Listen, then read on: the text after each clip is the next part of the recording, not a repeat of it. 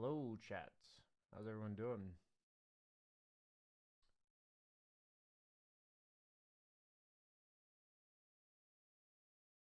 They're using my name. What's their name?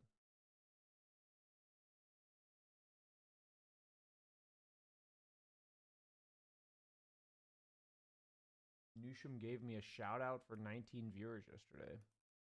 That's what Twitch let me know. BSJ and friends. Why would it be BSJ and friends when I'm literally not in the team?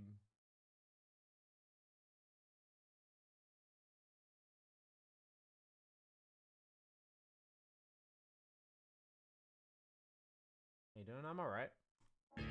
Stressed out, but all good. Realized I need to fix my stuff.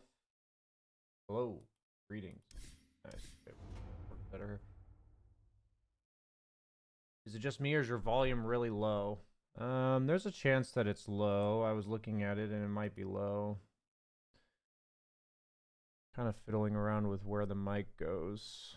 Could be that it's just not close enough to my mouth. So that could probably be better.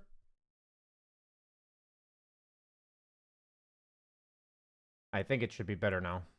This mic is like super sensitive, so.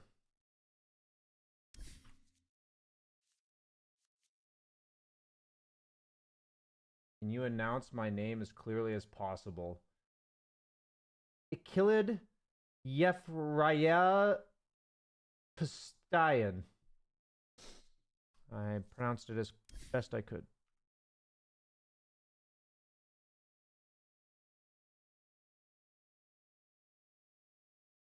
When you hitting the squat rack next? I mean, I do squats once a week.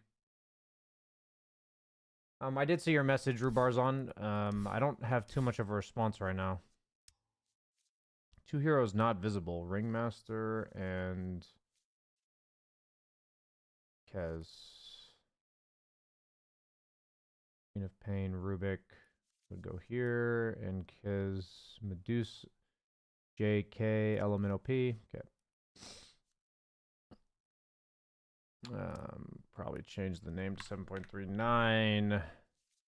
Honestly, I should like duplicate these and just have. I'll do it from now on, maybe. Okay, let's go ahead and adjust. Wait, why is my. This is so old.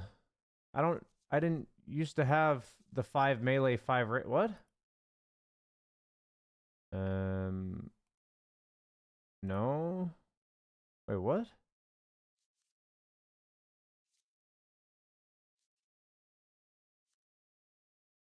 New hotkey heroes.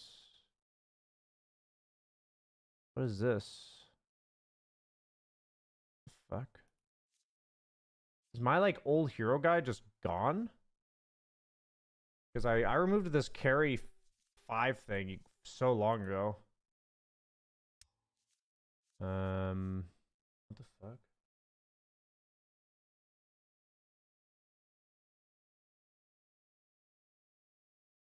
Meta update? Yeah, I'm gonna be recording a meta update today. I need to like adjust this entire thing because apparently it's just gone, which is weird, champ.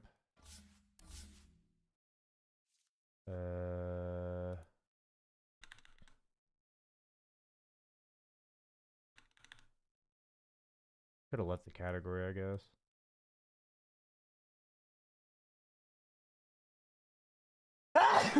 Jesus Christ, my allergies are so bad.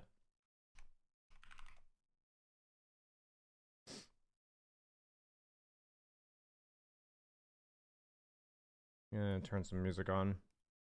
You guys can kind of see me make my stuff for the new patch.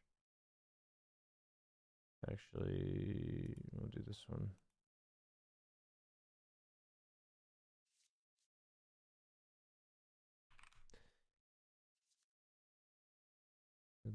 Daddy cool.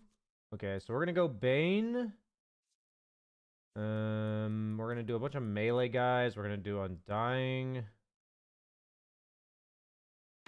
Who also goes in offlane.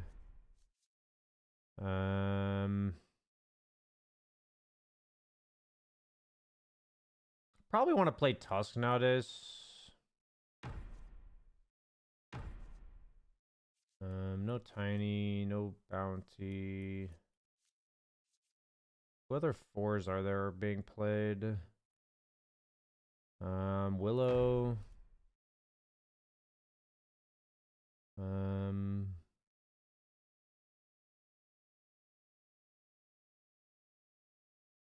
Was there like another 4 that I regularly saw? AA was still getting played.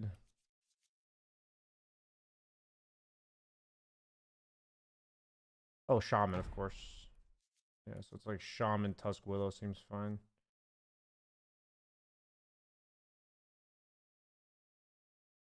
Mid. We're gonna have like bare minimum hero pool for mid here. We'll do like Kunkka.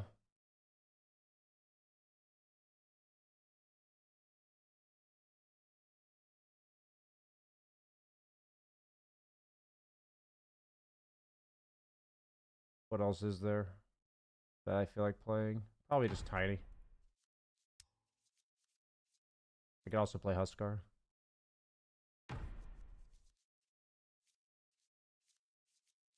I don't really know what heroes to worry about right now. Could also do Naga.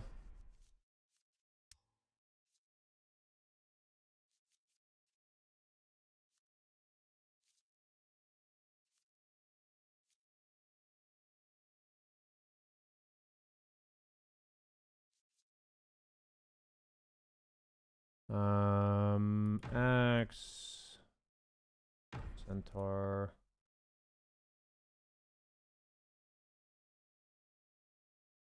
Tide.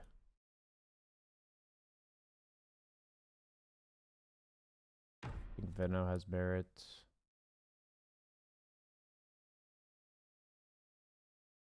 Omni.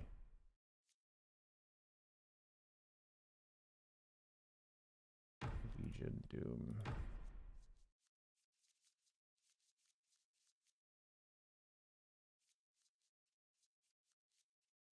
I think just starting from scratch here is probably better.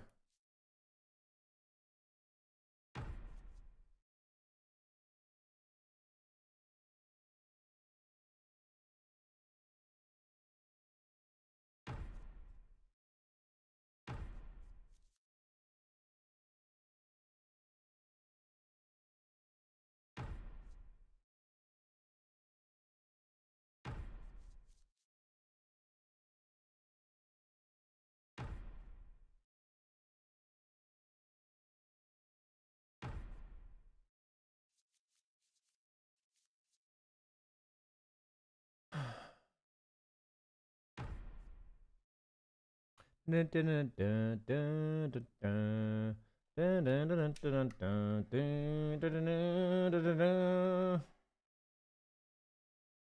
think Venge offlane could be good against these ranged curs.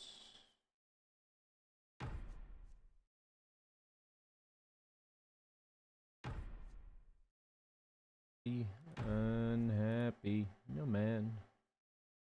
You can go, I said, a young man. Go out the door, you just stay there.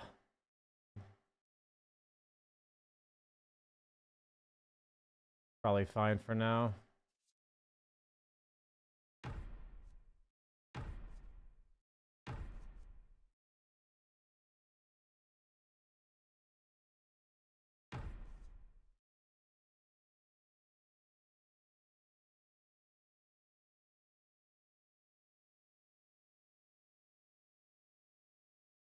I honestly think Jug might have merit this patch, like, I think situationally.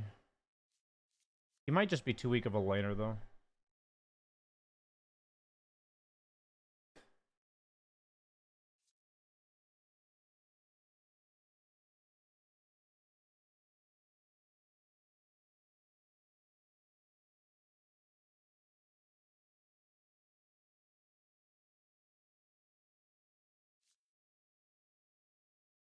Check your last stream, but the last stream doesn't work, right? Because I'm changing it anyway. It's like a new patch. We do have a coaching session today, by the way. What's this? Auto deliver starts enabled for turbo games.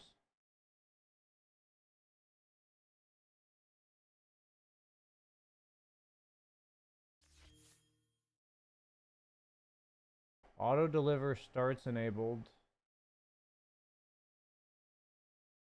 Try that out.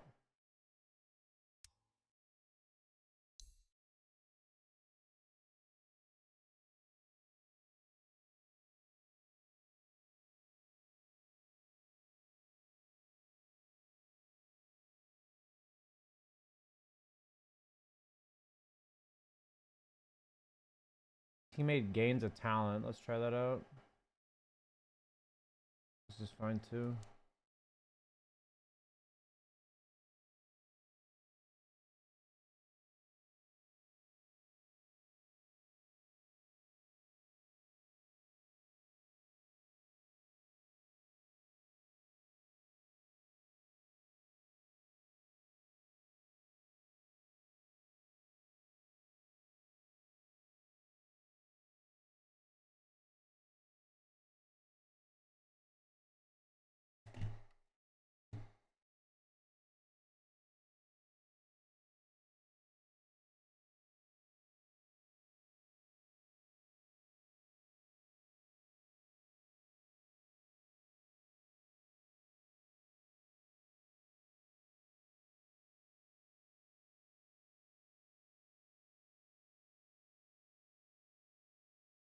Holy shit, this is all so new. What the fuck?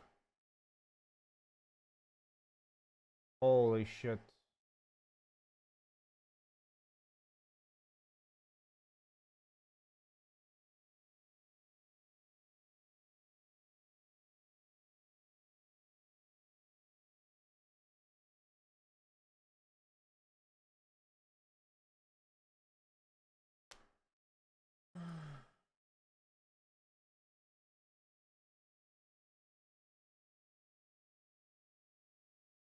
Okay. We're gonna start with heroes that I'm very familiar with today. We're not gonna do any new heroes. So ideally, I'm not playing 2 or 4.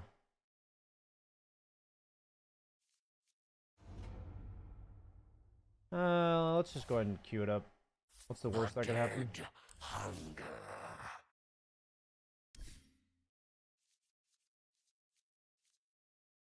The dirge goes on. What's the worst that could happen, chat?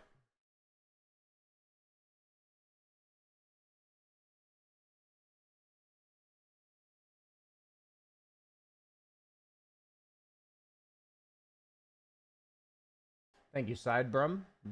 Yes, thank you, sir. You actually want auto deliver on? I'm not sure how it feels, so I'll try it out. How's the weather in the Netherlands? I like it. It's like 15 degrees and cloudy. I personally like this kind of weather.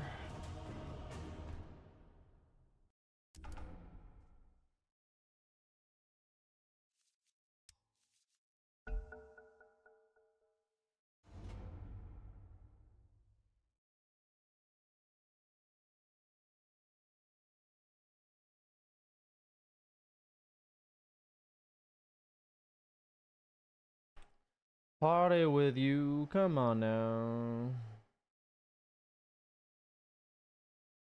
Go and celebrate and have a good time.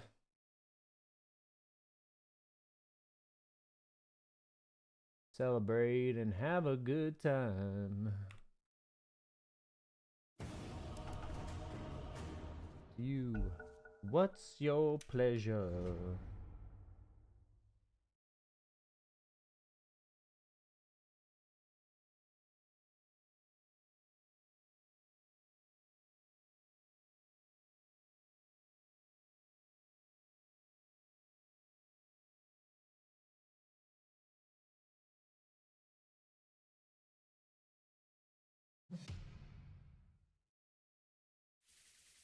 Radiant team pick.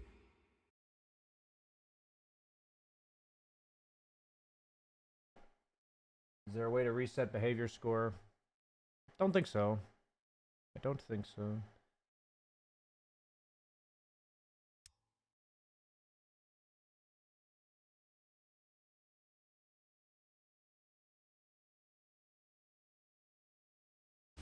Enemy's turn to pick.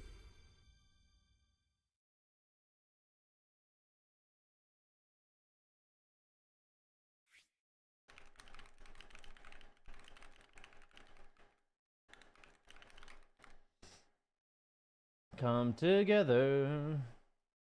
Ooh.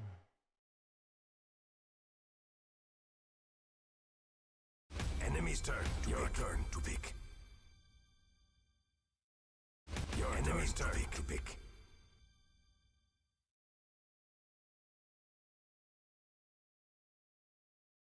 I mean, he drafted none of the supports.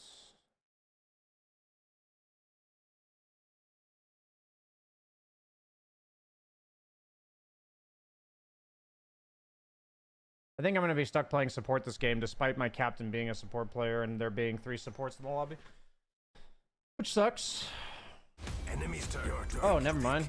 Nice, I get to play offlane.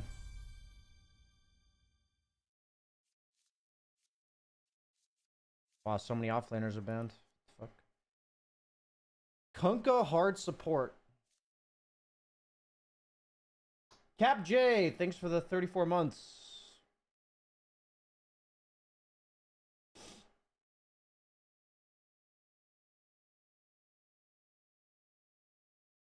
Your turn to pick. I have a Weaver 4.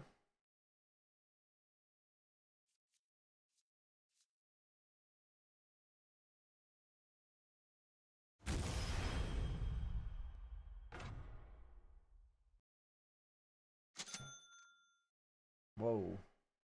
So many new things this patch. Kale Kinsfalo, thanks for the sub. Are my sub alerts not working? Seems like they're not working. I'll have to look into that after the game. Can you guys remind me? They're working? Okay. If they're working for you, that's good then. Like, you guys see them pop up on stream and you hear audio and stuff? Ursa. Don't love playing against Ursa.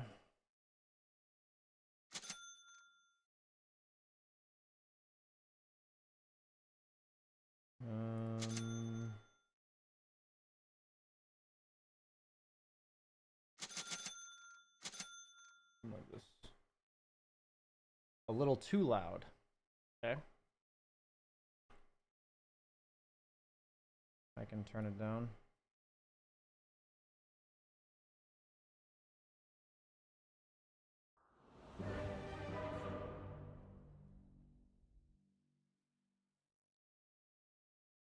It's his voice that's too low. Yeah, I can do this.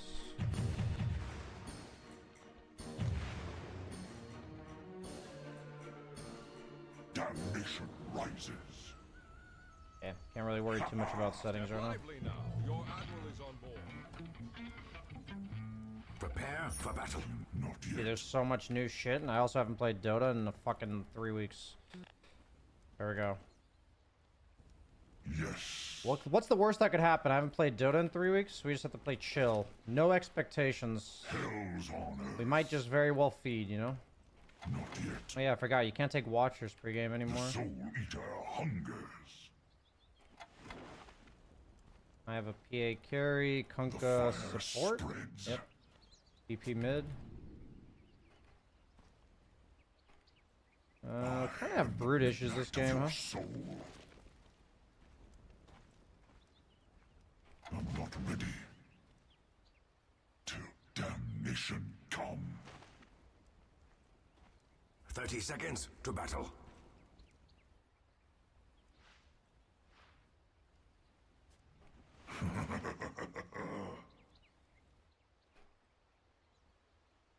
Step lively now. Bring it. It's not time yet. The ground burns. Not sure where my battle bottom lane is, begins. so scared. Oh, yes. The fire starts. I guess that's why they're scared. Now. So it's Sky The 5. ground burns. I thought it was Pudge 5. Oh, we got that one. Hell's on earth.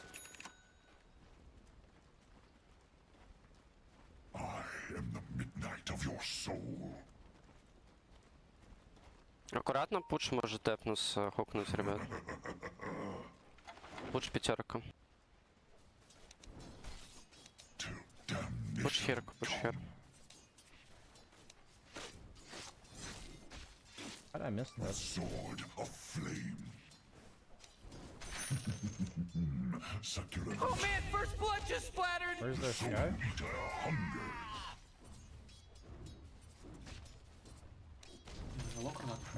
Attack.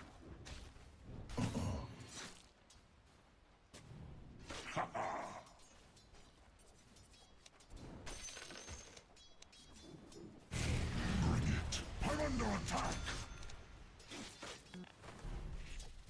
Го пуджа. Yes.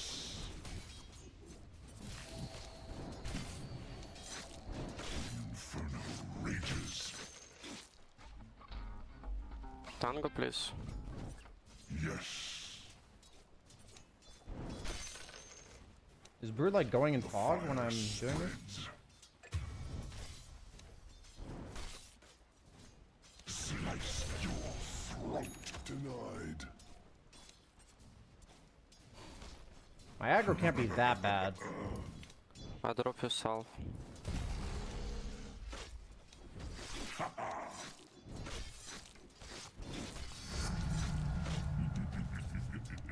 Handsome devil, aren't I? The ground burns. Fan the flames.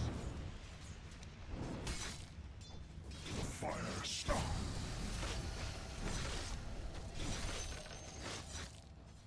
Oh, yes. I'm not ready. Yes. I'm not ready. The Soul Eater hungers. Oh god, dude. Till damnation come. It's not time yet. Go! I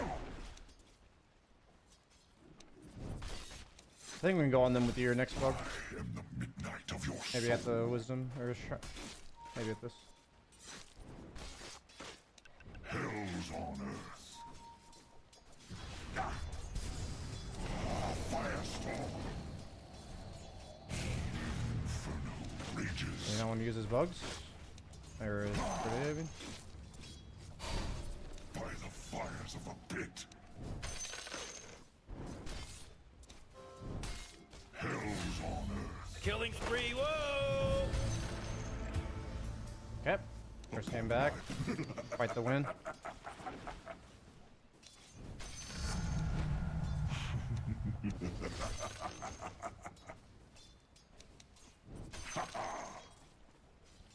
Dude, I swear I'm aggroing and it's just not working. The ground burns.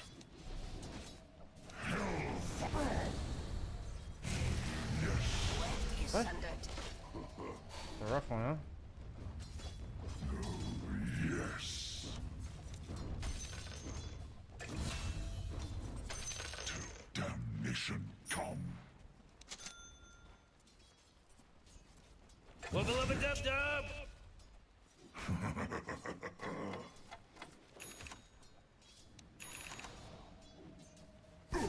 This is ours. Come taste the flame. Attack. Hell to pay. Hellfire. The fire. I'm under attack.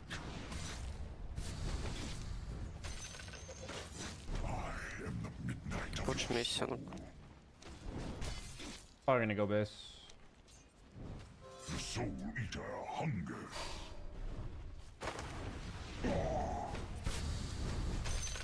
Inferno rages. I'm gonna go base. The Soul Eater hungers.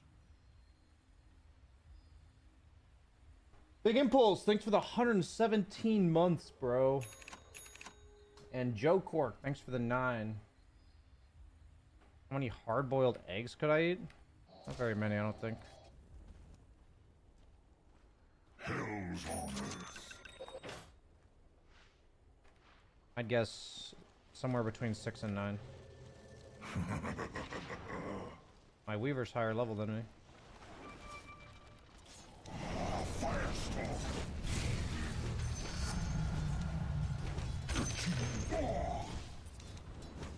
Infernal.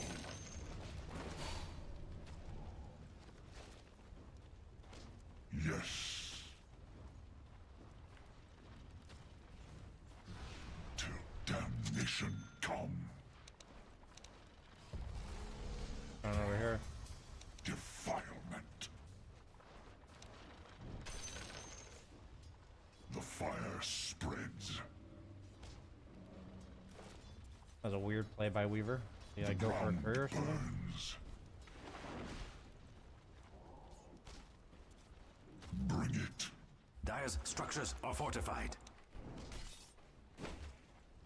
The inferno rages. Not yet. Morty, watch out! It's a killing spree! Can I wanna please? TP base, can you X-mark me? It's not time yet. No, yes. The enemy's middle tower has fallen. Death by 1,000 cuts. I'm not ready. Not going to happen. Fan the flame. Never mind. Konka, can you X-mark me, please? I wanna TP base. The chips fall. Yes. Ah, hell yeah. The inferno rages. I am the midnight of your soul.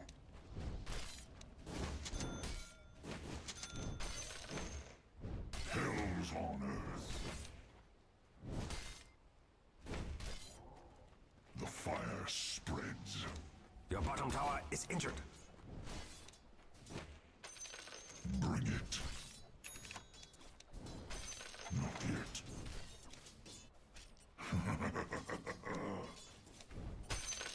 Oh, my DP like shit on Bird, 4 actually. heroes bottom, guys. Slash and burn. Not sure why I'm like free farming top as a level 5 Doom, but We can't fight bottom because Dawnbreaker has ulti, guys. Can't jump. The soul eater hungers. Ah, firestorm. Services rendered. Till damnation come. Yes. Oh my god! Four in a row! He's now dominating! He's dominating, Rick! The ground burns. Burning steel. Oh boy, killing spree. The soul eater hunger. Your blade.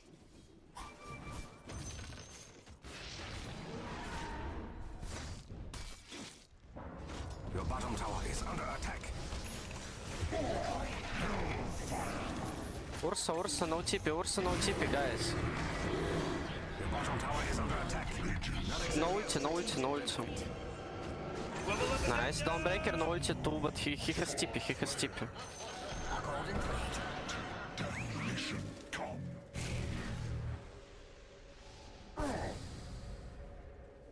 high five me, asshole. Nobody high fived me. It's not time yet. Regeneration. Lump sum. I am the midnight of your soul.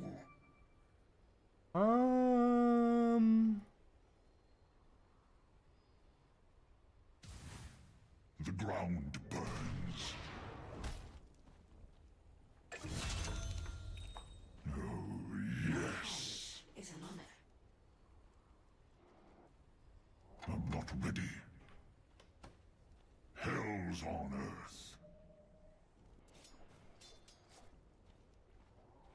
Yes.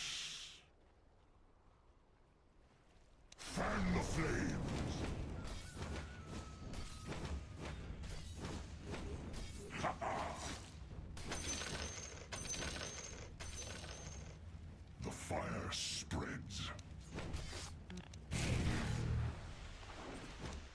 So it doesn't increase my movement speed and damage, it just increases my allies. Interesting. To damnation come.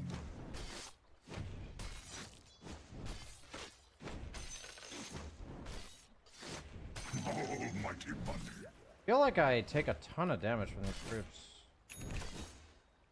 Yes. Defilement. Infernal. I'm gonna get my Midas and then I'm gonna go Biss.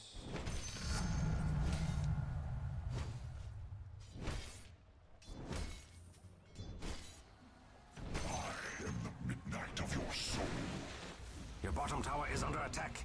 Not exactly a strategic benefit. Not yet.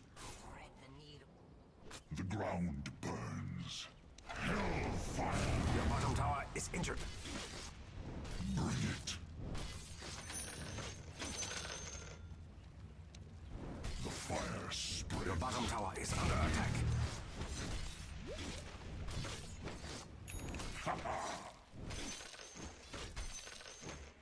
It's not time yet. Oh, yes.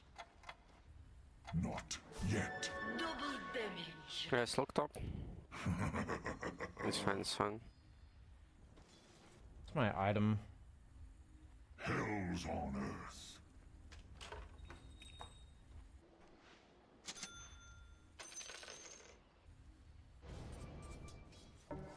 Ready to go on whoever's bottom, Kunko? Step lively now.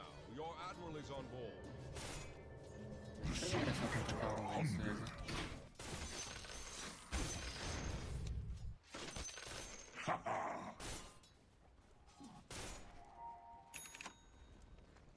Bring it. It's too deep. I'm under attack.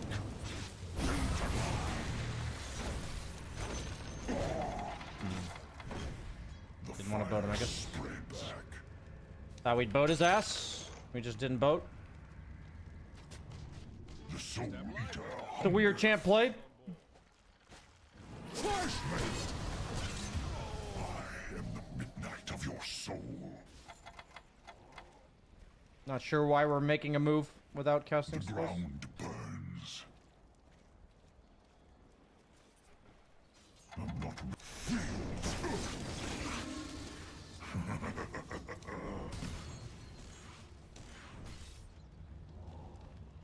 Your yes. bottom tower is injured. To damnation. Coming behind. Come. Your bottom tower is under attack. Hell's on. The inferno blazes. Oh, yes. It's not time yet. To damnation come. Trust me, I know how to handle such power. The ground burns.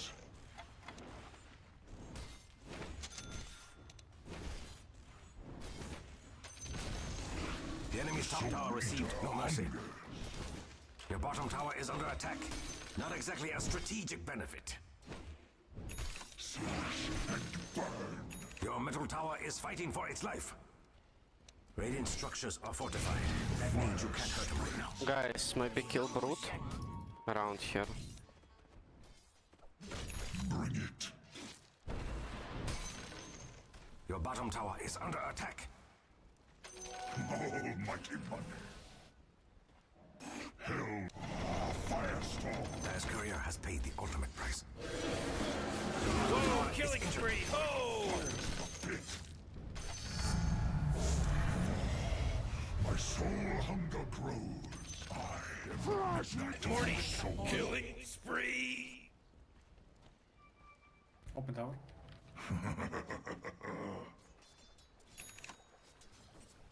Almighty money. The inferno rages. Oh, yes.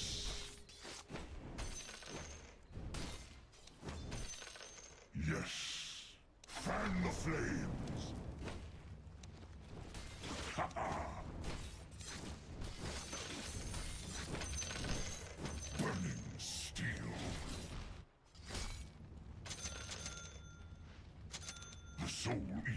hungers.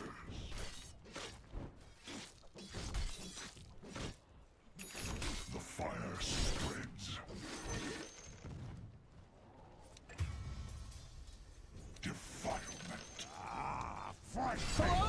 Can anyone hear me? It's a killing spree over here. midnight of hellfire. My creep is like completely useless. My flame burns brighter. Ha ha! Radiant's courier has been slain. The gentle herald, we shall never hear. No, cancel. Show yourself, like you dump. Okay. I think it's a little late now, but sure. Step lively now. Your Do, show yourself on wave. They probably biting you. We're waiting, guys. I feel like they're not this stupid, but maybe they are.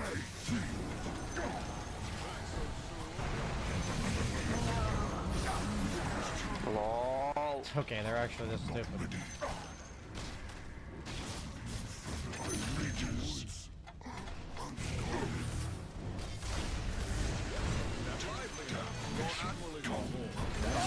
Yeah, I didn't actually think they were that stupid. Good call.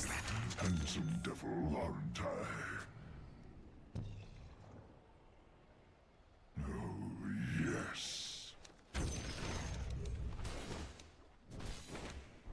Till damnation come.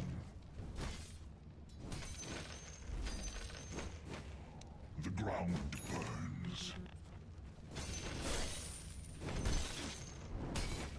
With sword of flame. Always assume people are dumb? No, I actually don't think that's a good way to play, but it's okay if it doesn't ruin your game to do it. Slice your throat. I don't think that's ever a good way to play. It's okay to like bait them and give them a chance to be dumb, but to assume they're dumb is not good. The soul eater hunger. It's not time yet. Can someone buy those guys? Please. Your middle tower is under attack. How could you let that happen? Yes. My DPS Your middle blink. tower has fallen on hard times. Dead times, in fact. Actually, no, I don't want that. Fuck. Alright, never mind, that's enough.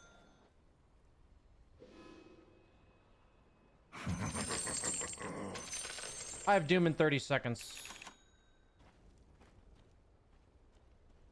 Hell's on earth. I think we can force Roche with Death Prophet ult. Spreads. Firestorm. Upon my hordes I adore thee. My sword flares.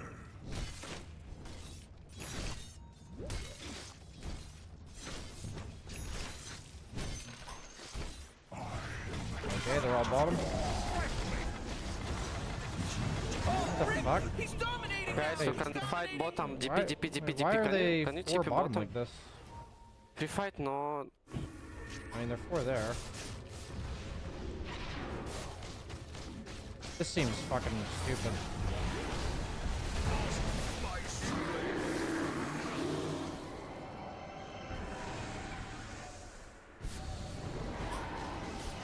Dude, I don't know. These play calls by Pierre are like, my head's so bad, and then they just work, so. Oh, you better hold on to your hats because now it's a mega kill. That's 5, baby. 5. Can we go to Roche? There's It's gonna no be bottom in accident 20. anymore. This isn't an accident now. Yeah, Tormentor.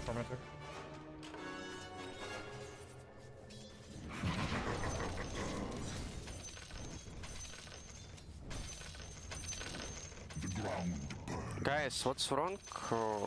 It's gonna be... it's gonna be top, okay. You're right. You're right. I am the midnight of your soul. Not ready.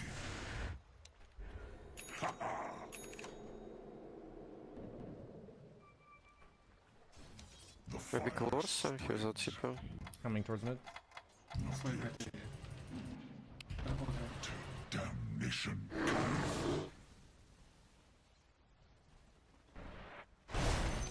Almighty money. Morty, who was that? I don't know. It was pretty tight. Yes. Ah, Morty. Fan the flame. Can you smell it? Double freshly slaughtered bodies. Hell's on earth.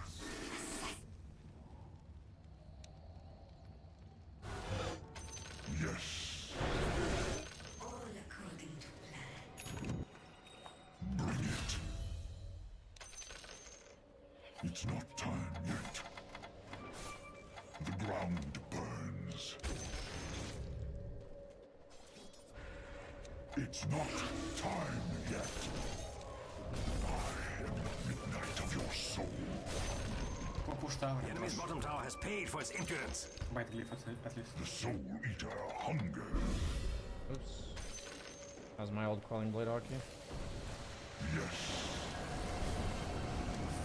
Whoa, initiating killing spree mode. Dude, my brain is so slow right now, dude. Your admiral is on board. It's okay.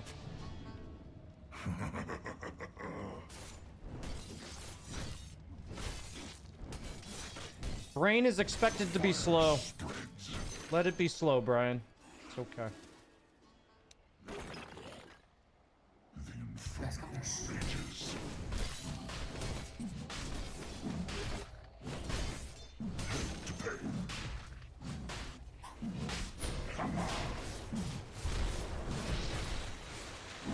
We don't have Death Prophet. Could be a bit of a throw. Sure, I won't go Shiva. Fortunately, I can sell items for nearly full price.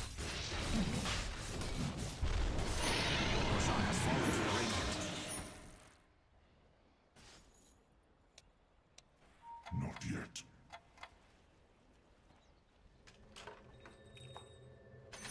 To damnation come.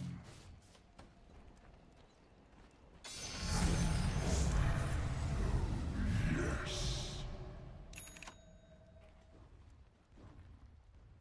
I am the midnight of your soul.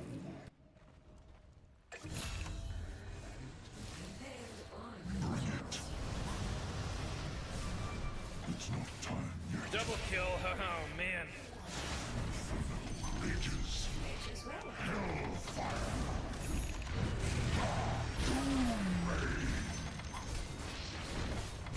Own The it. structures are fortified, just like me. I mark your soul. The fire spreads. Double damage. Attack. Attack. The enemy's middle tower has died a noble death. Your top tower is under attack. Best step to it. What do these things do? Does it give it to me or just my allies? Hell's on earth. Dire has fortified its structures. Oh, it gives it to me as well. Yes. The enemy's middle tower has fallen. Your top tower is defending itself bravely. The enemy's middle barracks were no match to your greatness. Delta split from the thing. It's not time. The enemy's middle barracks have fallen.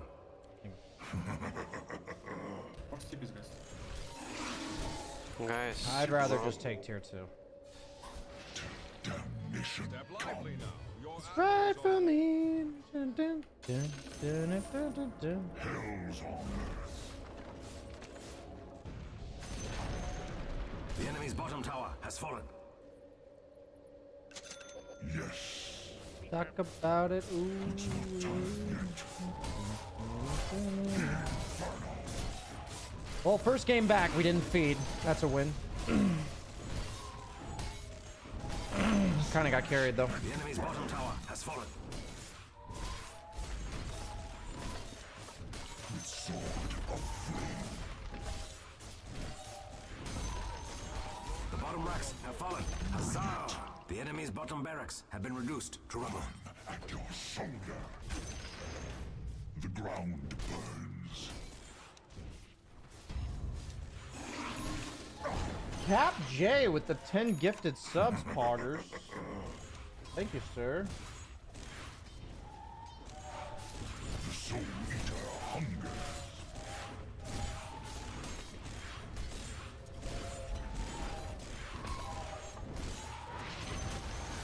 The enemy's middle tower has died from death.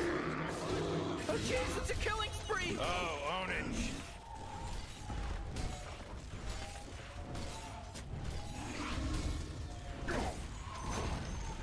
The enemy's middle tower has fallen. Midnight of your soul.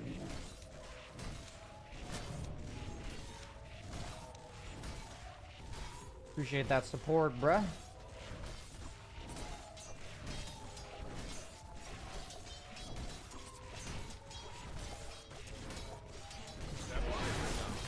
Radiant victory.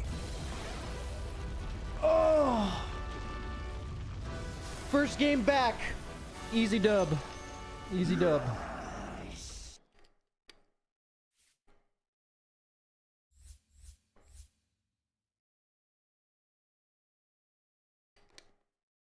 Right for me.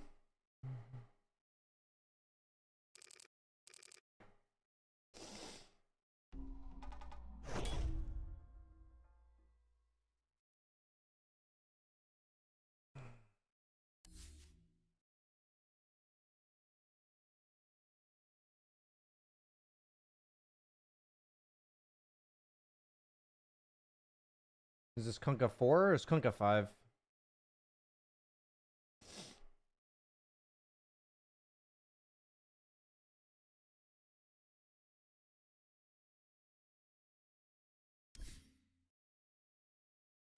Do you exclusively play 3 nowadays? No. I pretty much fill roles. The only role I don't really want to play is 2. Welcome back, man. Gotta say your bit with Jenkins playing chess was top tier stuff. Thanks, man. It was. I think it was either Jenkins or Misery's idea. But yeah, it was a fun bit for sure. I'm glad you enjoyed it. Oh yeah, I can put DP in my mid lane. She's a mid laner I can mechanically play.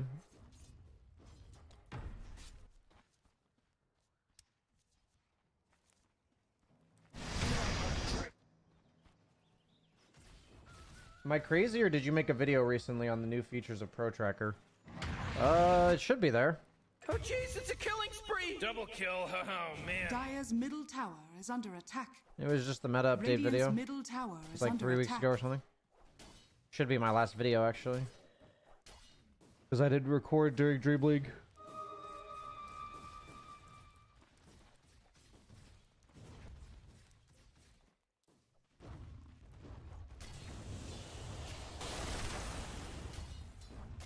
Do you think 9 class is the best position 4 to learn from? I think 9 class is probably the worst position 4 to learn from. Dire's top tower is under Probably the attack. least replicable player for the average player.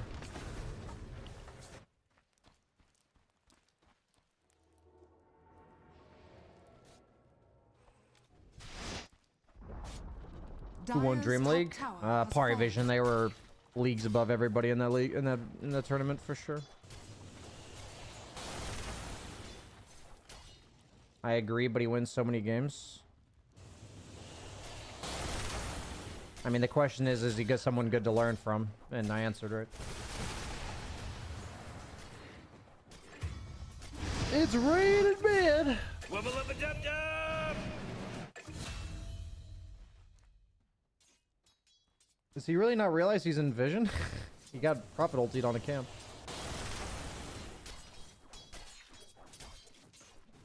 Dire's structures are fortified. Did I miss BSJ playing chess? There was just a bit where me and Jenkins were talking at the bar during Dream League, and we were playing a game of chess while we were talking, and we were both just intentionally making incorrect moves in the game. Things that, like, are not legal moves. Double damage. My question was facetious. I see. Nothing to apologize for.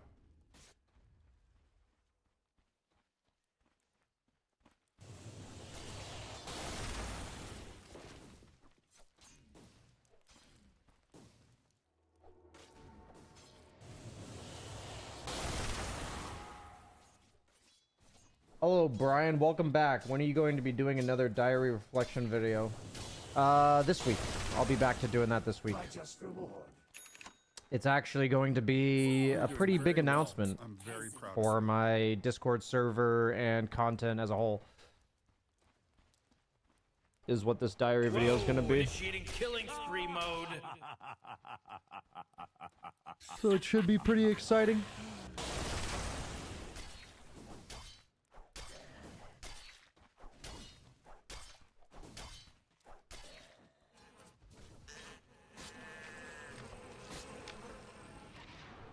When's your next Borderlands review? I don't know what that means.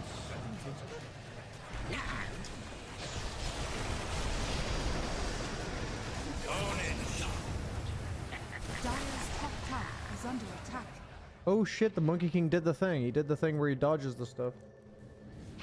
Yo, BSJ, glad to see you back. I was wondering if there's someone you would recommend to learn mid heroes from. Radiant's middle tower is under attack. Radiant's middle tower is I don't falling. generally have recommendations like this.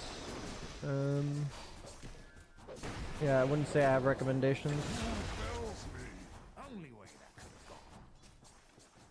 Radiant's middle tower is under attack. I'm not gonna lie, draw with Scotty, you sound drunk or something.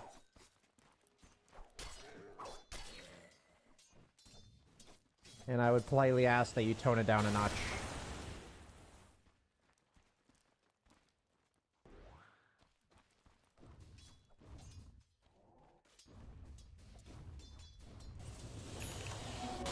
Isn't anyone above your MMR good enough to learn from? I mean, that's not necessarily how it works, right?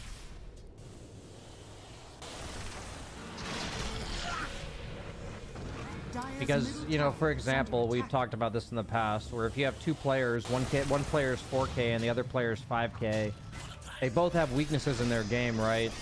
And for all you know, the weaknesses in your game, that guy who's 5K is not any better at those things than you are. Like, say your weakness is laning, what if that guy's just as bad at laning as you are, but he's also better at, like, the mid game than you, and that's what makes him 5K compared to 4K, and vice versa. Also, like, the way that you're struggling in lane, maybe that guy has, like, a very different hero pool or playstyle that doesn't match yours. So to assume that somebody's higher MMR than you means that you can learn meaningfully from them is just really, it's just wrong, right? There's so many reasons that you can't learn from somebody that's better than you. But there's also people that you can learn from who are not better than you. So, like, it has nothing to do with, you know, average skill level. It has a lot to do with people that think the same way you do and people that you can vibe with in terms of their play style and execution. And they do something particularly better than you that you're trying to get better at, right?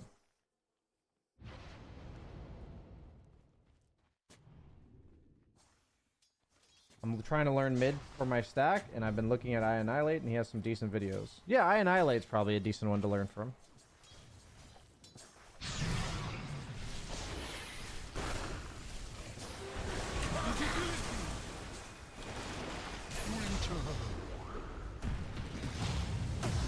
Travis, Scotty, I gotta be straight with you, dog. I've had a really exhausting last 2 weeks, and I'm not in a bad mood, but I'm not in a super hyperactive, fun mood. So if you keep going, I'll have to time you out today, because just not the place to have somebody drunk near me right now. Not the time and place, my friend. Not the time and place. Not the time and place, my dude. Really missed those live coaching videos. Very educational. Dire's middle We've tower bought- is under attack. Dire's structures are fortified. All good, dude. All good. Oh my god! Four in a row that There's nothing he's inherently now wrong with what you're dominating. doing. He's It's just, dominating. you know, like, read the room. You know, read the room. Dire's middle tower is under attack. And the Dire's room is middle tower chill. has You know, fallen. chill vibes today. That's the room that we're reading. Dire's middle tower is under attack. Generally, my social battery will be very low at the end of events. Generally speaking. 41 Joe, it's a killing spree. You're expecting us to have social skills. I guess expecting is not necessarily what I would say, but I'm encouraging you to have them. I think encouraging and expecting are different words here. Oh, Rick, he's dominating now. He's dominating. You're my favorite? Awesome, man. I always enjoy your presence in my chat. Just right now, you know, we're keeping it chill, so.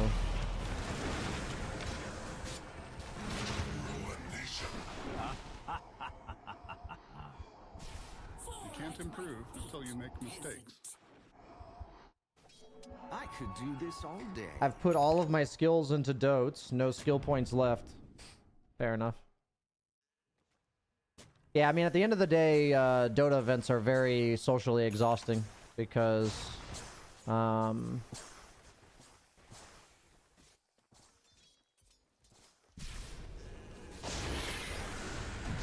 events are just very exhausting because it's, you know, you're literally on camera, you're effectively working from the office for like 10 hours a day, every day of the week. So, yeah, it's just very socially exhausting. Dire's bottom tower is under attack. Not in a bad way. It's just like how it is, you know? Oh, not so fast, Morty, because he just mega killed. It's a mega kill now. Yeah, exactly. Just need to recharge a bit. Is Slark support? Yeah, Slark is predominantly played support right now. It's kind of a travesty, but yeah, that's where the hero's predominantly played. Good morning. I've just come back to play after a few weeks. Is there any new dynamic in the new patch that makes comebacks easier? I had a couple of games where we were snowballing, but the enemies made a comeback. I think there was more of an issue with us. I don't think there's any change about the new patch that makes comebacks easier.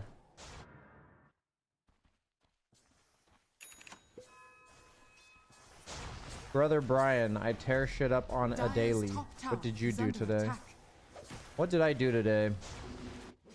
Well, the big announcement I have wasn't necessarily today, but my birthday was Monday, and on my birthday we bid for a house, more so an apartment, but kind of a house, and we won the bid, so I'll be moving. I'll be moving in with my girlfriend in August. Dire's bottom tower is under attack. So that's what I've been doing lately. Very stressful week because of it, though. But it's very exciting. Yeah, this will be my first home. First home that I've ever owned. Yeah, it is very exciting. It's one of those things where I'm like, I've been looking forward to this for a while. I'm very excited about it, but I'm also like a bit overwhelmed with stuff going on right now, so. Yeah, I'll always remember the day I got my first house because it was on my 33rd birthday, so easy to remember.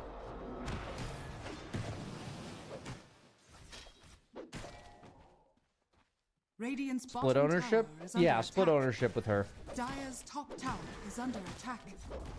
Radiant's bottom tower has fallen. Dire are scanning. Does a big change like moving cause some anxiety for you? I'm generally somebody who struggles with anxiety, but it's not necessarily about stuff like this. Generally, anxiety for me is like performance-based things, Dire's top like tower work is under and attack. how I am around other people and stuff like this. I don't generally get anxious about change. Dire are scanning.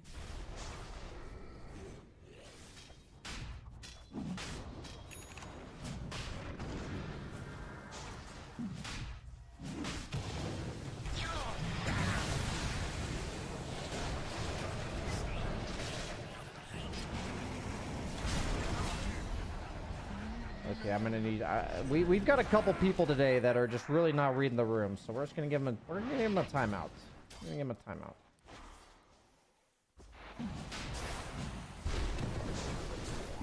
I have zero idea what the real estate market is like there. What's the mortgage lane? I don't have the details on the mortgage lane just yet. The interest rates here are pretty low, though. Roshan has fallen to the Radiant.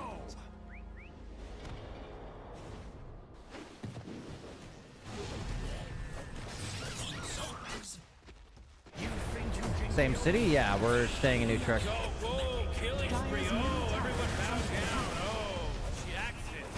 I am a big fan of Utrecht. Utrecht. Radiant's top tower is under attack. Keeps you playing this game? What keeps me playing this game? I mean, if you had to say like a game could be the love of your life, this game would be the love of my life, you know? It's just the best game ever made. And I made a job out of it. And, you know, one day I'll stop playing it. Because I'll move on with my job. And I was considering doing that earlier last year. But, You're doing very well. I'm very proud of you. yeah, I mean, just love the game. Cap J, thanks for the 10 gifted again, bro. Thank you so much for the 10 gifted, bro. Radiant's middle tower is under attack. Looks like it was Cap J's payday for sure.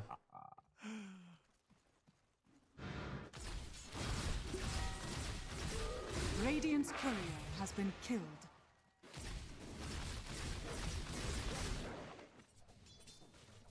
Lol, it Radiant's was. bottom tower is under attack. Thank you for sharing the splendors with me, sir. As long as I feel like viewers never feel like they have to give me money, then we're good. If you guys have extra money and you just want to support me and you know, that's what matters to you, I appreciate that. I bought my first house 4 years ago when I was 33. Nice.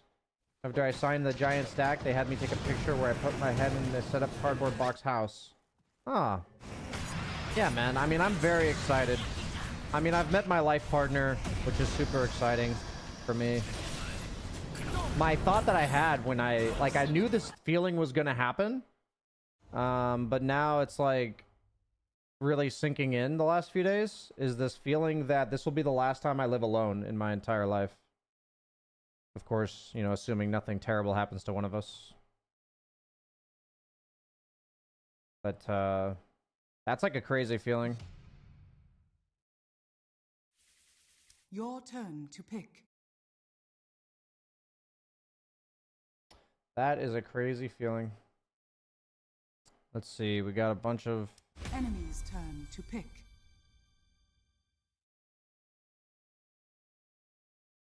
Optimistic view? How so?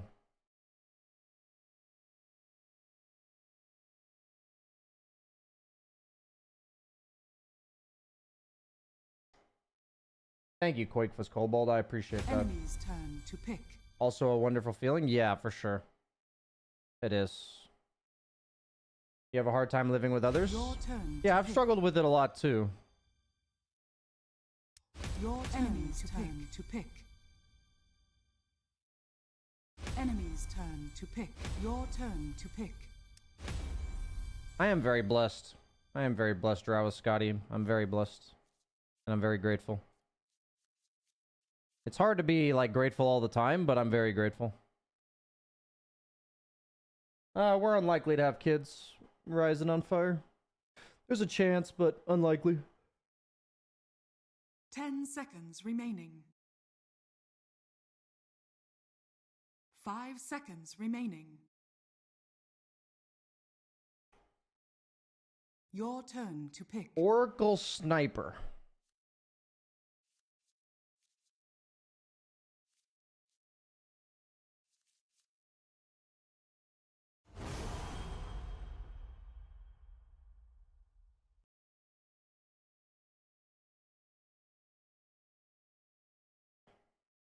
You two have been together for 5 or 6 years? No, I've been with this girl for... I've been with Kasha for... This girl sounds so weird. I don't know why I said it like that. We've been together for about 1.5 years. I said this girl because I think you are referring to my ex when you said that. I realize that's why I said that. But yeah, I've been with Kasha for about 1.5 years.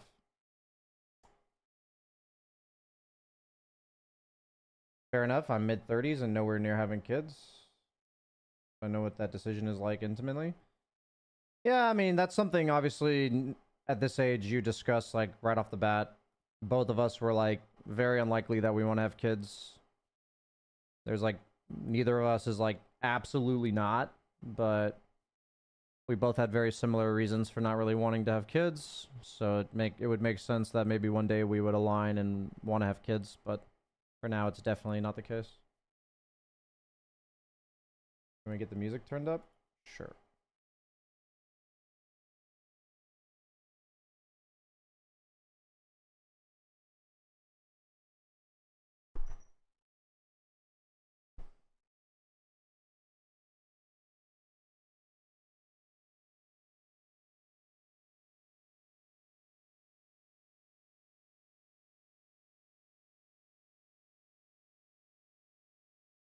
Hi BSJ, hi BSJ, I'm 39, no mortgage, can't have kids, getting quite bored with life, thinking of going hill waking and dropping a ton of acid. Sounds good, bro.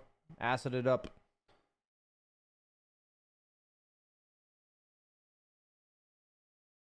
Yeah, we're definitely gonna get a cat. We're gonna have a cat, and his name will be Manir Cuddles. And then we are hopefully gonna get a female cat as well, and her name will be Mrs. Knuffles. That's the names.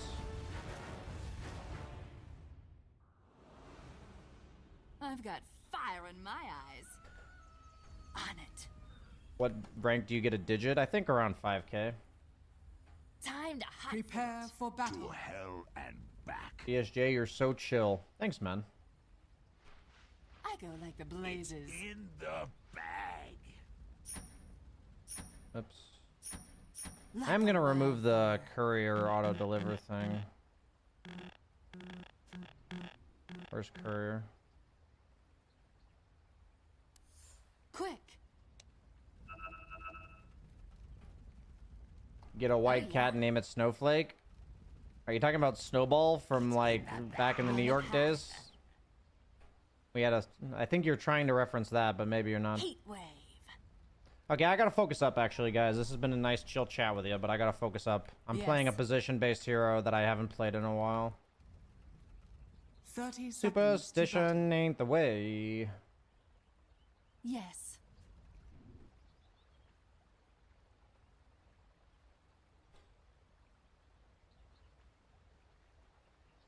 To battle. Oh, I meant like number 5k. The actual MMR you need to have is like, I think 8.5 or something. Blood has been spilled, Morty, for the first time in this game. I go like the blazes.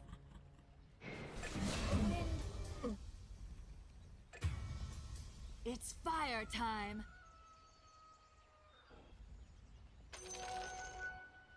Looks like a disaster, boys. Is Venge offlane? Quick. Wubba lubba dub dub! Okay. Oh yeah. So Venge offlane with a double kill. Yes. On it. Yes. Let us burn. Burn a path. Fire away. Burn 'em up. I'm going. Heat wave. How did I not get that deny? Attack. Oh, that's hot. Time to hot-foot it. Open fire. Ah! Like a wildfire.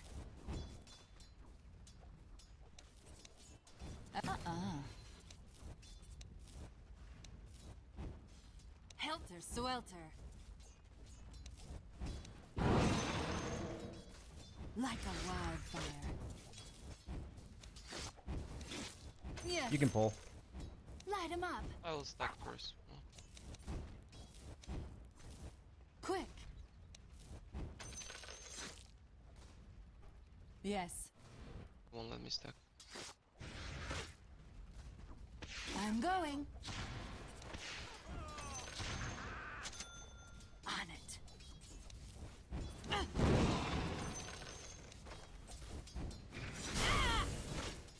Yes. I go like the blazes. Heat wave. All fired up. Time to hot foot it. I'm under attack. Burn them all. Whoa, killing spree! Oh! Double kill! Oh man! Burn Dropping. a path. I dropped 3 items. Temperature rising. On it. Yes. I'm going. Thank you.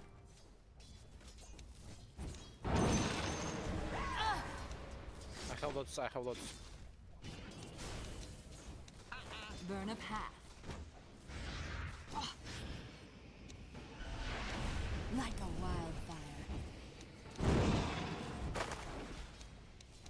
Yes.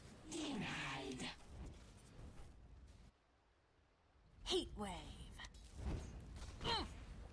I'll deny, take it. Oh yeah. Quick. Take fast. They're gonna pull in grips.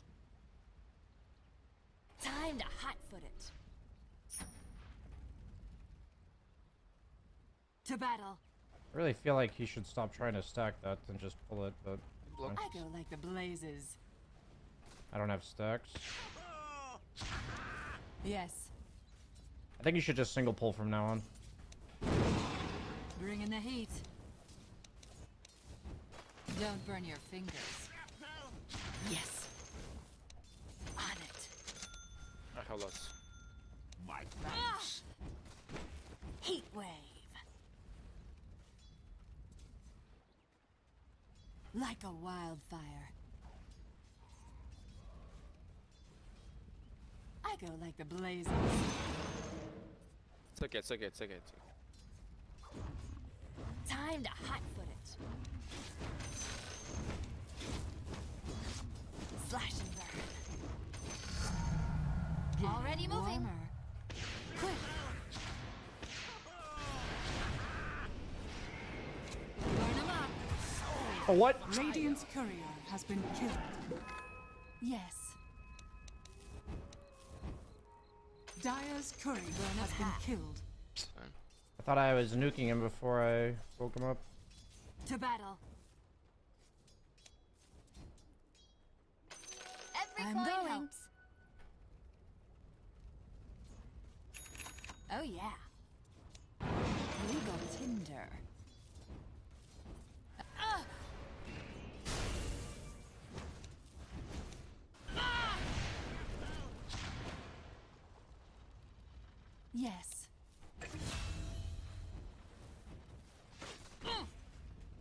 Time to hot foot it. Bring in the heat.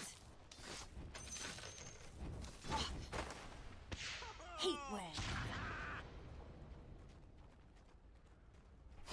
I go like the blazes. I'm under attack. I'm going. To battle. On it. Wait, that's Scorcher. Ah! Quick. Like a wildfire. You're not going anywhere. Burn a path. Morty, watch out! I'm It's a going. killing spree! Oh! Hear me? It's a killing spree over here! Could have ran right. I didn't think about. I literally checked OD a bit earlier, and then I forgot to check again. Oracle here as well. It's fine. I literally checked earlier, and then... Do you want to stay bottom or go back mid on Wind Ranger? Okay.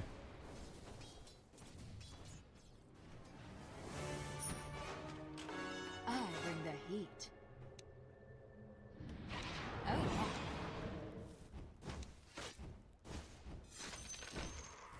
To battle. Oh, come on, dude. What is this shit?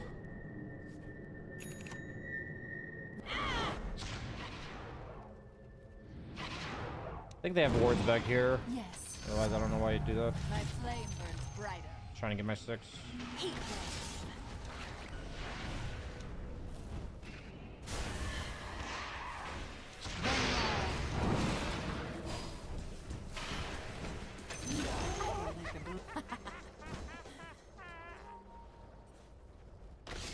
Quick. I'll see, I'll see.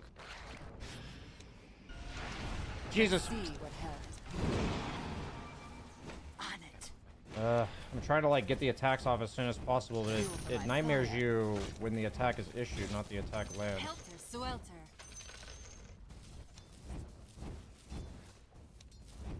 Burn a path.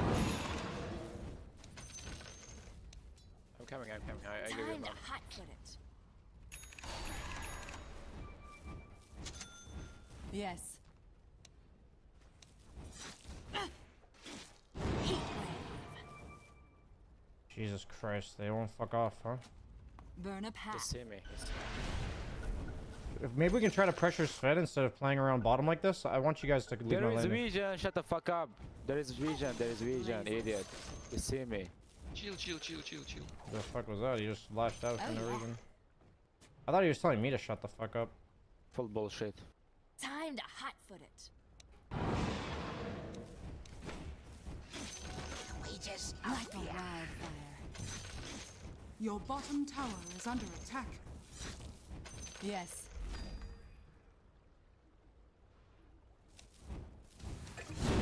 To battle. Oh man, this guy's dominating!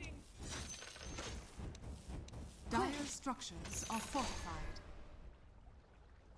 Your bottom tower is under Yes. attack.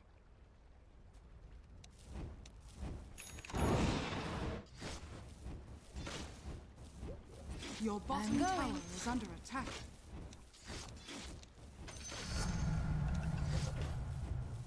On it. Time to hot. Your top tower is under attack. The Attack. enemy's middle tower. Did you see has that? Did you fallen. see that? There is vision. Your bottom tower is under attack. Oh yeah. Pick up the phone. To battle. Your bottom tower has fallen. Burn a path.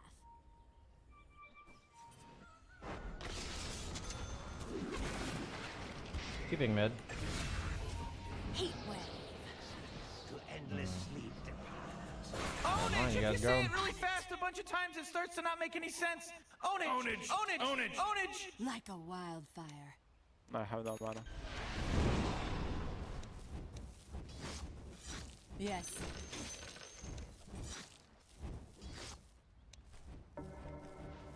Quick.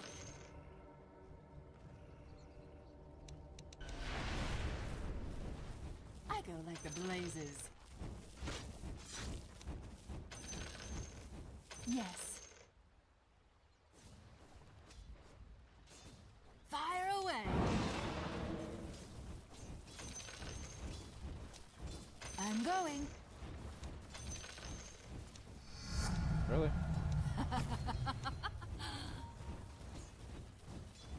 Quick. Dude. I hate Lena. Yes. The enemy's top It's this tower combination has of like a fallen. really awkward attack animation and javelin random RNG and shit. I go Sucks. like the blazes.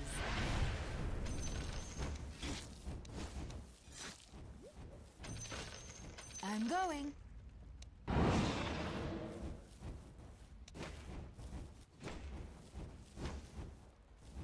Open fire.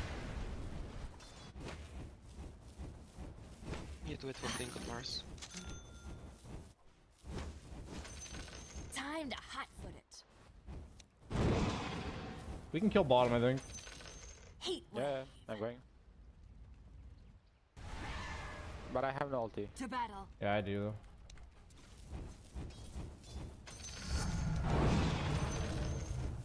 Light him up.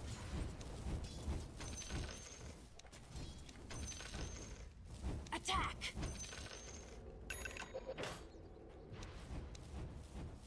On it.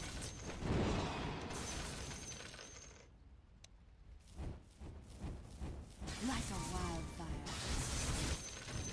I can't really the show on tower? that tower. I'll just get Okay, swapped in. Yeah, yeah. Yes. Yeah, You can kill us too, bro. Okay. Bringing the heat. He's coming. Not under the tower. I'm coming back. Oh yeah. They're here. Oracle level 5. Okay. Burn it hot. Fuck, my bad. Time. Oh, own it. Oh yeah. Yes.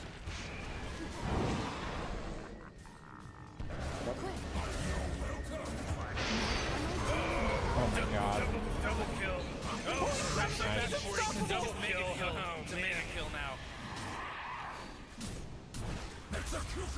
Sick play by Mars. I don't know if I could have lived there. Like, I actually don't know if there was a way for me to live.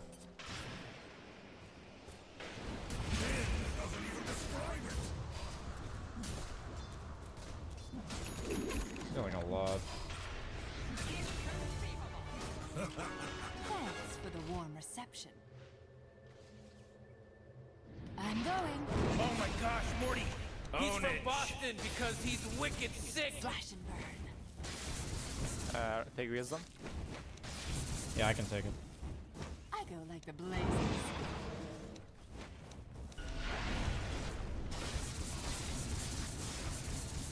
Heat wave. Eat your shield. Like a wildfire.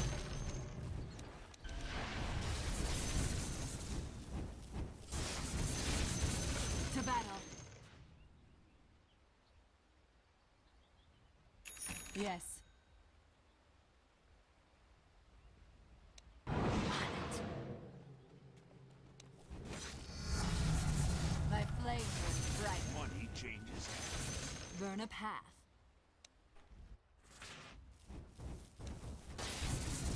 Yes.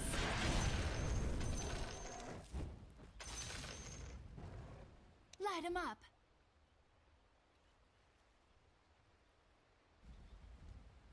Yes. Like a wildfire. Burn them all. Thank you. Oh yeah. We can kill this Sven, maybe? Yeah, yeah, I have ulti. There was sniper if you Heat want. wave. I go like the blazes. Kill Oracle. I lost my stacks. He monster killed. On it. Quick. This is some godlike stuff. More for your money. Get back, get back, get back. We should start calling this person triple kill because they got a triple kill. No mana. He's alone. Ninja. Execution style. You're welcome. Oh, he lives there. Holy shit! Bounty. That was a really unfortunate Well death where I died because I'm half HP to creeps, which I remember having a problem with as Lena. Dire structures are fortified. Slow burn. Double damage. Scorch. And then literally just a shrapnel OD ult I'm and a going. sniper ult. Time to hot foot. To battle. Oh, sentry there, my bad. Burn a path. I love it, Morty. Oh,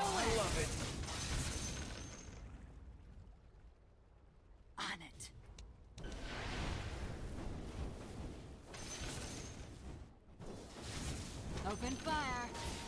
I gust on. Let's smoke, let's smoke, let's smoke. Healthy swell. Oh yeah. There was someone. I'm going. I go like the blazes. Fuel for my fire. Temperature rising. Nice. Heat wave. Get back, get back, get back, get back. To battle. I don't know why we're so afraid. I'm under attack. Even describe it. To all betrayers. Time to hot-foot it. Fire in the hole. Slash and burn. Oh. No, get back, get back. Quick. Fire in the hole. Yes. Burn a path.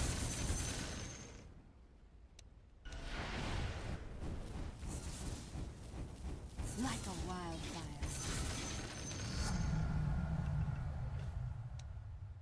I'm going. Time to hot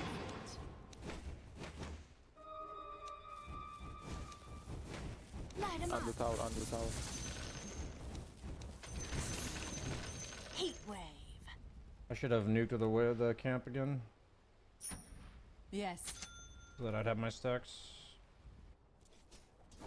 To battle. Oh yeah. On it. I go like the blazes.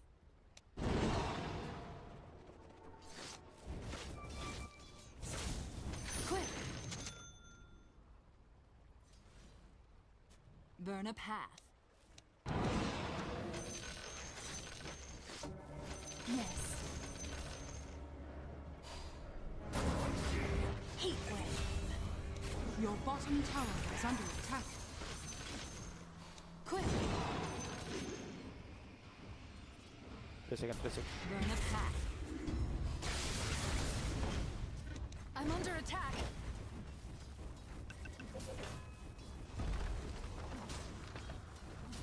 Yes. You can kill Tormentor too, guys. The enemy's Sure. top tower has fallen. On it. I need help tanking. Oh boy, killing spree. Your middle tower is Time under to attack. hot-foot it. I just want to nuke these creeps. Yes. Your middle tower is under attack. Oh man, this guy's dominating. Wubba lubba dub dub.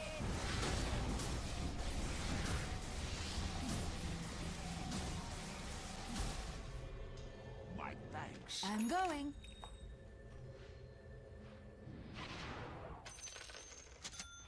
To battle.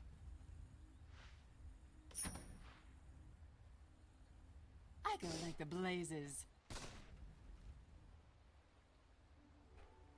Oh yeah. Quick. Burn a path. Ranger. Like a wildfire. Whoa, mega kill. Uh-oh. Who does that crap? Mega kill. It should be against the rules. When does she have this talent? Fucking 35% Burn 'em magic all. rose? Fuck. Time to hot-foot it. Oh yeah. Attack! None to burn. Heat wave. The blazes. Trying to nuke it before the stacks run out. To battle. Yes. Money changes hands. On it.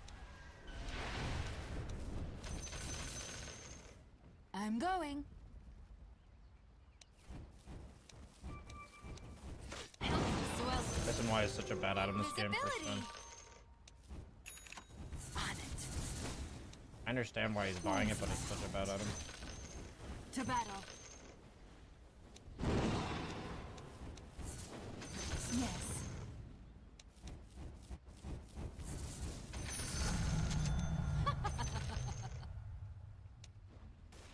I'm going. Your bottom tower is under attack. Quick. Fire away. Yes. Burn them up.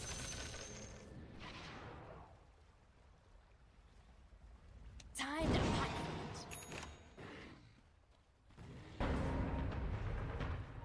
Oh yeah.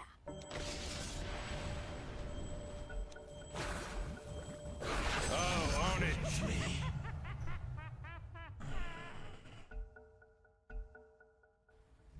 Oh, that wasn't too bright. Wait, no, hold on. He's Own it. unstoppable. Heat wave.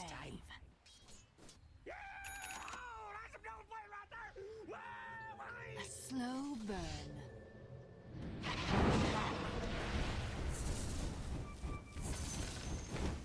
Hot heat. Oh, Like a wildfire. oh. Your middle tower is under it. attack. I go like the blazes. Time to hot it. The enemy's bottom tower has fallen. Burn a path. It's not time. Quick. Getting warmer. I go like the blazes. I'm not ready. I'm going. Oh yeah.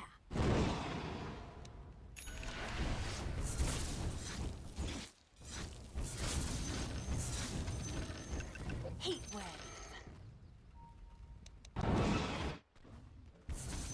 Bringing the heat.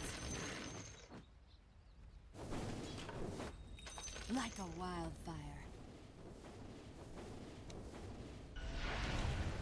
To battle. Money burn. Open fire. On it.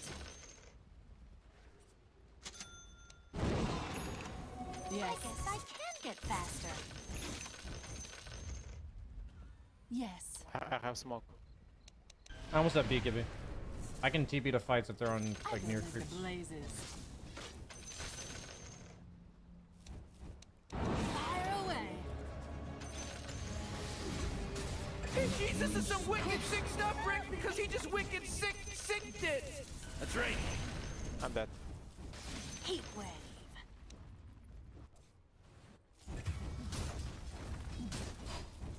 Dire structures are fortified. Burn a path.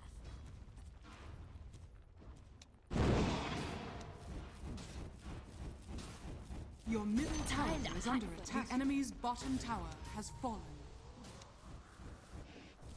You have the maybe? Your middle tower is under attack. Legal tinder. I'm not ready. Fire in the hole. On it. What the fuck? Your middle tower is under attack. Yes. Too deep, sorry. Burn them up. I'm going. Ah! Like a wildfire. No. Damn, my BKB was getting delivered. That sucks. I'm marking this in my journal. Oh, that Easy to sucks. remember. Oh, he has a Choose the ward monster there. kill. That's why it's warded right there. Ah, that sucks. I was expecting to patiently approach the fight until my BKB was ready.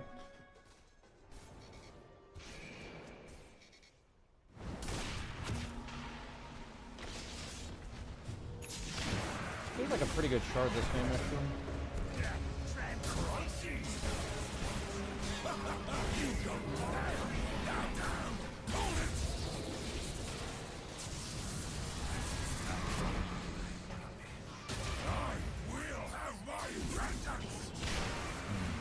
HP, what the fuck?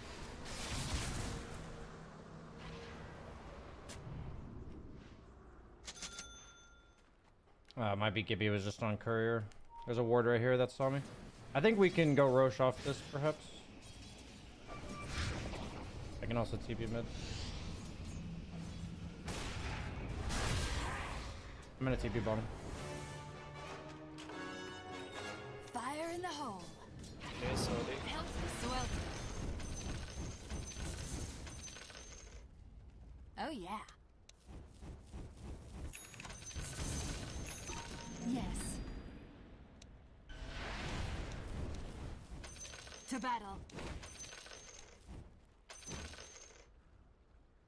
Time to hot Maybe foot. Sven is coming, I think so.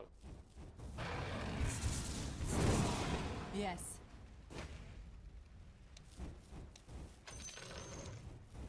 Like a wildfire.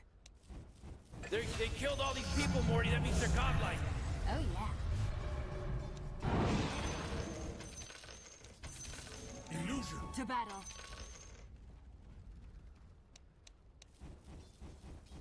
Burn them all.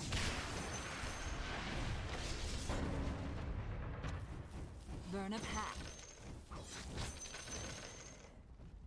Sven use God's I'm Strength. going. Wages of fear. Yes. Heat wave.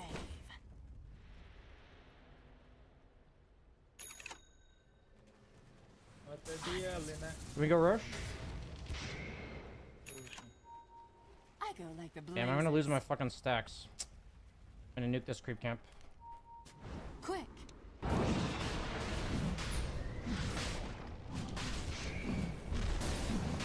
Sven ulti.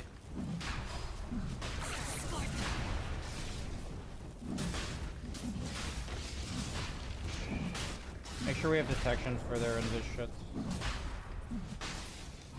No, they're not coming. I'm saying for fighting. Roshan has fallen to the Never radiant. go out.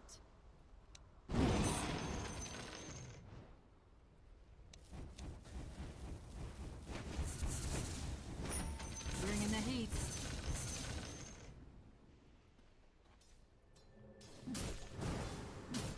Slow burn. Yes. Oh, it's so important they don't nuke those creeps. He's super godlike, or Can we take beyond Tormentor to godlike. I this? meant. No, no. Let's push. Quick. No, they. Not sure we can go high ground in this. Yes. Oh yeah.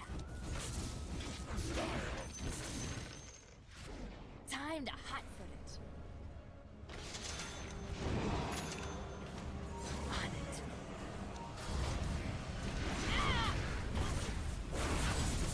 I love it, Morty. Oh, I love it.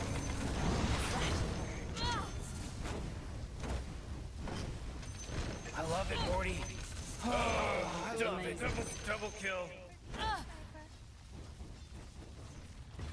To battle. Your bottom tower is under Yes. attack. Like a wildfire. Dire structures are fortified. I'm Radiant going. structures are fortified. Lol, what? Light 'em up. The Fire. enemy's middle tower has fallen. Open fire. The enemy's middle barracks. Back has after fallen. this. Your bottom tower is under Burn attack. Waves, guys. Somebody The TP enemy's bottom. middle barracks has fallen. Like a wildfire. Fix waves, guys. Fix waves, please. Your bottom tower is under attack. Not yet. Time to hot foot it. Scorch 'em. Oh, own it. Bring in the heat. I go like the blazes.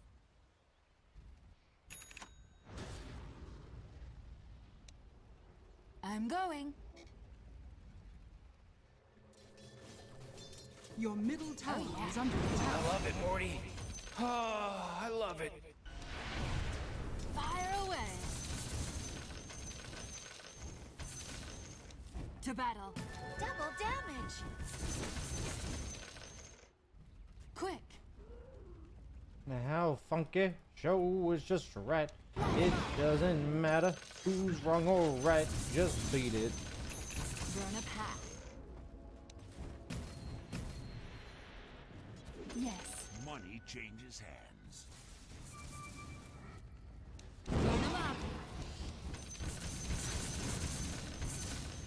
Heat wave. Dire's structures I'm under are attack. fortified. BKB sweat. Yes.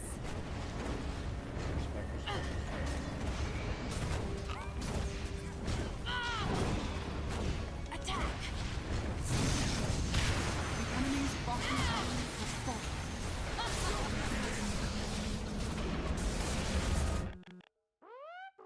God gamer alert! God gamer! OD there, guys. To battle.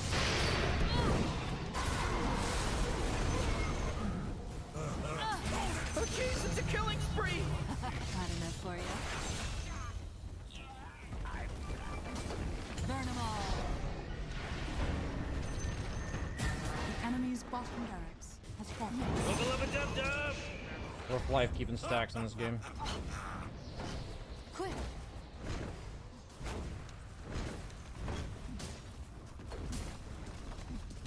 Open fire. The enemy's middle tower has fallen.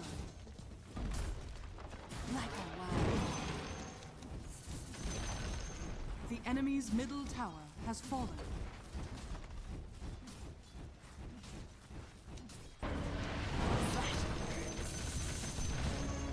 GG.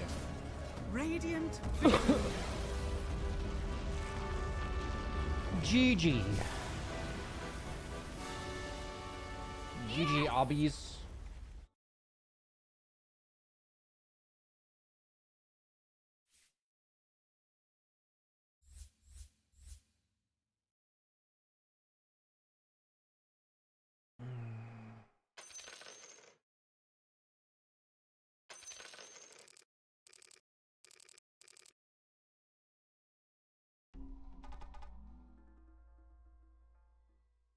Sure as Kilimanjaro rises like Olympus above the Serengeti.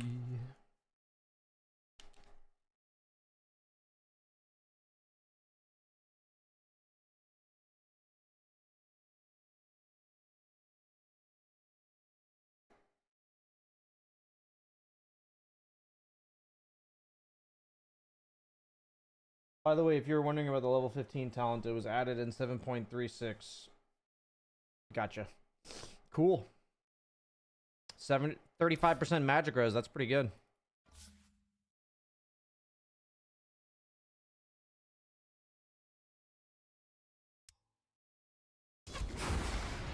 Hey BSJ, you're a 1.2k, 1 to 2k MR. I would like to feel like going Lincoln's. Would that be much worse than your build here? I don't generally like Lincolns on heroes that don't have a reaction when their Lincolns gets popped. I think Lincolns is only good on like Morphling and Weaver and Faceless Void and yeah, stuff like this. Heroes that buy natural like escape items. Like if I'm Drow and my Lincolns gets popped, I pop like my Manta and maybe Hurricane Pike. It's like on Lena, if my Lincolns gets popped, then what? What do I do? You know, somebody else just uses a spell on me, so I think that's generally a pretty big misunderstanding of what Lincoln's offers you as an item, and I would very rarely go a ton Lena.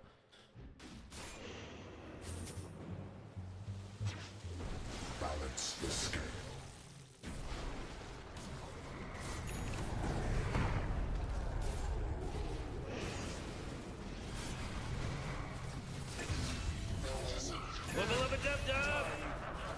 Radiant's courier has been slain. Dire's bottom tower is under attack.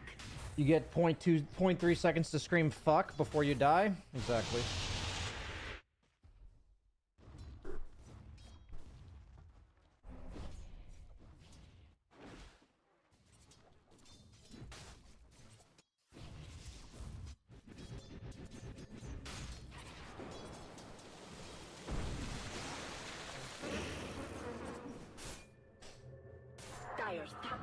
is under attack. Speak for yourself. When I was 10 years old, I'd already written War and Peace. Of course. Haste.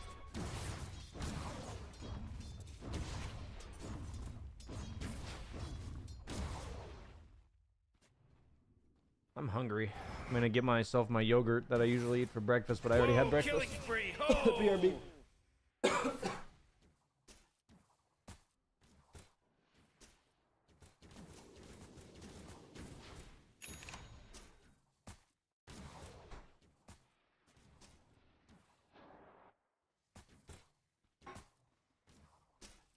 Radiant's middle tower is under attack.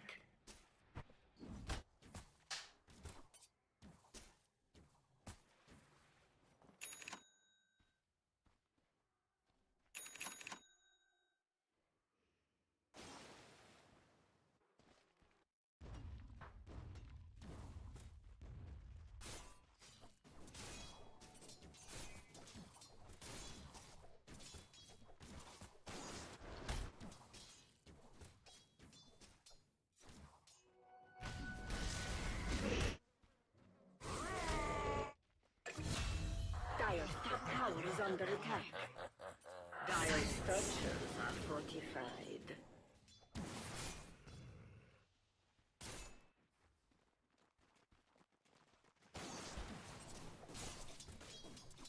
Dire's top tower is under attack.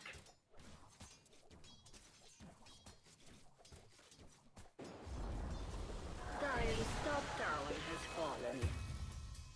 Prince, take you. Dire's courier has been slain.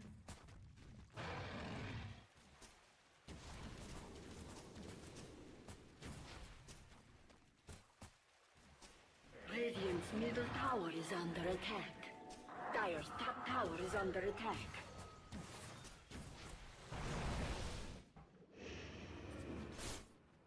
So many selves, so little time.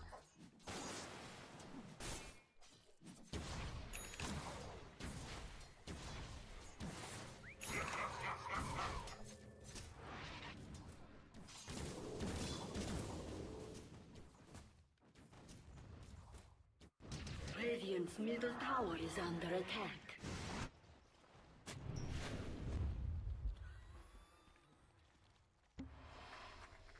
Sing your praises.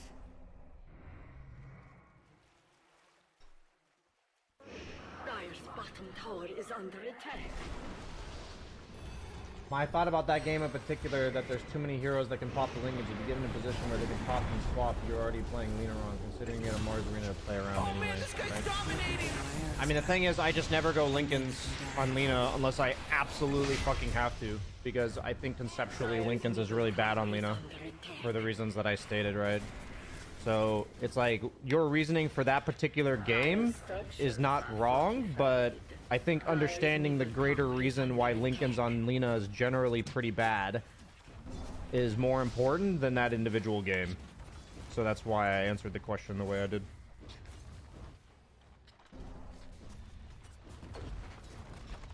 Dire's middle tower is under attack.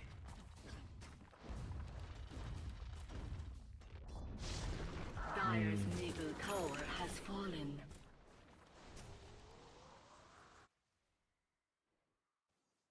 God, I love peanut butter yogurt.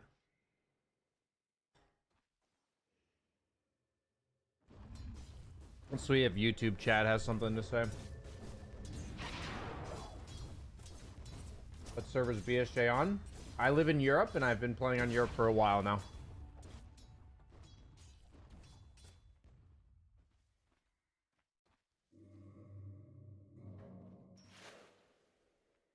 Lina right click is so boring to play.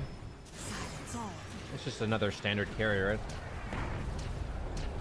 I feel like if you think Lina right click's boring, you just generally don't like playing carry, I guess.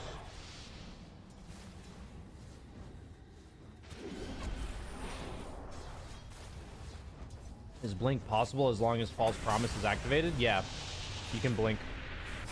Radiant's bottom tower Similar to like a is bat in under ulti. attack.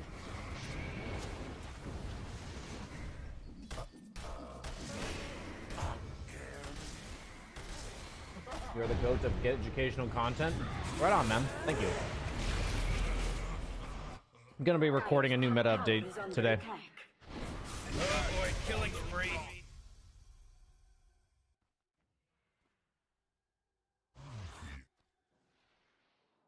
Radiant's middle tower is under attack. I still like Tinker support, but you do feel the March damage nerf? March damage nerf's that noticeable, huh?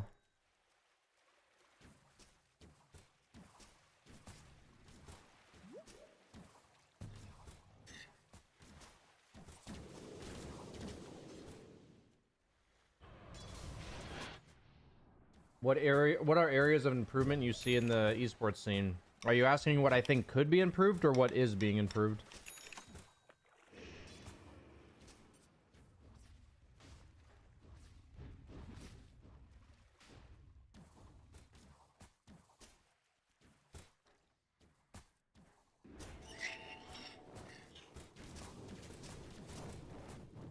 Both?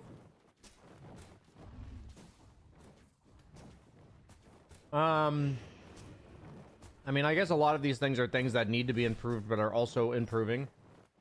I feel like esports is a very unprofessional industry. A lot of people who are in the industry are,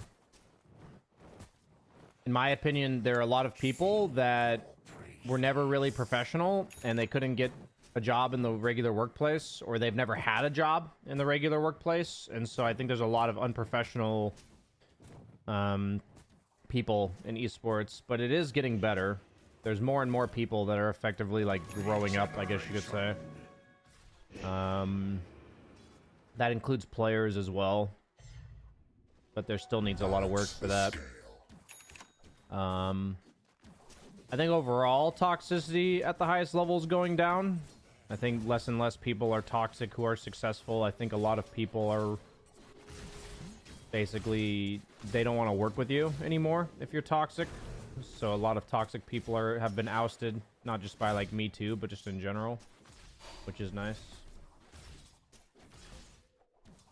I mean, I think the Dota esports scene is never going to get it, but it needs regulations such that there's not a tournament every week. But I mean, if it's profitable for these companies, then they're going to do it, which I don't even know if it's profitable. It's hard to believe it is. Is under attack.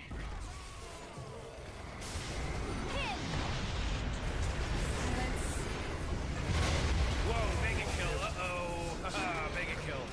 Where's my boy Kyle? He was working at WePlay for a while, and then I think, I mean, I know he no longer works there. I think he's in between, like, what's his next step right now? So I guess stay tuned. I don't know exactly what he's doing.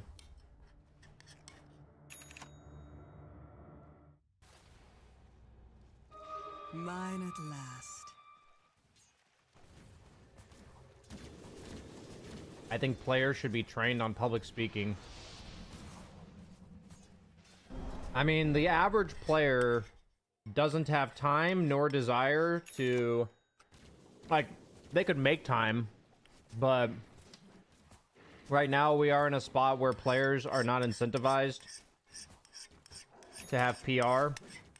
So, like, the only way that you could get them to do it, which I think it should be necessary, I think it should be a skill that they're encouraged / required to have, the ability to socialize and have an interview. But you would need tournament organizers who are making all the money, or like giving all the money, to say like, yeah, you know, you're required to do an interview after this game, because a lot of times it's us asking for somebody for an interview and they'll decline.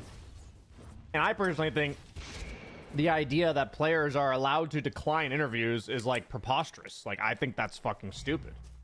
I think if for the show the talent wants a player to do an interview, they should be required to do it. And also, you know, given the idea that we would then do an interview with each player at a given time, and you know, in some shape or form there has to be a punishment if the player doesn't actually like try to give an interview, you know what I mean?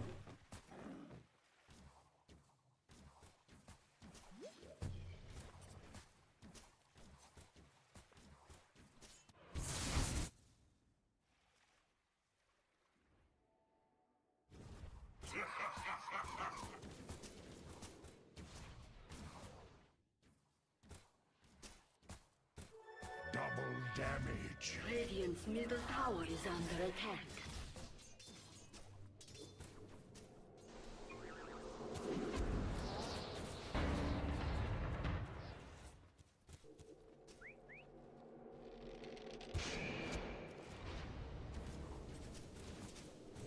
Hard to disagree with their with your take. They'll just do I'm here so I don't get fined, but that's the entire purpose, right? Is you do find them if they have that attitude, you know what I mean? And it would require coordination between the orgs that hire the players and the companies that run the tournament. Do I think any of this is ever really going to happen? Probably not. But I think the fact that this stuff exists and that players in Dota, I feel, are so disillusioned to what it means to be like likable and have a personality. To me, that's like so strange. Dire's courier has been slain. What do you think about Nisha, who doesn't like it? Tower is under attack. But gives good interviews. I mean, Nisha's just really shy, and the fact is, he's literally like one of the top 5 players in the world, so he's quote-unquote allowed to be shy. I don't think that's how it should be. But the problem with esports right now is that, like, if, say, Team Liquid said, hey, Nisha, you're now required to give, like, 1 or 2 interviews per event. He's gonna be like, well, I'll just go somewhere else. Like, he has the power to do that. I'm not saying he would say that specifically, but he has the power to just say, well, I'll go to an org that doesn't make me do that. You know? So then Liquid's never gonna do that because, you know, that's a thing. But so it's just too much deregulation, honestly. Ownage.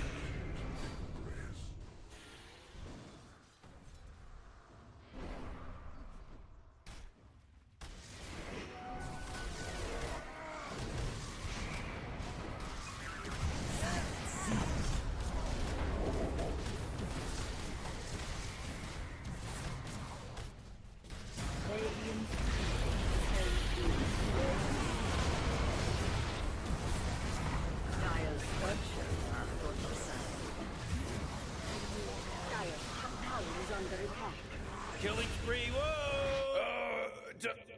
Double kill. Do you think esports is dying in the aftermath of COVID? To me, it feels like there's a slow but noticeable decline. I don't think it has anything to do with COVID. There was like a well-known understanding, I feel like, of people in the industry that esports was on like a bubble of sorts, that it was a new industry, people are investing in it. The majority of people that were investing in it were not making money. But people were like, there's potential to make money here, so they started investing in it. But then the majority of people who invested in esports didn't make money, so then a lot of them pulled out, which, yeah, it's just, I think it has nothing to do with COVID.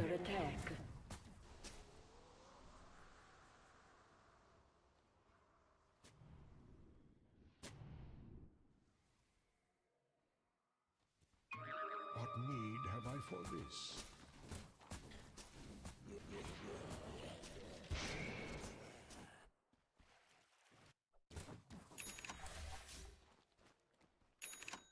Sing your praises.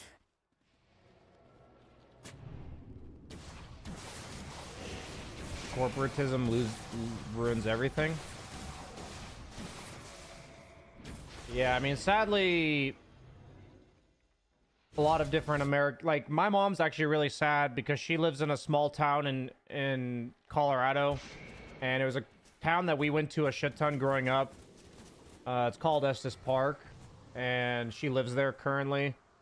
And she says that in the last like 10 years, the local government has just prioritized money over everything else. So they're building a bunch of hotels. They have a bunch of policies in place that are like not good for the national park itself and not good for the natural beauty of the town, and they're purely for profit. And yeah, she just said she feels like she has to grieve the town that she lived in for a while and that she lives in currently. And yeah, being for profit just ruins everything. It really does ruin everything. But sadly, that's human nature, and if a system allows it and promotes it, then it's gonna happen, because there's greedy people out there. And my biggest gripe with the American system is that it promotes that. Like, it encourages people to live for profit.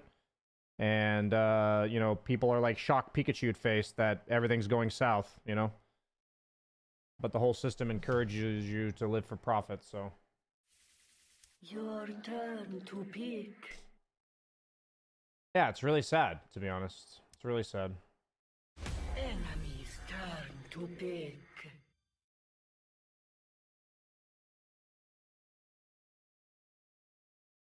Yeah, I mean, the problem is the majority of Americans don't agree with me on this.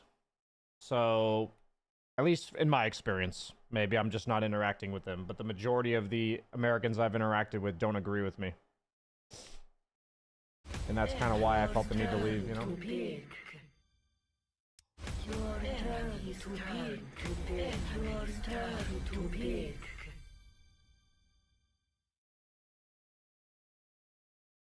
American system might promote it more than, for example, European, but it still happens here. I mean, it happens everywhere, right? For sure. It definitely happens everywhere. 10 seconds remaining. For sure happens everywhere. 5 seconds remaining. Your turn to pick.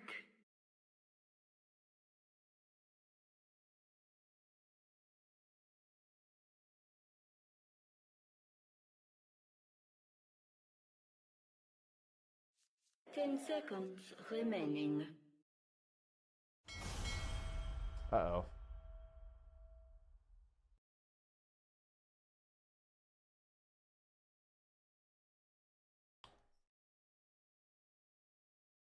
Might be an SF mid.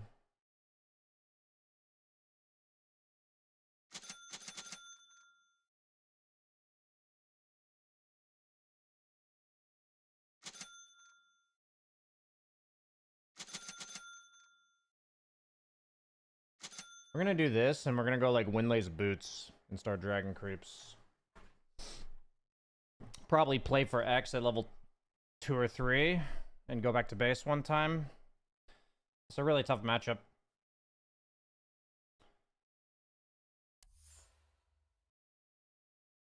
This is like a really bad matchup.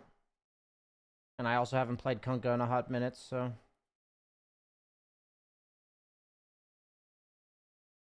This whole setting pisses me off because it's different than it used to be, and I hate change.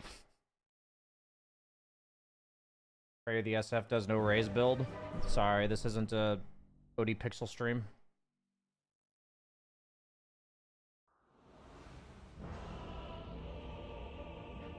Where are you playing from these days? I live in the Netherlands.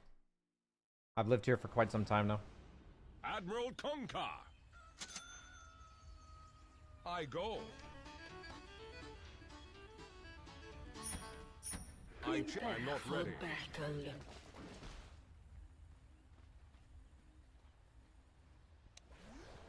By your compass. As you wish. Yeah, I mean, in my experience, the only things for me that are worth spending money on are significant quality of life differences, like a nice computer, like nice shoes, and then food and travel. Those are like the only thing I spend money on, but like you can't really get the extras, like the extra quality of life things, if you don't have money, right? Or like, you know, you can probably live bare minimum off of like 30-40K a year. Set my jib. 30 seconds to battle. Aye. Full sail ahead. A new course. Fair enough. I will commit this to memory. As you wish. The battle begins. Full sail ahead. Rough seas ahead, crew. Strap me to the mizzen when I give the word. Of course. Set California. So you say. By your compass. I will commit I go. A new course. I. No. I'm under attack. I change tacks. Dire's courier has been slain. As you wish. I change tacks. Ooh, Morty, can you smell that salty blood that just got first spilt? Fair enough. Radiant's courier has been slain. This'll trim your sails. This guy's not very good, fortunately. I go. Here's a yardarm for you. Yes. So you say.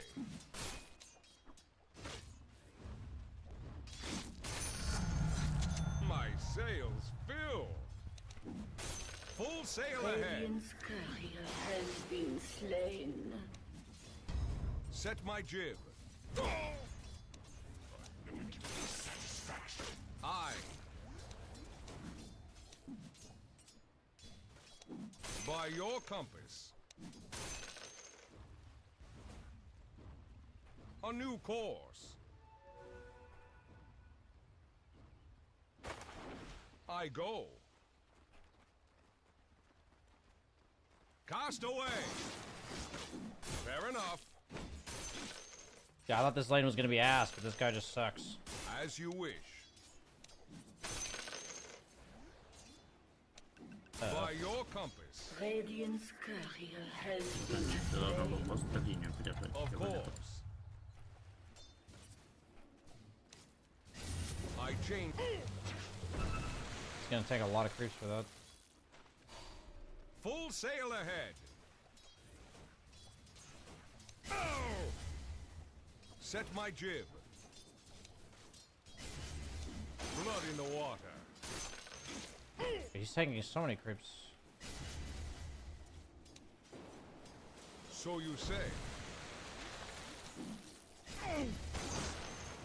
I. Set my jib.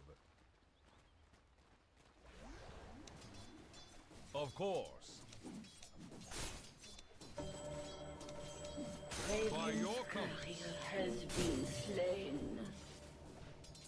His SF full sucks, sail fortunately. ahead. I.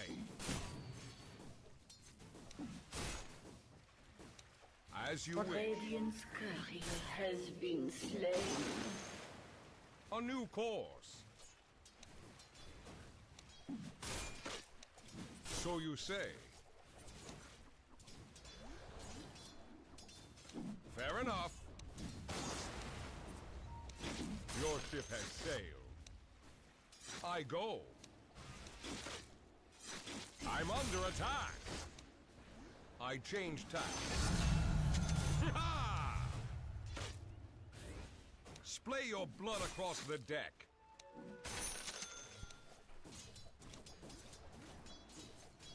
Set my jib. How did that hit him, actually? So you say. Hie thee to battle. As you wish. Oh!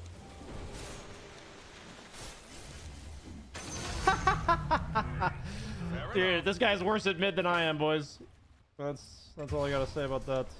Full sail ahead. A new course. I change tack. By your compass. Not yet. I. Oops. I go. I'm not ready. Of course. Yo ho ho! I. Uh-oh. No! Dude, I actually can't believe that guy chased me. What the fuck? Well, I'm worse at mid than this guy, guys. That was a huge death, actually. Dire's courier has been slain. I mean, I'm not very good at Kunkka, so I'm gonna panic when shit goes wrong. Meaning, like, I got surprised by SF, so I panicked. Your middle tower is under attack. Cast away! So you say. SF might go top with Rune, guys. Fair enough. Ah. I thought I'd have Tidebringer I in time. change tacks.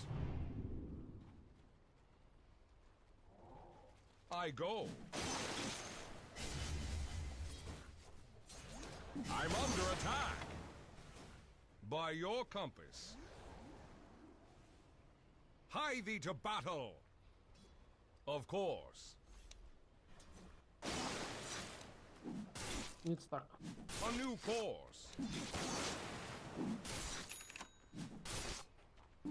As you wish. Full sail ahead. I'm not ready. Set my jib. They're all on me.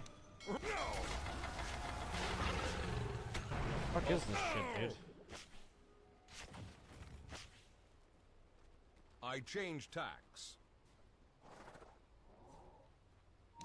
Radiant's Fair enough. courier has been slain. A new course. These guys are insane.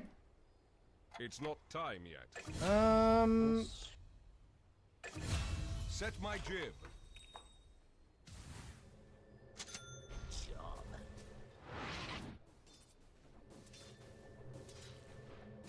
So you say. As you wish. Not yet. These guys are off the rails. Full sail ahead. By your compass. Your middle tower is My under Sark has no lane or what? I go. Oh, I thought that would kill that Grow creep. stronger. As you wish. I'll Batten take the that. hatches. By your compass. Of course. Coming. I change tacks. Set my Reinforce. jib. I don't know your FK. Not bad, dude. I'll take that. So you say.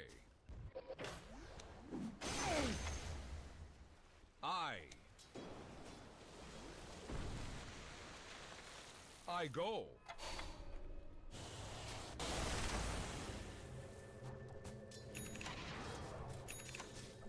Full sail ahead. I don't have dust. Rough. Keel haul the lot of them. A new course. Fair enough. Set my jib. I mean, they fucked off. Seems like they have vision. By your compass. SF's going the Yule's build. It's not time yet. Fair enough. Got killed. I go. So you say. A rising tide. I change tacks. Full sail ahead. SF has bottom rune. Go push. Of course. This game seems really low skill. I mean, I'm highest MMR in the game, so it makes sense. I. A new course. Not a collision course. Of course. Uh-oh.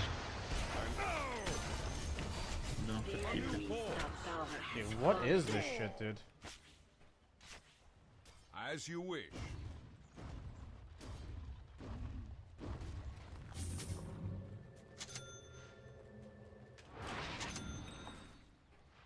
Yes, X marks the How did I not spot. grab that TP? I go. I change that.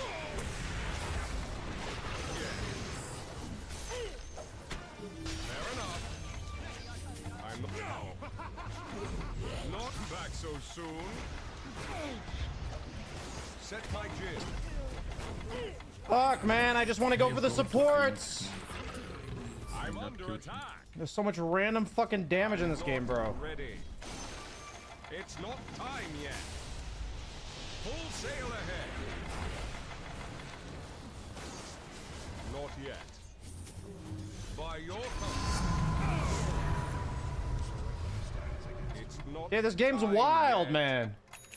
So you say. I go. Wubba lubba dub dub! A new course. Not yet.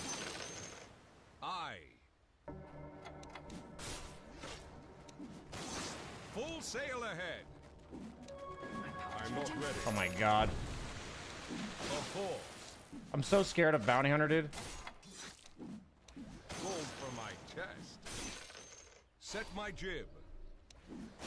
Dude, the creep fucking uses its thing while it's not aggroed? So you say. That's fucking trippy, man. By your compass. Not yet. Fair enough. Is under attack.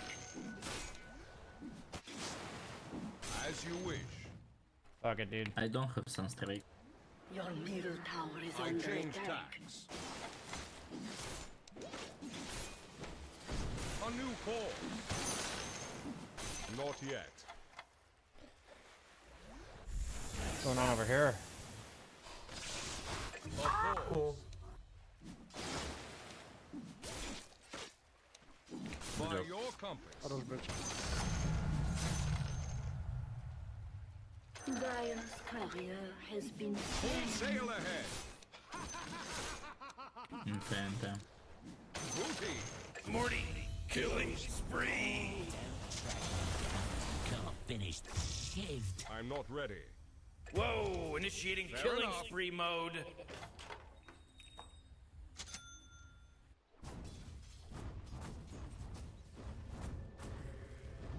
I change tacks. As you wish.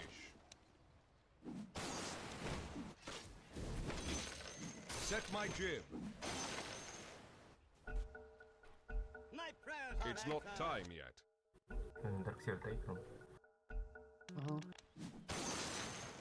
I go. Not yet. Dude, I turned it off, but I guess I need to turn it off before the attack goes off, or like the attack is issued. So you say. It's not time yet. Of course. Hand it over. Fair enough. Dude, ship Vest plus Blade As Mail is you like so wish. dope for farming. Ну, я добью, огоним Full 300 sail голды ahead. и запиздим. Set my jib. Leader Africa by ingredients. I change tacks. I. Darkseer is going axe. Your So middle you tower say. is under Seems attack. atrociously bad. I go. Not yet. A new course. Your bottom tower is under attack. By your. I'm under attack. Я готов так видеть. Ramming speed. As. The devil to pay. Full sail ahead. after the day. Of course. Set my I jib. thought I cleaved somebody, so I thought the bounty hunter might be there. A new course.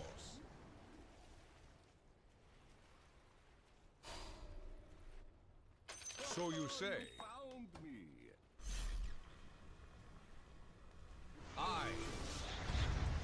No. By your swept you off your feet. Ha ha. Fair enough. I'm low. I go. Invisibility. I change tacks. Full sail ahead. By your compass. Run you through. I'll take that.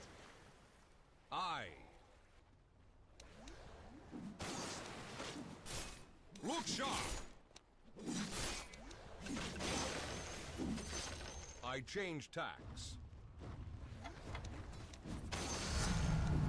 I'm buoyed up. As you wish. Я под треком. I'm not with you guys. Finishing radiance. I go. Of course. Set my jib. Not yet. I'm not ready. Fair enough.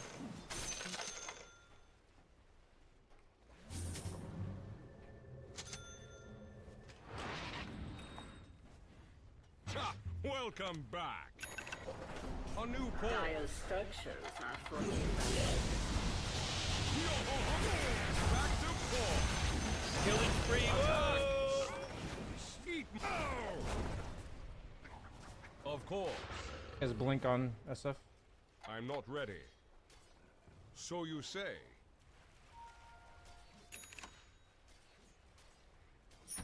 As you wish. I grow stronger. A new course.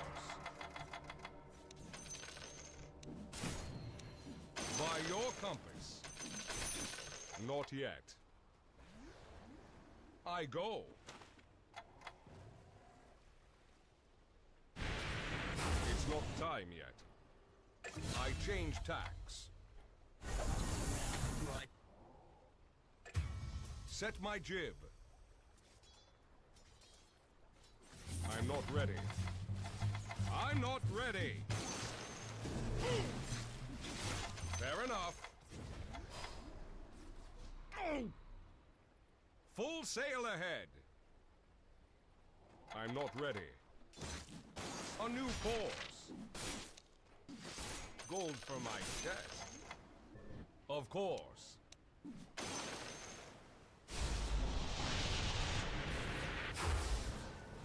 Fair enough. Not yet. Not yet.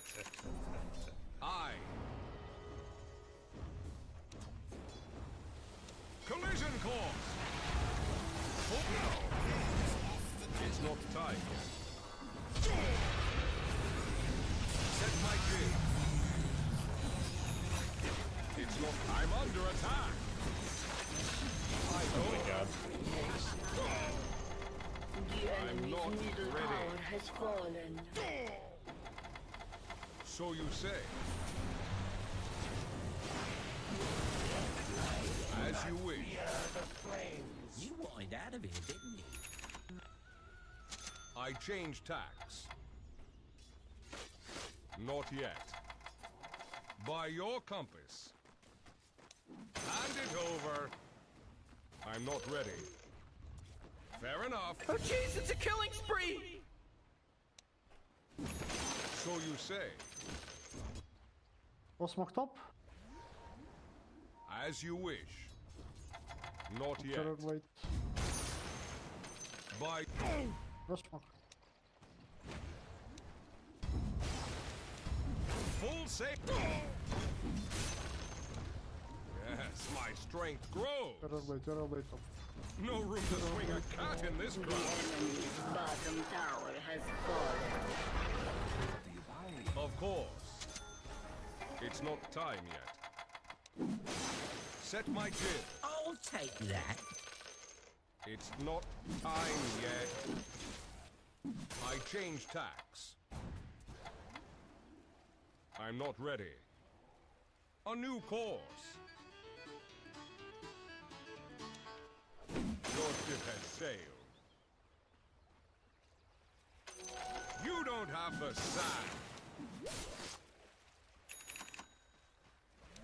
I go.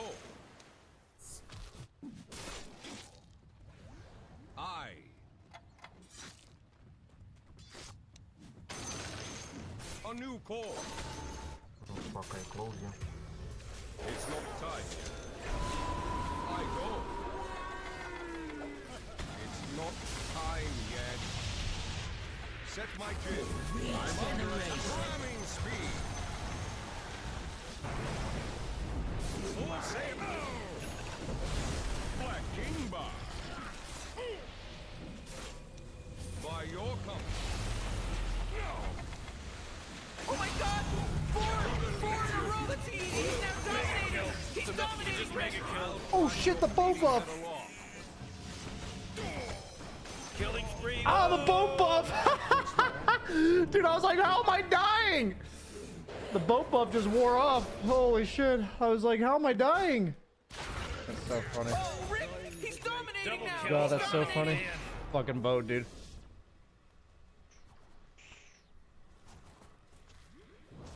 This Darkseer is a goober, man. Like, what is this build? That was funny.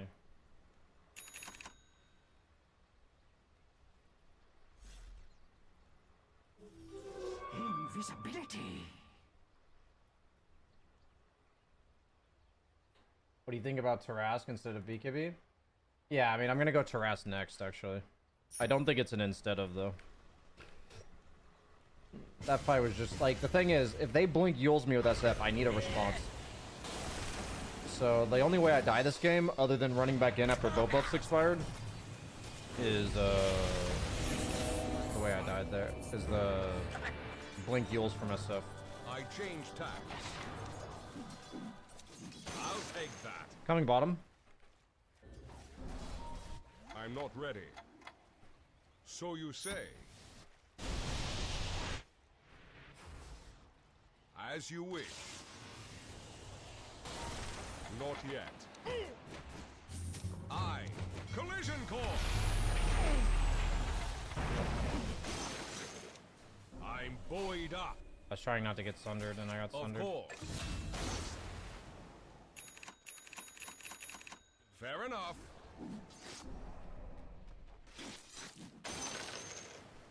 Fair enough. Set my jib.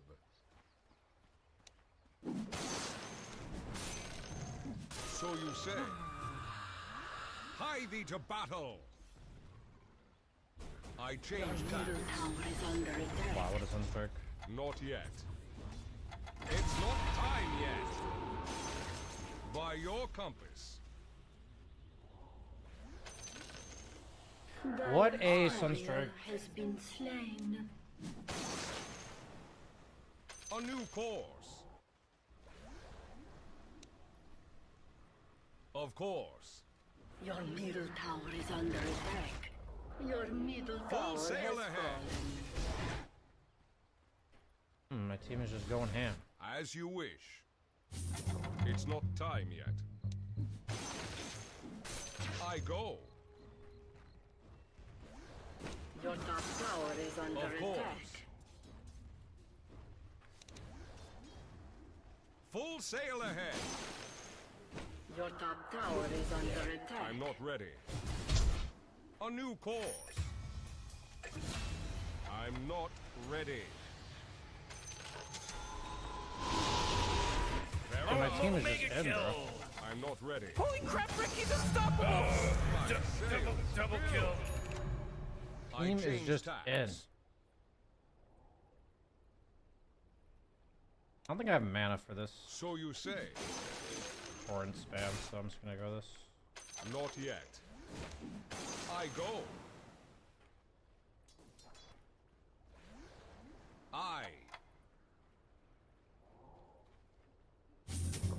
By your compass.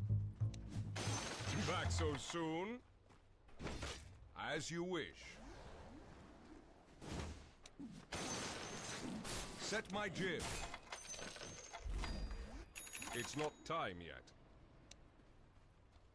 I go. I.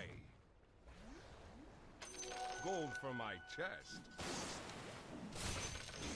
Full sail ahead.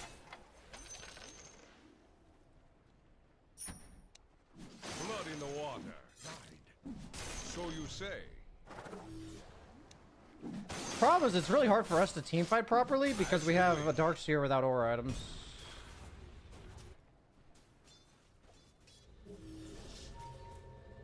A new course. Not yet. Of course. Not yet. By your compass. Cast away. Radiant structures are fortified. That's ridiculous. Set my jib. I change tacks. Your bottom tower is under attack. Fair enough. You guys are... We need to focus on waves, guys. The waves are really bad. Like, we're just, like, taking this dumbass fight. Set my jib. Your top tower is under attack. A new course.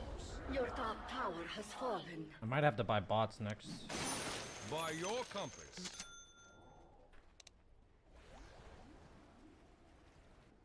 Coming towards mid. Full sail ahead. Coming. It's not time yet. Hot as the rat. I change.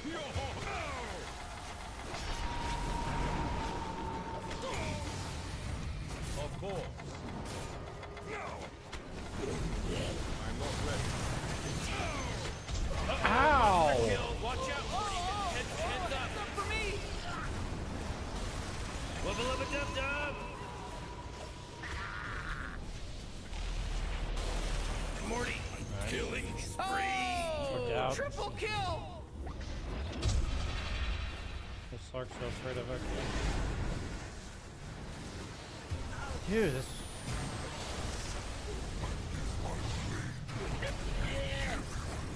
Morty, watch I guess out! that's what he's afraid of. Wubba lubba dub dub!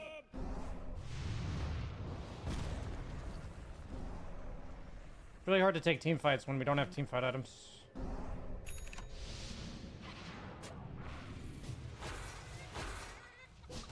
Smoker?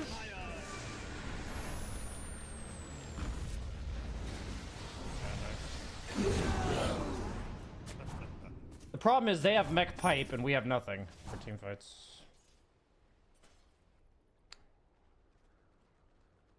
Darkseer has blink ags. So we have no team fight items.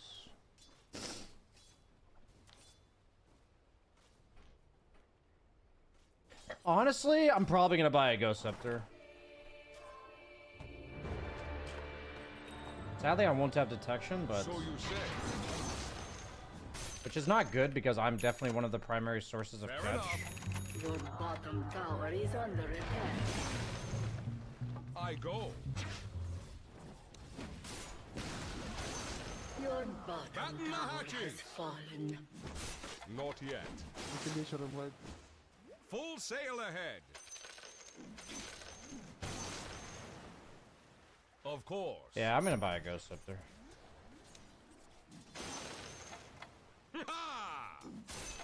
Cause like, they have As you fucking wish. SF, they have things with a Deso.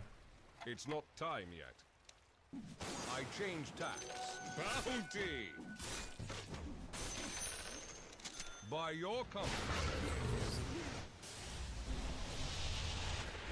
Set my jib. I'm not ready.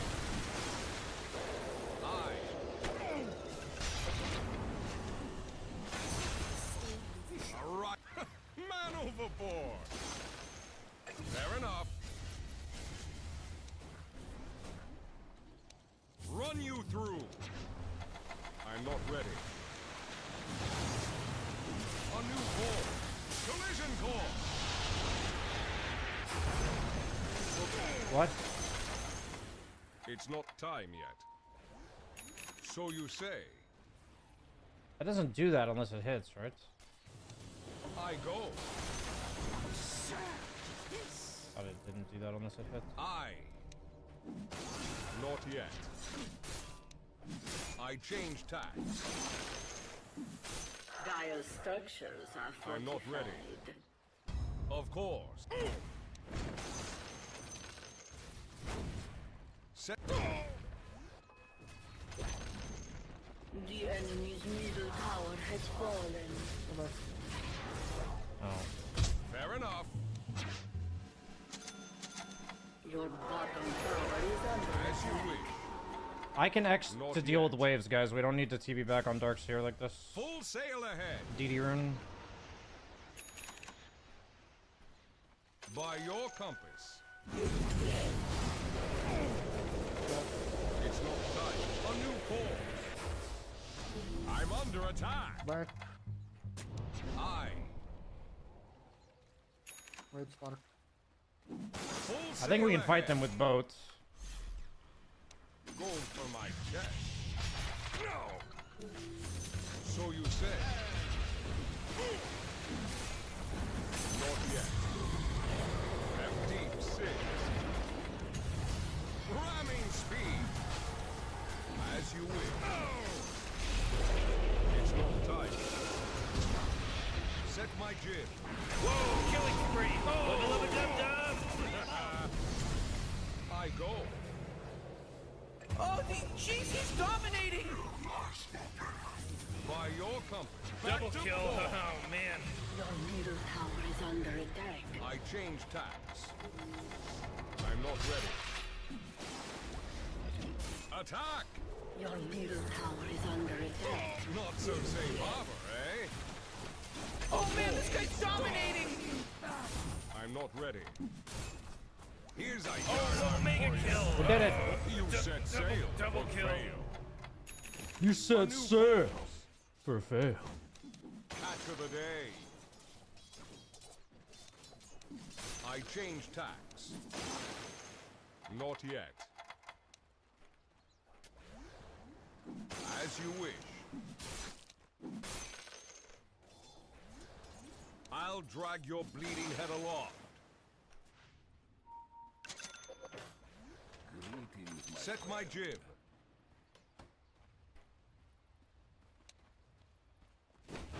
Fair enough. So you say.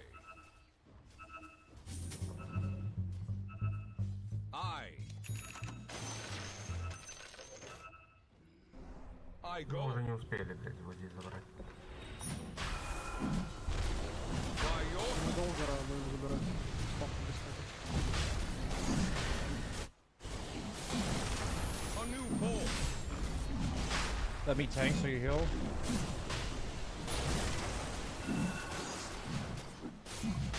You can take on Slurk.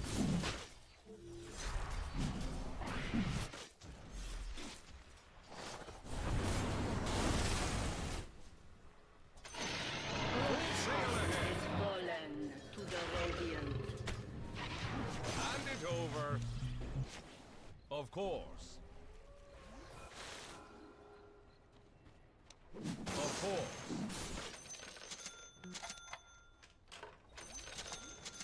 Fair enough. Splay your blood across the deck. Look sharp. I don't have TP for 10 for bottom or top. I mean. structures are fortified.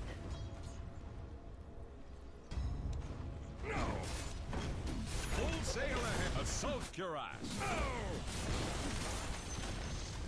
I The changed enemy's tack. bottom tower has fallen. Radiant structures are Ideas of battle. fortified. Set it at X marks the spot. My target eludes me. I go. You're no peer of the seer. Catholic choirs are singing. Double damage. So you say. Orenfield. Your ship has sailed. Go back. A new course.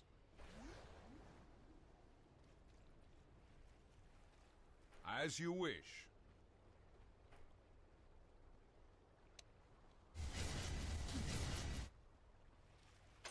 Oh, bounty. Fair enough. I'll play top. Set my jib. A new course. Well-gotten gains. By your compass.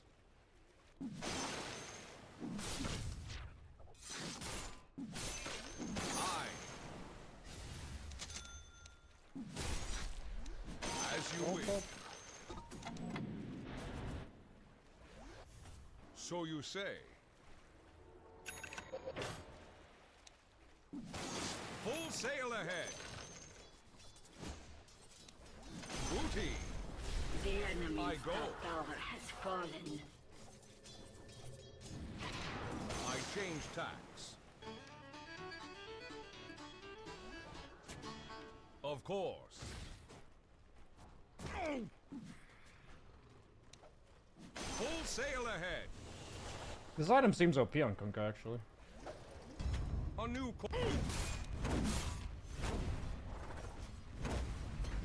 This I'm under attack. Your bottom tower is under attack.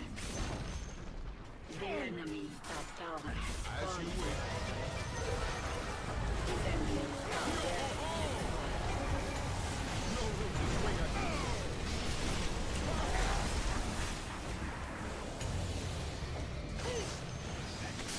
Set my jib.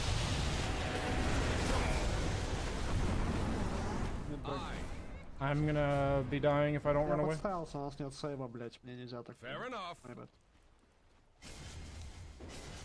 Step lively now. Your admiral is on board.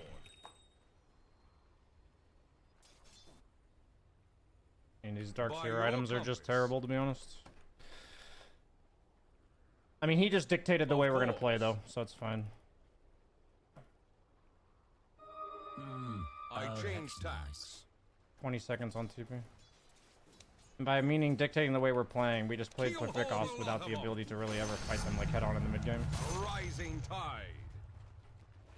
So you say.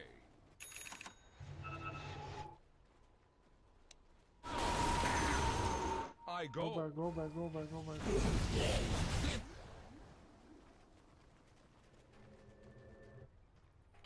Of course. Oh, he died twice. A new course. I go. By your compass. Aye.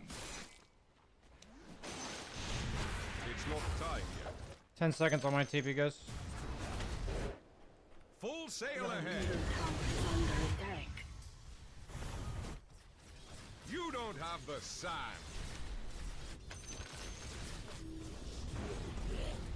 I changed that. Your middle tower has fallen. Double kill. Yes. Set my jib. Fair enough. Его нулик. As you Надо wish. вниз. I'll drag your. I'm under attack. Welcome. Hello? Can anyone hear me? It's a killing spree over here.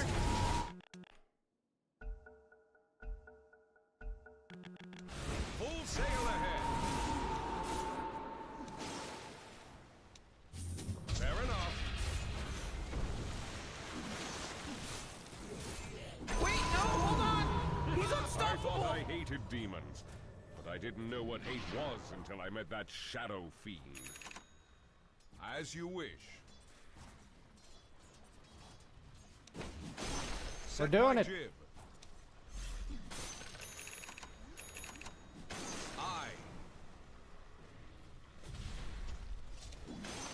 Keelhaul the lot of them.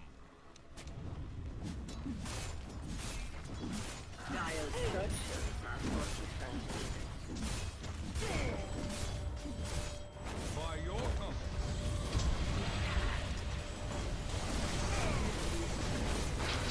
Jesus is some wicked sick celebrate because he just wicked sick Killing spree mode.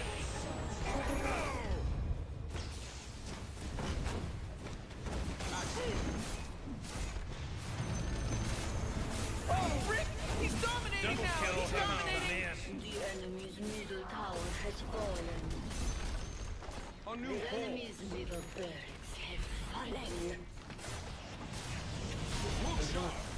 The enemy's top barracks Ты чё вообще сын шлюхи, блядь, на слаке, нахуй? Что не так с тобой, блядь? This'll trim your sails. I have a lot of gold. Of course.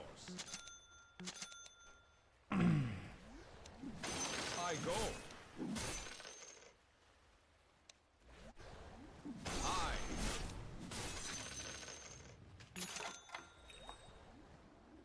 As you wish.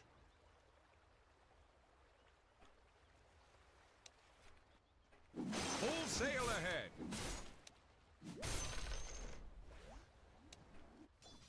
So you say.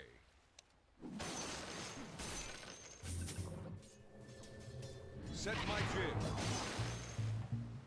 Ramming speed. Fair enough. Now Damn. that was a I was failed hoping to get boat. the creep away with it. By your compass. A new course.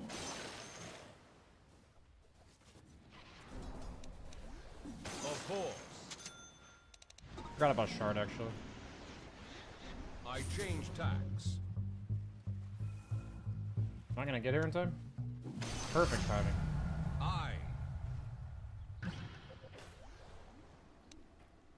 I go. Radiant's courier has been slain. Your top tower is under attack.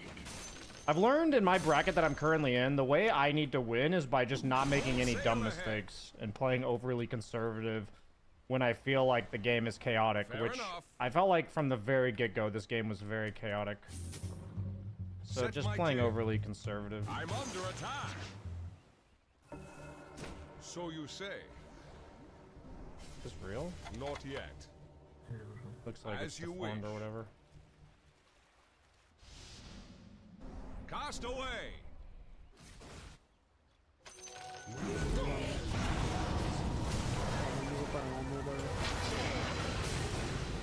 By your compass. Все без ульты, no fight. I have to go base. I'm healing. A new course. Need smoke. Full Probably think sail is out ahead.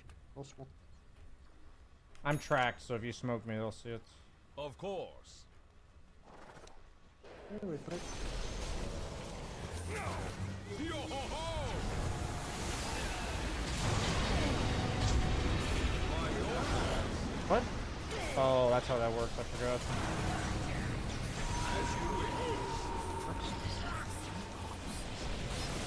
Whoa, Rick! There's a monster kill just happened! That's your first time seeing a monster kill? Splay your blood across the deck.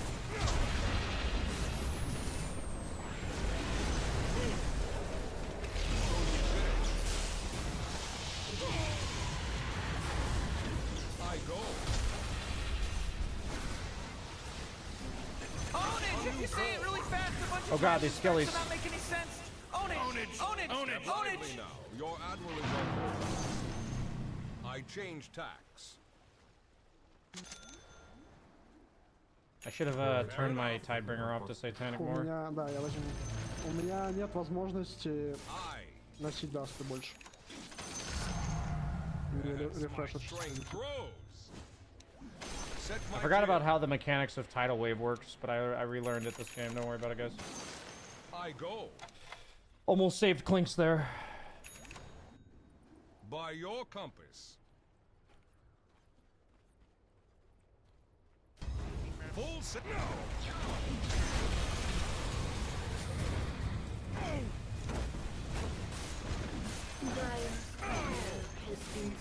A new born. Dire structures are fortified.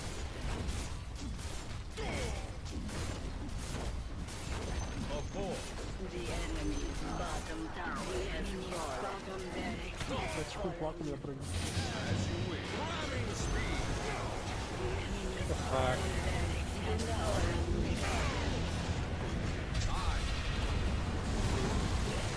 Oh, own it. Oh boy, killing spree. Who does that crap? These are godlike people. Own it. They're god people. They're godlike people. They're god people. Kill hall. Heel hold. Fair enough. The enemy's middle tower has fallen. The enemy's middle tower has fallen. We did it.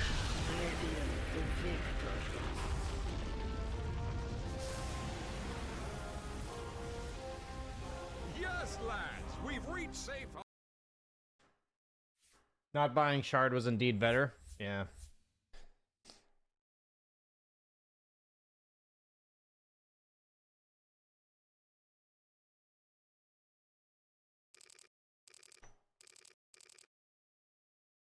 We did it, guys. We did it.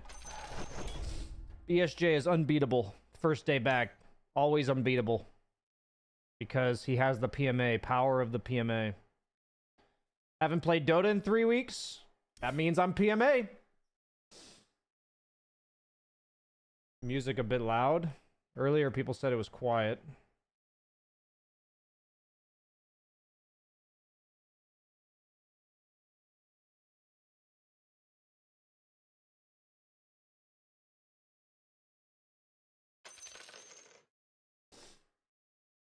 Hey BSJ, is Venge 3 a thing? It's fine.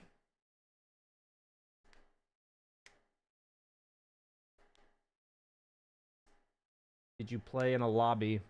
I don't know what you mean by playing a lobby. Any new pub sites? Pub insights?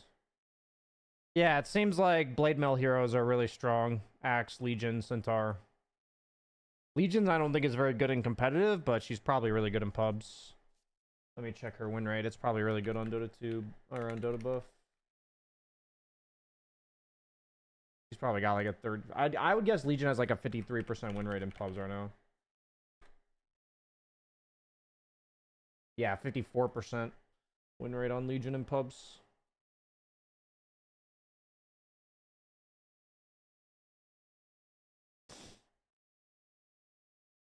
Overlay? Thank you. I don't know if you know Data Leong's videos. He suggested position 1 Kunkka. Oh yeah, I should put Kunkka here. He's very good position 1 for sure. He was being picked a lot at Dream League. I forgot about Kunkka. Can you show the build and why it was so bad? I corrected myself to say that he just adjusted our playstyle by building the items he built. We could have had a really strong team fight against them and just been able to like barrel down a lane. But because he built pick-off items like this, and their like bounty hunter had these items, it was like really hard for us to fight them, even though we were probably pretty far ahead most of the game. Oh shit, there's like deaths on the game and everything. Holy fuck. But I feel like at this stage of the game, we should have no problem winning team fights, but instead we're losing them because we have Blink Ags on our Darkseer, you know? And you don't need pick-off in this lineup. Like, he doesn't need to be an initiator that offers pick-off because we have Slark, we have Shadow Shaman, we have Kunkka. Like, we have really good pick-off. So it just makes our lineup have to play a certain way when we should have a choice because we could do all of it. Like, we could have strong team fight, we could have strong pick-off. We shouldn't have to choose between one or the other.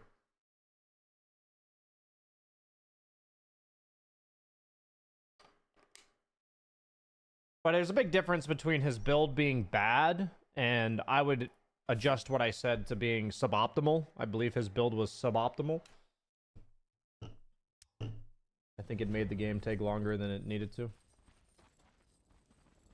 But I also don't blame pub players for building items that are more for their own game rather than for the team game, just because pubs don't really teach you to have faith in your teammates.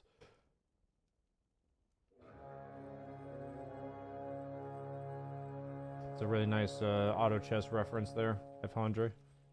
Really good auto chess reference. The battle begins. I'm gonna go to the bathroom and make some lunch.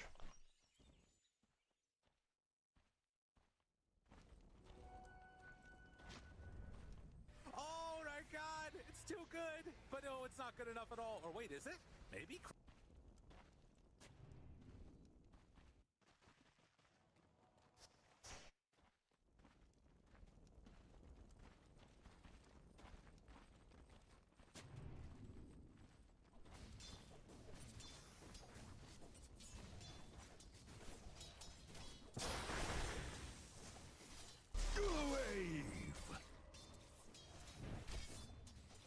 Is it worth your life?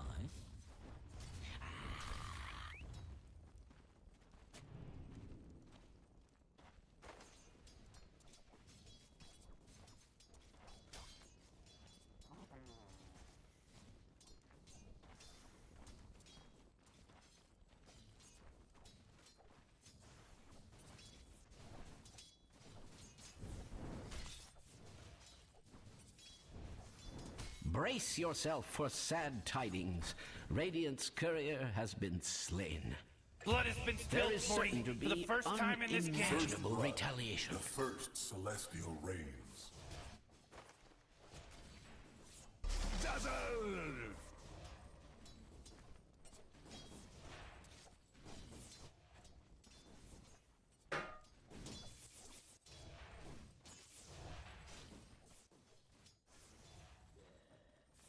Wrong.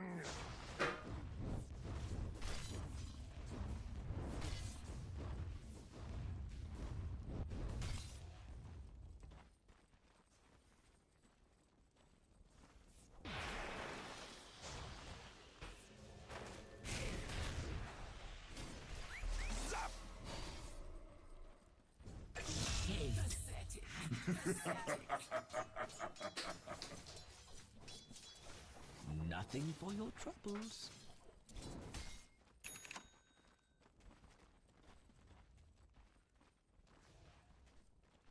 I do have a coaching session in about 10 minutes, so we're not going to be queuing another pub for at least a little while. I'm not sure if I'll even play again in general.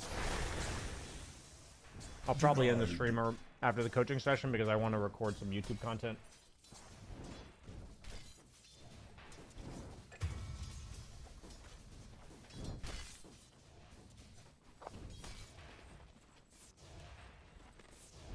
No way.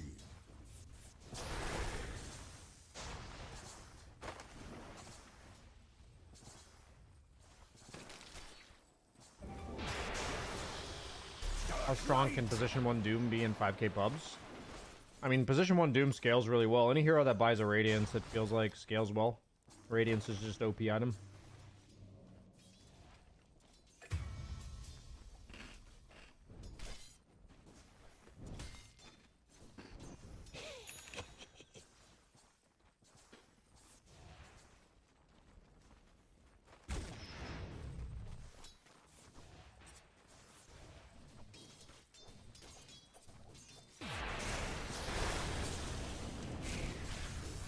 Which heroes looks better in Jeans, Spectre or AA?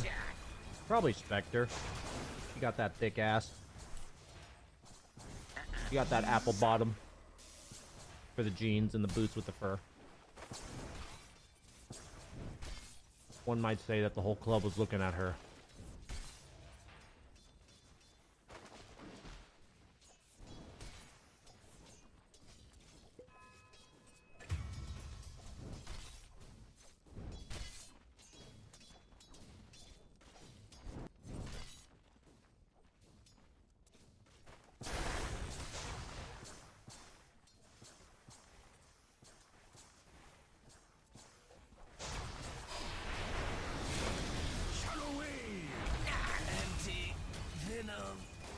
inferno takes you, my fire is out.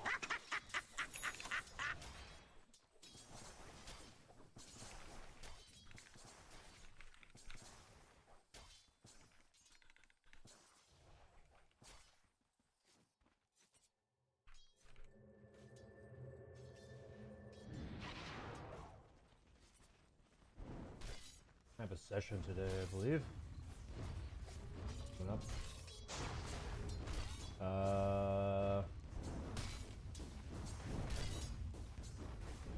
Did not say his MMR.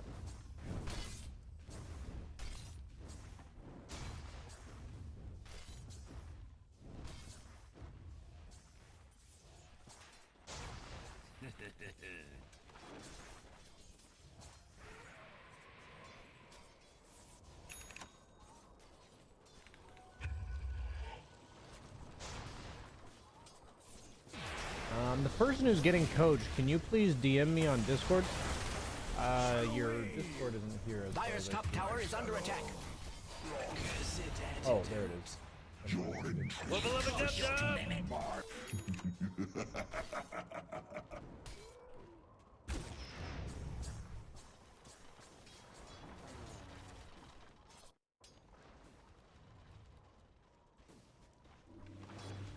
Oh my god, it's too good. But no, it's not good enough at all. Or wait, is it?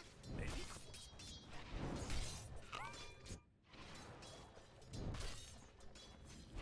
Are you familiar with the classic song Titties and Beer? I don't think so.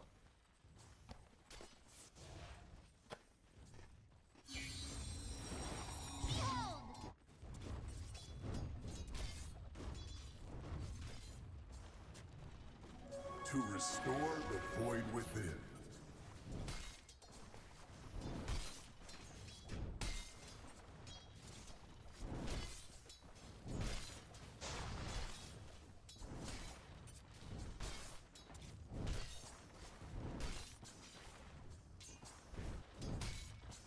For people who weren't here earlier, I am officially gonna be moving.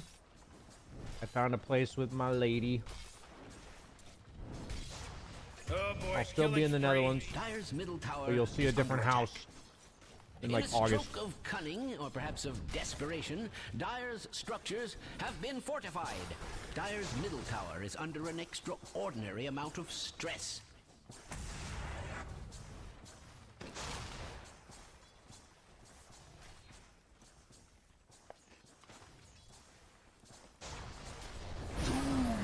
Dire's top tower is being attacked like nobody's business. Thank you, another one gone. Appreciate it.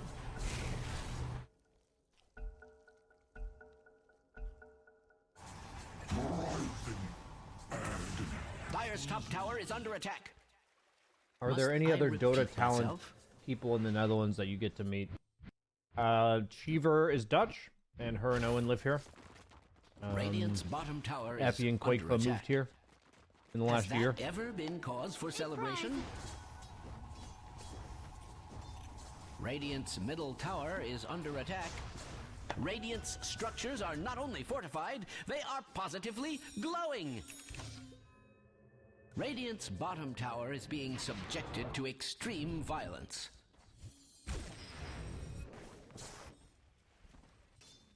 Radiant's bottom tower is under attack. Are there any more tournaments left? I believe there's a Radiant's PGL bottom Wallachia tower is being or something like subjected this. to extreme violence. And maybe I think then Radiant's TI bottom Quals. tower is under attack.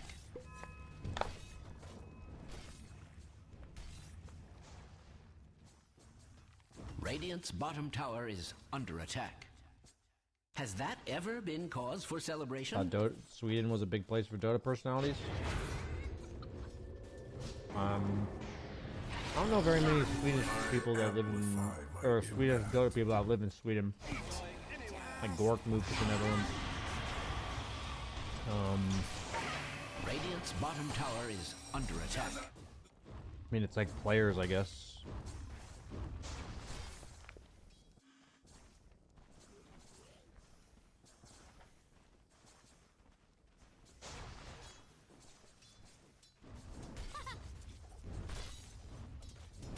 Why is everyone moving to the Netherlands? Why do people pick good heroes? It ain't rocket science. It ain't rocket science.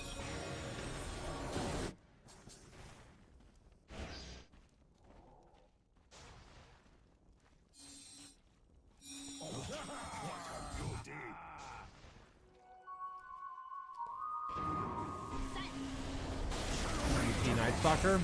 I haven't played much Dota recently. Dire's Yeah, middle Sing Sing tower lives in is the under Netherlands as attack. well. I feel like a broken But I think he's bottom originally tower from is here. under attack. Has that ever been cause for celebration? It would appear Radiant's top tower is under attack.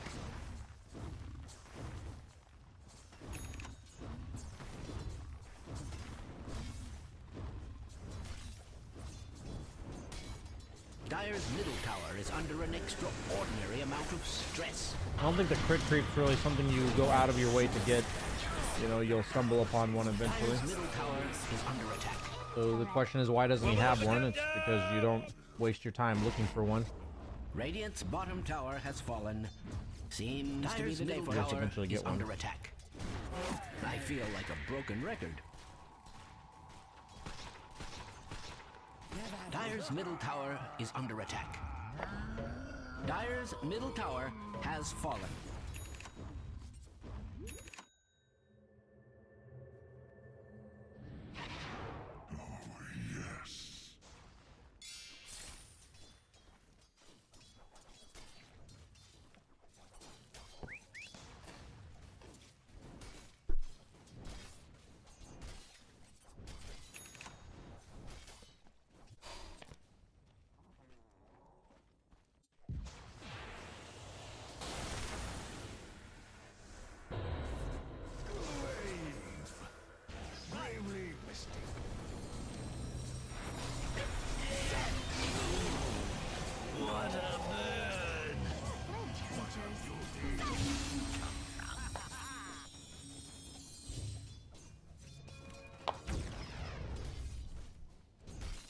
Are you done playing for the day?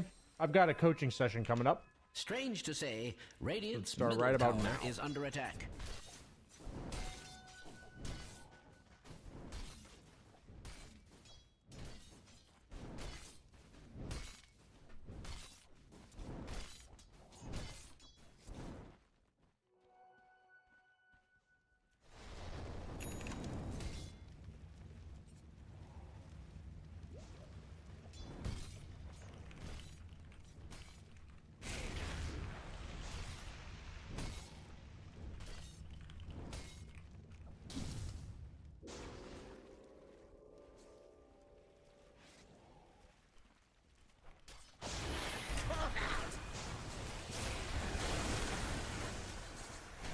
Morty, watch out! It's the killing spree!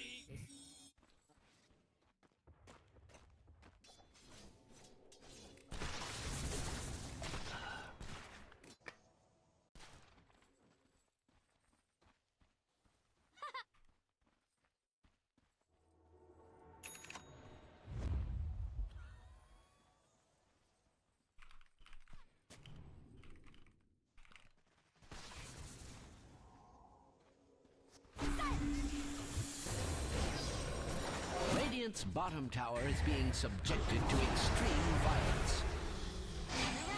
Here's my delight.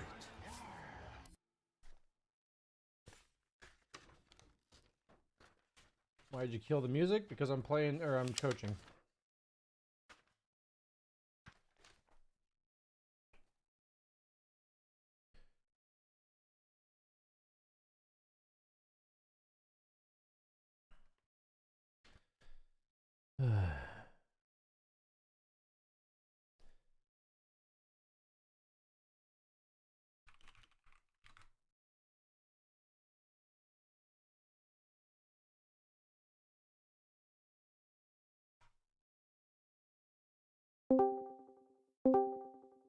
Hello.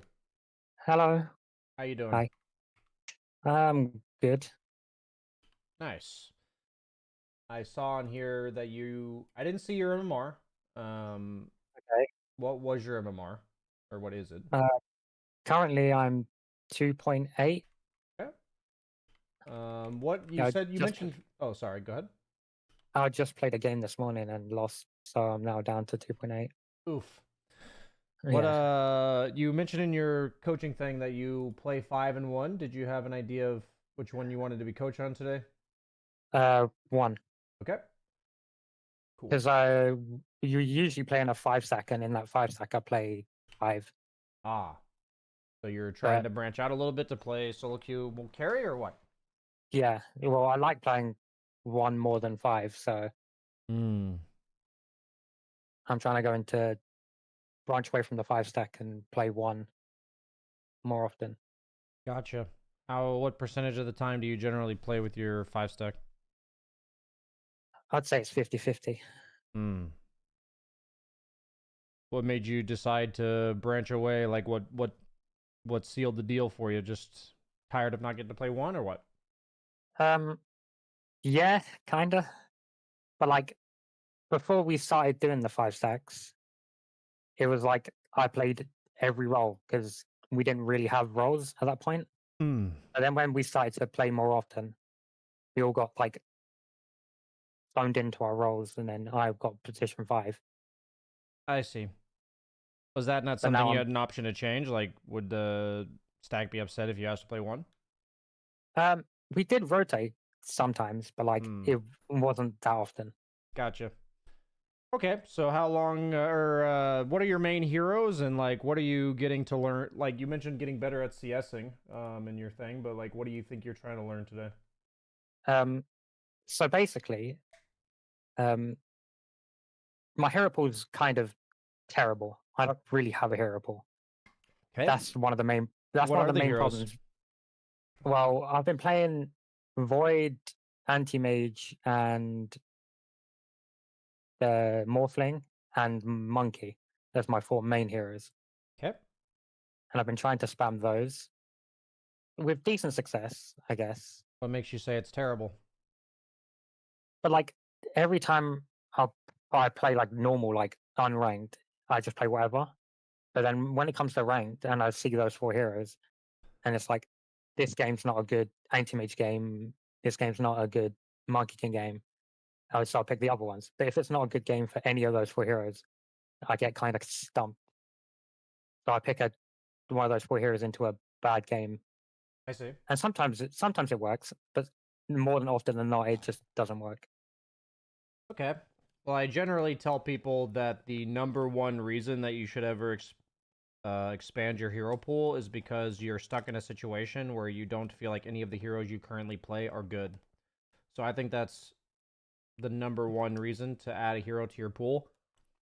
To solve that problem, because I think there's one extreme of people who just pick the same heroes every game and have that sort of issue and then never learn a new one. And they keep having the same issue. And then the other extreme is people who try to learn every hero all the time and they don't get good at anything, you know? Yeah, that's the latter is me. Yeah. For sure. So and then go ahead. The former. So I play with my brother, and he's a Void spammer through and through. He's level 30, only picks Void, every game Void. So I've seen the former in action. And when he tries to play something else, even though he has other heroes, he plays like Jug, AM, and stuff like that. It's not as good as when he does play Void. But even when he does play Void, like he doesn't know what everyone else does. And it gets frustrating to play with him. Yeah, that makes sense. That sounds frustrating. Yeah, I mean, a lot of the fact is the majority of people go through their life, including, especially for Dota. I don't want to say it's all about life, but you know, a lot of people go through life in Dota on autopilot. And I'm not trying to like shit talk your brother, but it sounds like he likely plays Dota on autopilot.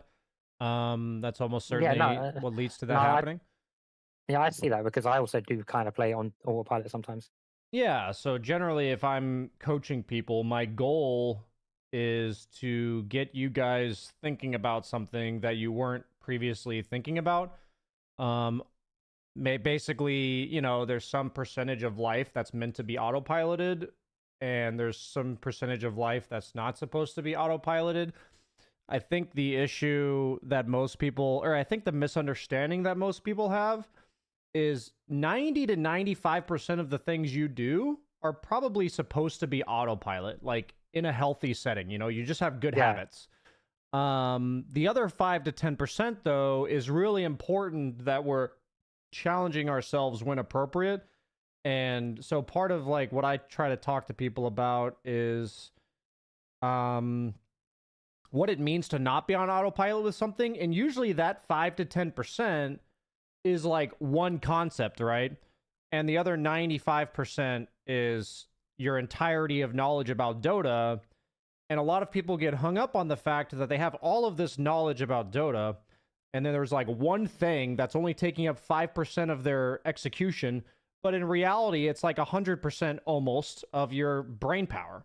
So what ends up happening is people tend to beat themselves up because there's something seemingly so simple they can't learn how to do. Sometimes they get upset that the thing that they're learning is getting in the way of their autopilot, meaning like the 5% is taking so much of their brain power, they start fucking up the stuff that's in the 95%. That they're usually not going to fuck up. So a lot of people go like, oh no, that's happening. I should stop doing this new 5% and go back to what they're doing. When for me, it's a lot about trusting that whatever that 5% is going to fuck me up initially. And then eventually it's going to join the 95% and we can move on to something else. And I'm just giving various reasons. Do either of those resonate with you particularly? Or is there another reason that you feel like that happens for you? No, yeah, that does make perfect sense. Especially when, like, going back to your fundamental series, when I started playing 1 again, or started focusing on position 1, I went back to watching that and just, like, going into a bot lobby, practice CSing, restarting the bot lobby, practice CSing, and rinse and repeat. But then when I actually started playing the games, I saw the improvement. But then when I went to outside of just CSing, some of that skill deteriorated a bit. Like the mistakes were more noticeable, not CSing, or like the team fighting and all that stuff. Yeah. I mean, the way that I look at it also is that it's a bit of like, if I'm learning a new skill and say I would guess that this skill accounts for 5 CS a game, a lot of times for me in the past, I'd beat myself up every time I fucked up that skill. When in reality, if I'm getting like one of those 5 CS every game because I'm doing this thing slightly better, even though I'm still missing 4 creeps because of this mechanic that I'm not using properly, you know, I myself would have a tendency to beat myself up for that. But in reality, it should be a win. I got an extra 1 CS every game. So I guess what I've just sounding based on what you're saying is when I have people who autopilot, there's these reasons that they generally go through that will make them autopilot. And a lot of it's just accepting that discomfort and saying like, okay, you know, BSJ is telling me I'm going to fuck up the rest of my game if I'm really focused on CSing. And I have to commit to the short-term losses for the long-term gain. It's kind of like the first time you go to the gym for like the first month or 2, you're going to feel like absolute dog shit. It's not going to help at all. You're going to feel like you're busting your ass. And then like one day you feel better and going to the gym isn't that hard. And you're like now grateful you go to the gym. But you know, a lot of people who have the problem with going to the gym, they're not willing to accept, or they're not told to accept that the first 3 months fucking sucks, you know, and it virtually gives you no benefit. So it's a bunch of hard work for seemingly nothing. For me, it's about believing in that process paying off. And if you are investing time and energy into something, it will get better regardless, even if in the short term it feels shitty. So those are thoughts that I have. You know, you have your, I guess I'll ask real quick. Do you have any questions, comments, thoughts about that? Not really, no. Okay. That was helpful. Nice. So when I'm looking at your hero pool, we see Void, Anti-Mage, Morphling, and Monkey. And just reminding people watching, the only reason I insist that people pick new heroes or learn new heroes is because of the problem you already told me, which is I feel like there are games where none of the 4 heroes in my pool are good. So, you know, what I look at with these heroes is what to the best of your capabilities, it's not always easy to answer this question, but what typically, if to the best of your description, what typically is a game where all 4 of these heroes look bad? Is it a specific hero you have in mind? Is it a specific support on your team? Is it like a general vibe of the game? Like, what makes these 4 heroes all bad in the same draft, you know? Well, when I started, I was spamming just Void. Yeah. Because it was a hero I wanted to actually learn, and my brother being good at the hero, I learned off him. Yeah. And then when I did pick it, I think the first 3 games I played, they just insta-picked Centaur. Mm-hmm. So it was just scary because you can't hit Centaur as Void, and it's just like you have to play so defensive. Yeah. And then I think every game in that, I had a kill support, like Lion. I can't remember the others, but I remember Lion being in 2 of the games or something. Yeah, some support And that it's wanted like- to be aggressive. Yeah. Yeah, so like they would be aggressive because that's the natural thing that they do. And then I just like durdle about a bit, wondering, do I fight with him? Do I don't? And it's just like awkward. Hmm. So it's like not only is my support being the opposite of what my hero does, because if it was like a lion monkey, like yeah, I'd go in on that guy because I can heal through the retaliate and stuff. But because Void doesn't really like, he wants to take long fights with their time walk and stuff and their time dilate. But Lion just wants to go in, sun, finger, all that stuff. Yeah, That's I hard mean, to when play a I lane when I with look at that. your heroes, I hear that. That makes sense. All of them would want to play pretty chill, except for maybe Monkey King.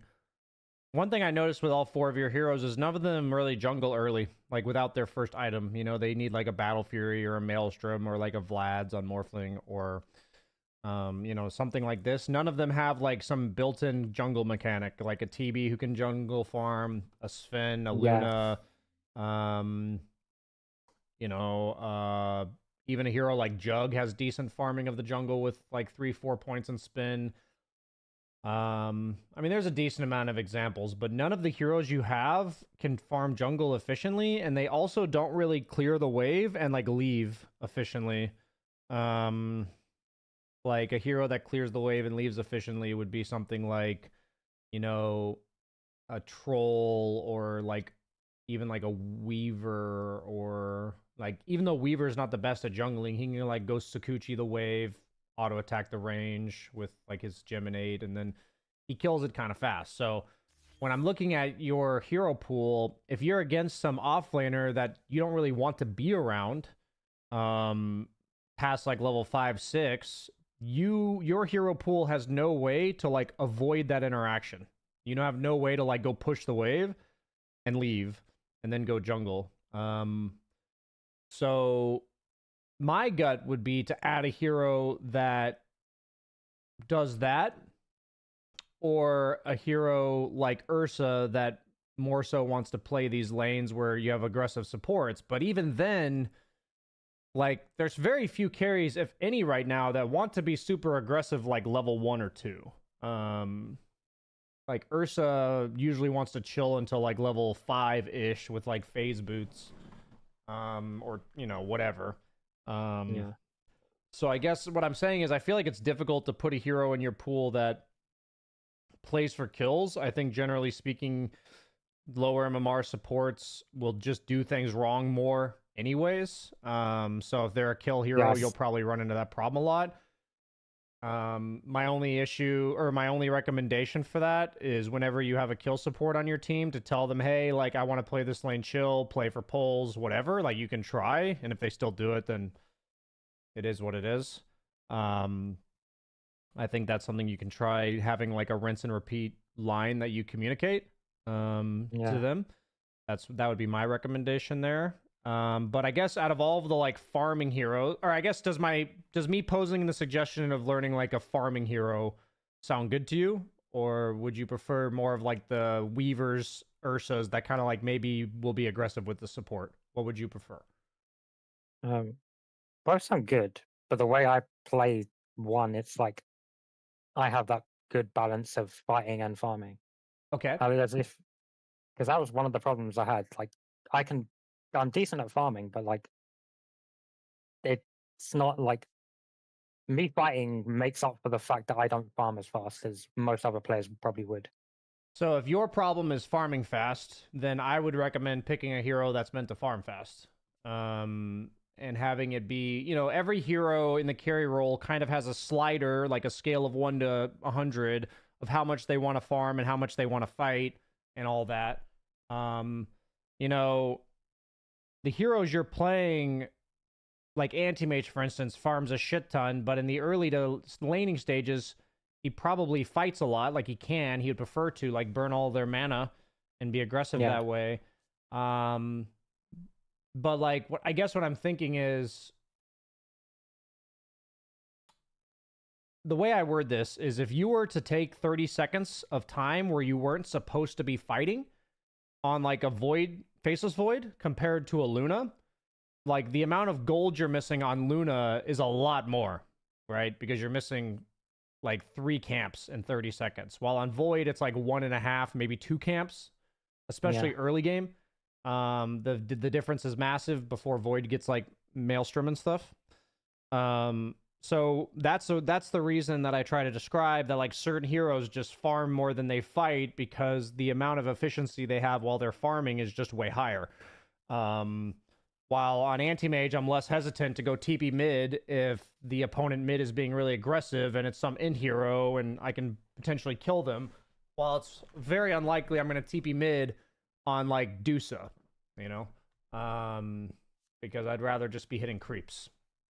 So, you know, has there been a farming carry? You know, I'm thinking Gyro, Luna, Medusa, Terrorblade, Sven. Not really, no. I'm wondering, do any of those speak to you, or none of those really sound good? No, not really. Okay. Like, I've played them all. Like, I've dawdled around with them all. But, like, it's not really what I like to do as all. Okay. Then let's not force it. Is there another hero that you feel like solves the issues you're having that you would like to learn? Is there any hero? Not really. Like, I've looked at Tiny a bit because he has that good balance of being able to burst heroes and also farm with his, like, AoE spells. What about these, like, offlaners that are currently being played as carries, like Kunkka? I haven't actually tried that. Maybe I should. Yeah, I used to play Go ahead. Kunkka mid when I was a mid laner, playing in the 5-stack. Yeah, I mean, right now there's a lot of Kunkkas, Dooms, Omnis, Abaddon. You know, it's a little bit risky just because the only reason these heroes are good is because of Radiance. So if, like, Radiance were to get significantly changed or nerfed, they wouldn't really be carries anymore. But, you know, I'm thinking these heroes might work well for you. They farm a lot because they have Radiance, but they also have the potential to fight pretty early because they're technically offlaners. You know, you can always go something more aggressive in lane. I think, like, Troll could work, Weaver could work, Ursa potentially.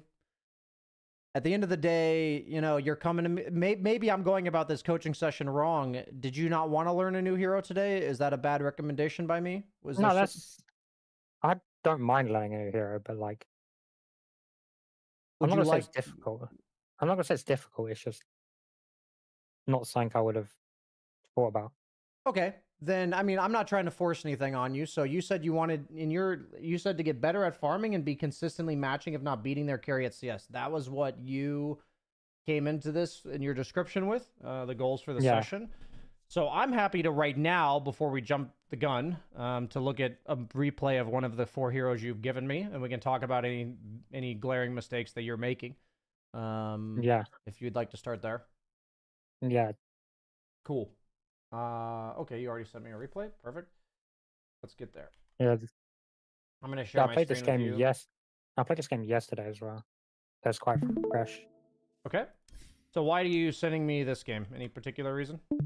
So this game, I obviously went crazy, 11-1. Yeah, you had a very But, good like, game. it feels like the only reason I played well is because I forced fights quite early without the, like, Jug wanting to fight. Because he built Maelstrom and wanted to sit in his, like, top jungle all the time. But then when we did go up top, like his TA tried to rotate and like kind of help him a bit, which kind of fucked his game over.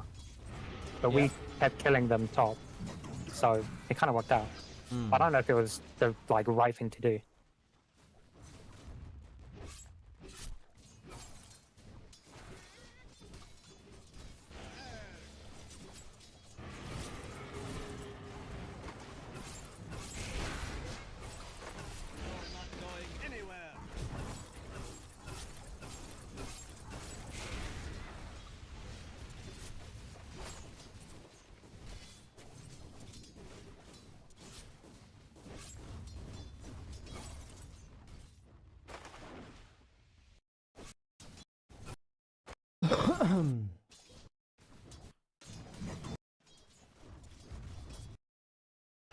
Excuse me.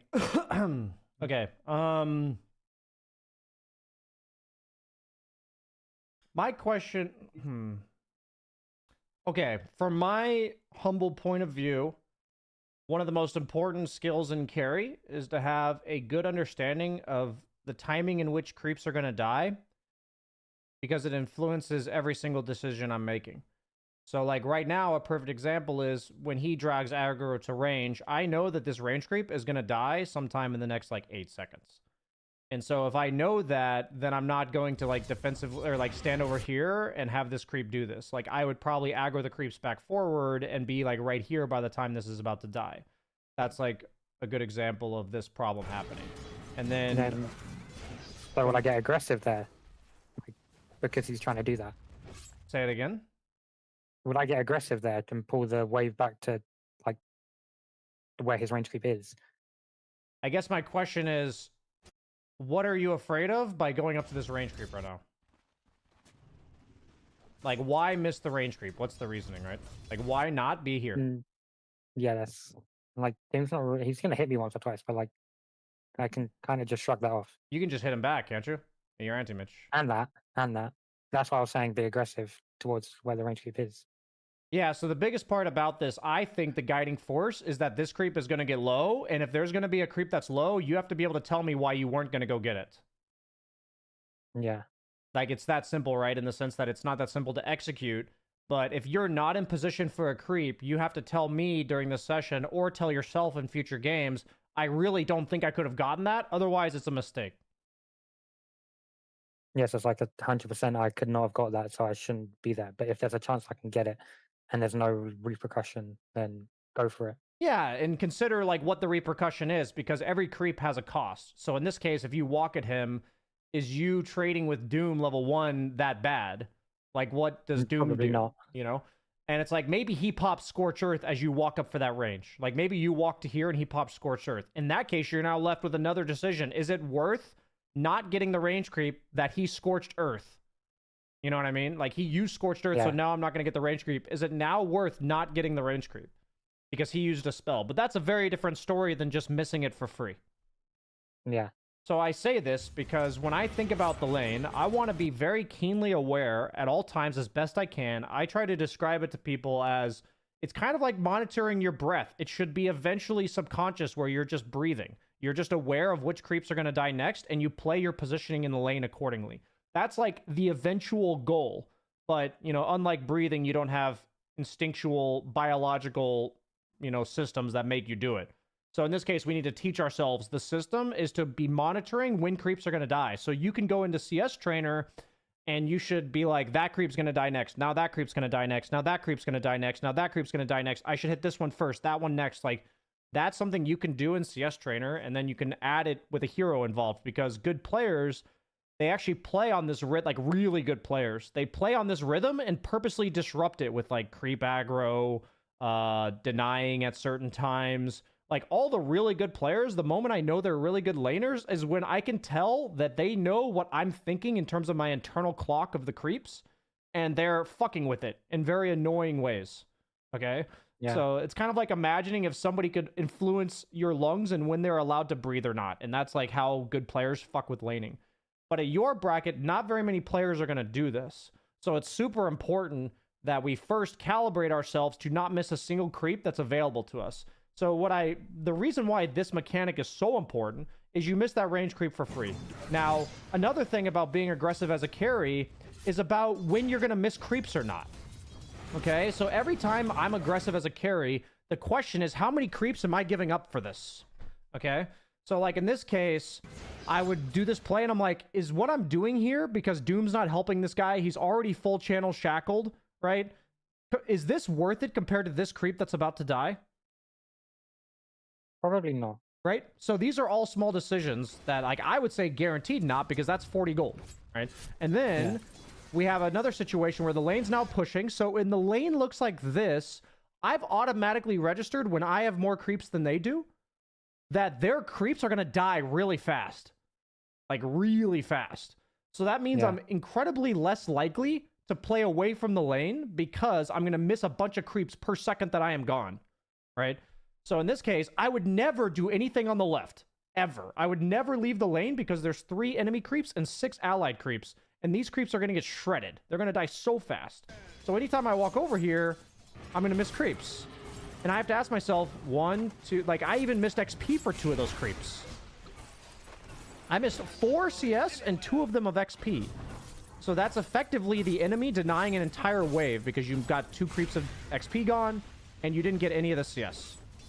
So by helping at that fight, it's great and all that you weakened the Shadow Shaman, but I want you to see, just from watching 2 or 3 creep waves, I'm keenly aware that you are not closely monitoring which creeps are going to die, how long until it is that they're going to die, and this is how farming works in the early laning stage.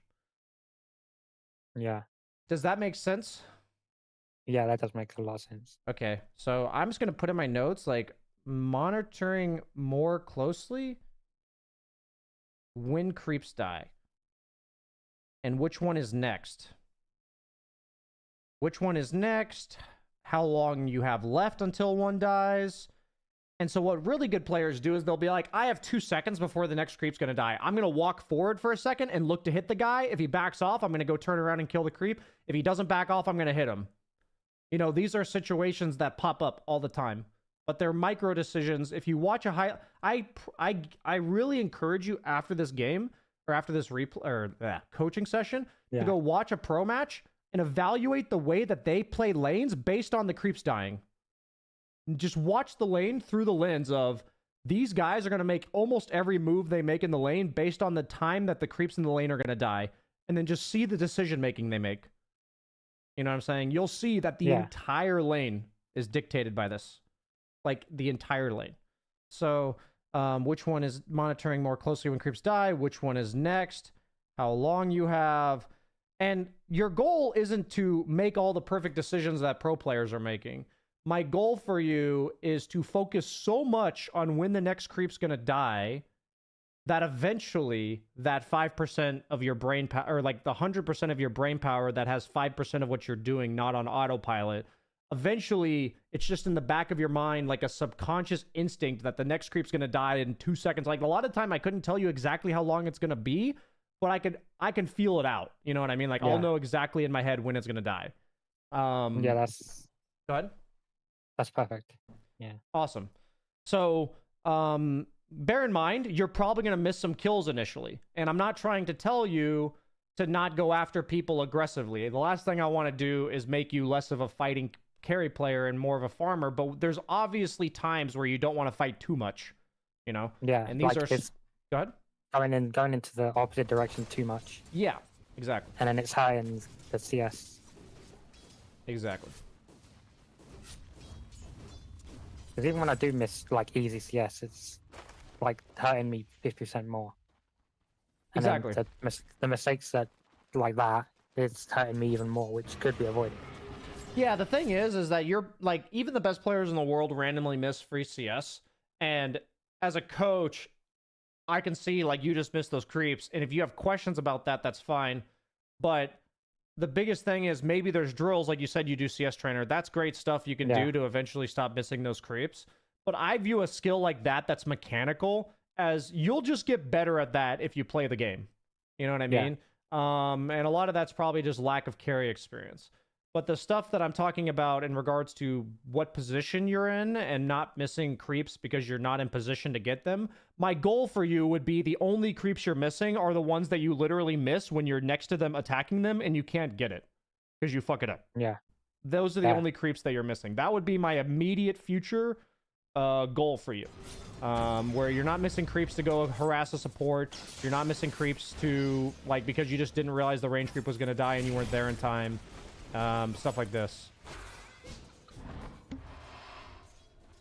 Dire's courier has been slain. Another innocent to be slain for our retaliation.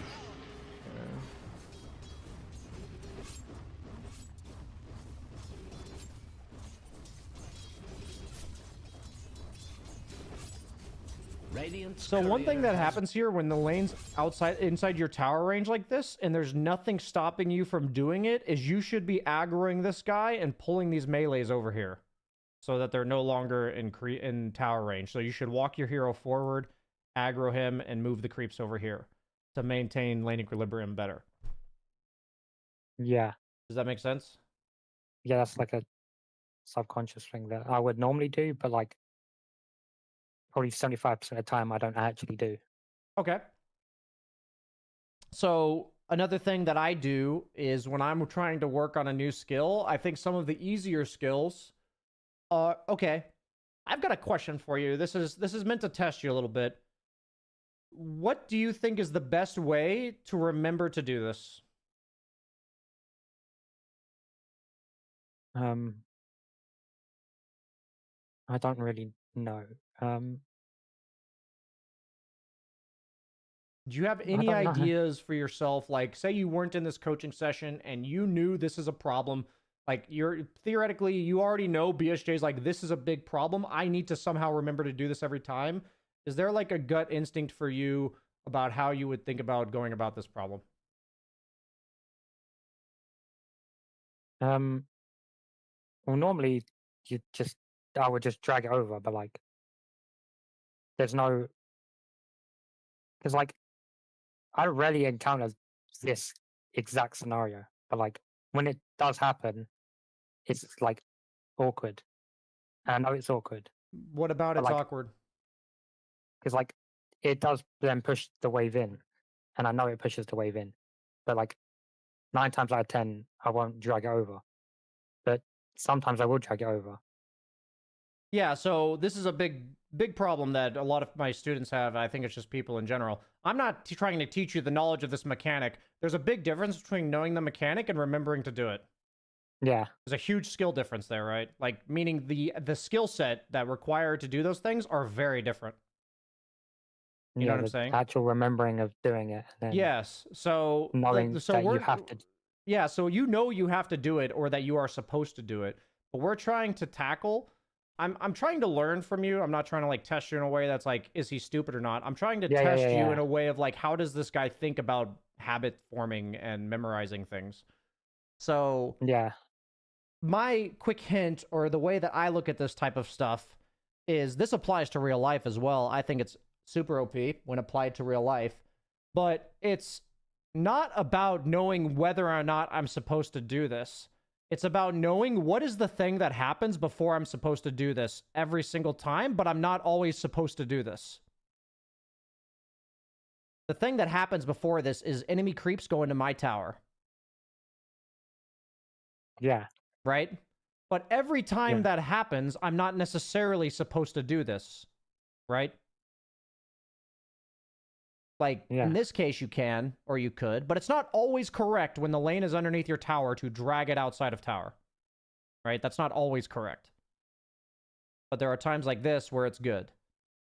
So what people often focus on is the decision itself of, oh, I'm supposed to remember to do this. What I think you should hyper fixate on is the thing that happens before the thing you're supposed to do. So I would be hyper aware, meaning like one thing at a time, right? So the first one that you can be hyper aware of is kind of getting a good inner gauge of when creeps are dying. And you'll start noticing factors that influence this. Them dragging creeps to the range. That means the range is going to die very soon. Them using a spell, which is going to kill your creep wave faster.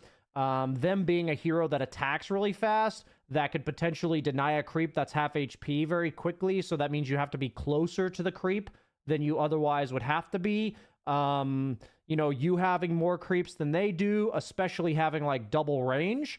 It could be creeps going into tower. There's a bunch of things in the lane that change the rate at which things are dying, right? So what the goal of this first thing is, I'm going to monitor my lanes through the lens of every spell, every auto attack, every mechanic in the game. How does that affect the rate at which creeps die? And then you're just going to get this massively broad sense of, oh, these are things that I care about in the game because they influence the way creeps die. And so these are things I'm needing to pay attention to because I know this one thing's really important. So there's going to be like 10, 15 mechanics in the game that somewhat contribute to when the creeps are going to die. And you'll start being able to see the lane through this lens. You know what I mean? And then, so that will shift your perspective of your mechanics, your decision-making in lane, your positioning, that type of stuff. But then the next step is when the creeps go into tower, there are a ton of different options in theory that you can use. Like if the offlaner's up in your face right now and he's like right here trying to harass you, or the 4 position's going to threaten you with a stun or something, you should actually defensively aggro these creeps closer to you. You know what I mean? To pull them away from the guys that are trying to hit you. So, and then there's times where it's good to just clear the wave as fast as possible and go jungle, or like there's so many different various options that you can do when the lane goes into tower. But what we need to initiate is, I'm going to be ultra keenly aware of when the creeps go into tower, and that is going to be some importance of a light that goes off in my head. And it's like, okay, I know there's a bunch of decisions. If I don't know right now, let's watch the replay back and think about what I wish I had done. Do I wish I had defensively aggro? Do I wish I just left it as is? Do I wish I pulled it to the right and outside of tower range? What do I wish I did? So it's not that we're trying to make you remember to pull the lane outside of tower every time, but we're trying to make you remember that there's an important decision to be made when the lane walks into tower. Yeah. Does that make sense? Yeah. Okay. Okay, so I highly encourage you and everyone watching, if you're learning from this, remember, one thing at a time. Let's not worry about the tower too much if you're monitoring when creeps are going to die. If you would rather play the game somewhat on autopilot and just keep an eye out for when creeps go into tower, and you can just be like, oh, they did the thing, and then like, you know, after the game, watch it back, you know, or like however you want to go about this. Yeah, you can have questions if you want, but it's just, the idea is there's no right or wrong way to approach this. You know, it's just whatever order of things that I'm giving you, you would prefer to do first. Because, you know, some things seem simpler than others. Usually I go with the change that feels like it would be the least taxing to go for first. You know, like all of these things I'm telling you will make a positive change on your gameplay, but which one seems easiest? I'll usually go for that one. Because you'll be less, intimidated or dissuaded from doing it. So creeps walking into tower equals decision to be made. So a perfect example is, you know, a lot of times certain things require reverse engineering. So like when I say this applies in real life, it's like I learned that I get hungry and grumpy at 1 p.m. So if I don't eat lunch before 1 p.m., then I'm going to be hungry and grumpy. So then I need to eat at 12 because otherwise I'll be hungry and grumpy. So then that taught me that when the clock hits 12, I go eat. This is like a very simple version, but it can be applied in a Dota game as well. Just give me 1 second. I need to move my air conditioning unit in here. It's fucking hot. I'll be right back. This doesn't count as time.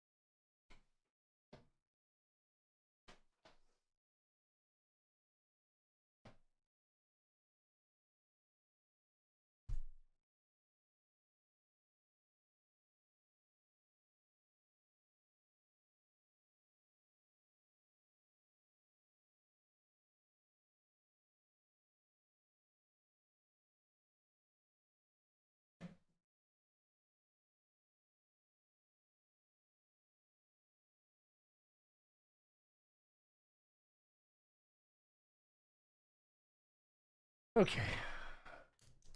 Sorry about that. I'm back. Yeah, that's fine. Yeah. So, did you have any questions about everything I just said? Not like it doesn't make sense, but like it's the knowing that you have to do something is the pointer, which is the thing you're trying to get at. I get that. Yeah, exactly. And that's, in my opinion, because we talked about this at the beginning of the session, this is how you learn to stop autopiloting. Yeah.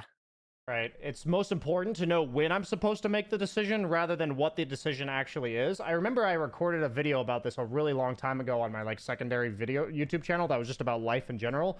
And I was like, I had this epiphany that it's when I learn to do something rather than what I actually choose to do that will help me learn much faster.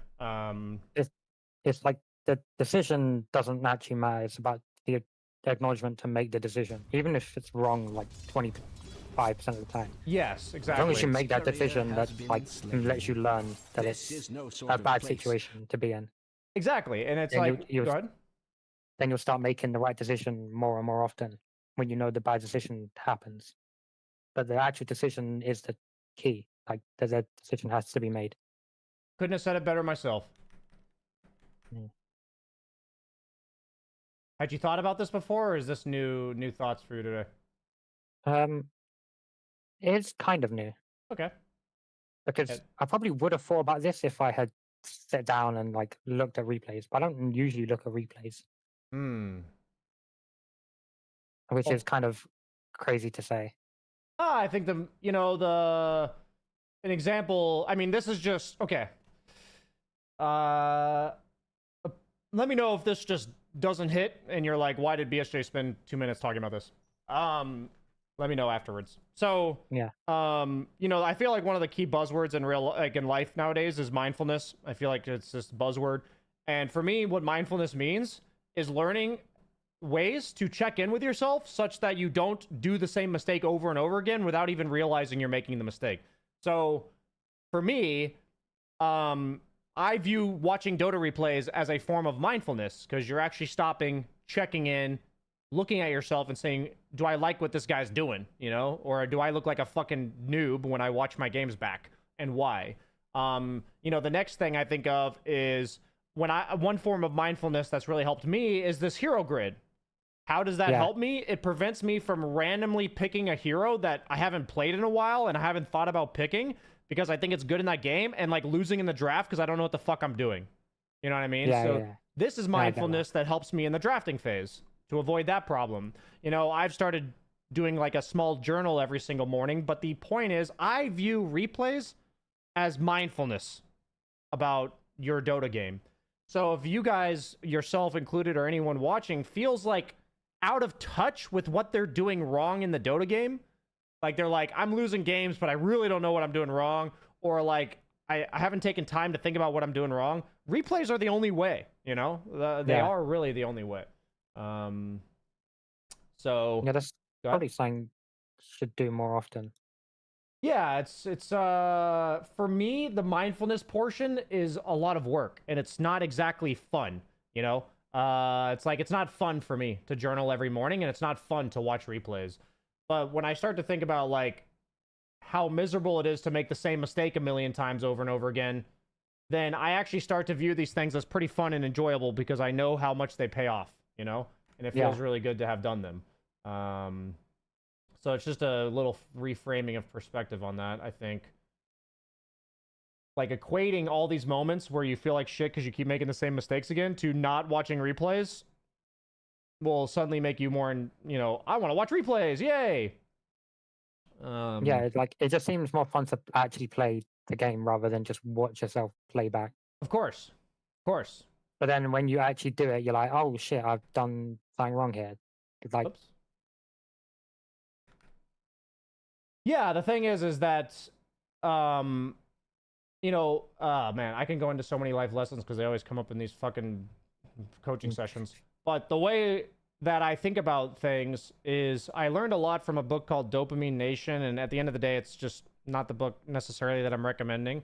But there is a mechanism in our brain. We don't understand it fully, but there is a mechanism in our brain that when we're really high on dopamine or really high on happiness, that our brain will naturally bring us back to equilibrium and balance it out at some point. So basically, however much happiness we experience is how much sadness will, or like negativity will also experience in the other direction, and vice versa. So what that teaches you is that you can actually make, like what I learned from this, I don't want to say what the book taught me, but what I learned from this is that I can manufacture uncomfortable things that I don't like doing, okay? Things that I think are good for me. So I'm like, oh, watching replays, this is boring as shit, but that boredom will be counteracted by me playing better in these games. You know what I'm saying? So I'll actually get more enjoyment out of the games. There is actual science behind the fact that our brain does this. So by purposely injecting things that I don't necessarily like doing in my life, I will enjoy the things that I like doing more. And then you play this fucking synergy game where you're purposely doing things that not only bore the shit out of you, but they also make you better at the things you enjoy doing. It's like, so then you're like double dipping, you know, you're like fucking compounding the enjoyment of things you like doing. I don't know if that makes sense. That does make a lot of sense. Cool. So that's how the way that I've managed this is I've started thinking about all the shit that I find really boring and not enjoyable. I try like to pick specifically the things I really don't like doing that I think help me.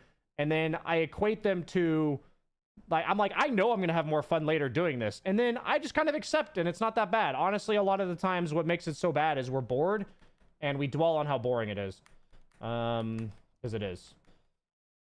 I'm not going to act like watching replays is fun. I mean, it's fun for some people, but... I don't think it's fun for some people, I'll be honest. I personally think the only people that enjoy watching replays are people that have done the exact same thing I do, which is they equate the bad thing that they don't enjoy doing to the good feeling they get later. I think it is a very common, maybe I'm being condescending here, I think it is a very common misconception from almost everybody that I talk to that they think there are people that enjoy working hard. No, they enjoy the benefits of working hard, and they've learned to make the connection between the accomplishments and the hard work. So they'll think about the accomplishment while they're doing the hard work, which then makes it enjoyable for them. They're not actually enjoying watching replays. Do you know what I mean? Yeah. So I think that's a common misconception because I've found, I'm not saying you're doing this, I've found that there are people that feel bad. I've actually heard this from really successful professional people. They feel really bad about not enjoying something that it seems like their colleagues or coworkers enjoy doing. And in reality, nobody fucking enjoys it. They've just learned to equate it to something that's meaningful. And thus, they get something out of it. So I kind of have to shut that one down. It's not that you're not allowed to think that, but I guess I just strongly disagree, and I want to make sure I get my thought in there. Oh no, you TP'd here and died. What's up? Yeah, this was a bad TP, I know that. It's one of those where you're barely not level 8 and get Omni Slashed. I'd say that's a little unfortunate. I do think you not having a point in your third spell against Doom is pretty blasphemous. Like, that's pretty horrible, I think. You should have a point in your third spell by the time you're level 6. You're also... Or by the time he's level 6. But also, you're against Shaman in lane, so I think it's reasonable to have a point in your third spell. You're also against Ogre. Yeah, it's pretty funny that you don't have a point in your third spell, and you're still not leveling it. Wow. What do you think? What are your thoughts on that? Yeah, looking back at it now, it's kind of bad. If I went 3-3-1-1, then yeah, that does make a bit of sense. Seeing as I'm starting to fight now. And you're getting single target spells thrown at you. Yeah. So this is interesting, right? Because I have to attribute this to nothing more than you aren't thinking about it. Yeah. Okay. So this is one of the autopilot moments. Yes.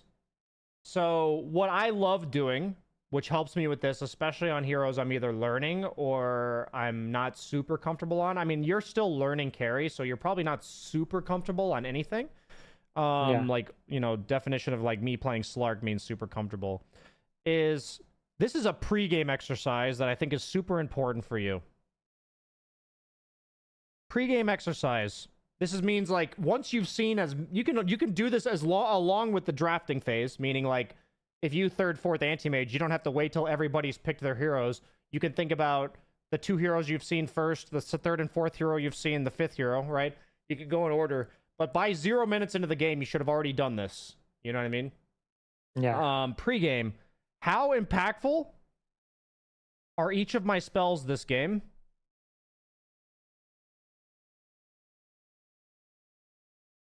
Against what heroes? At what timings?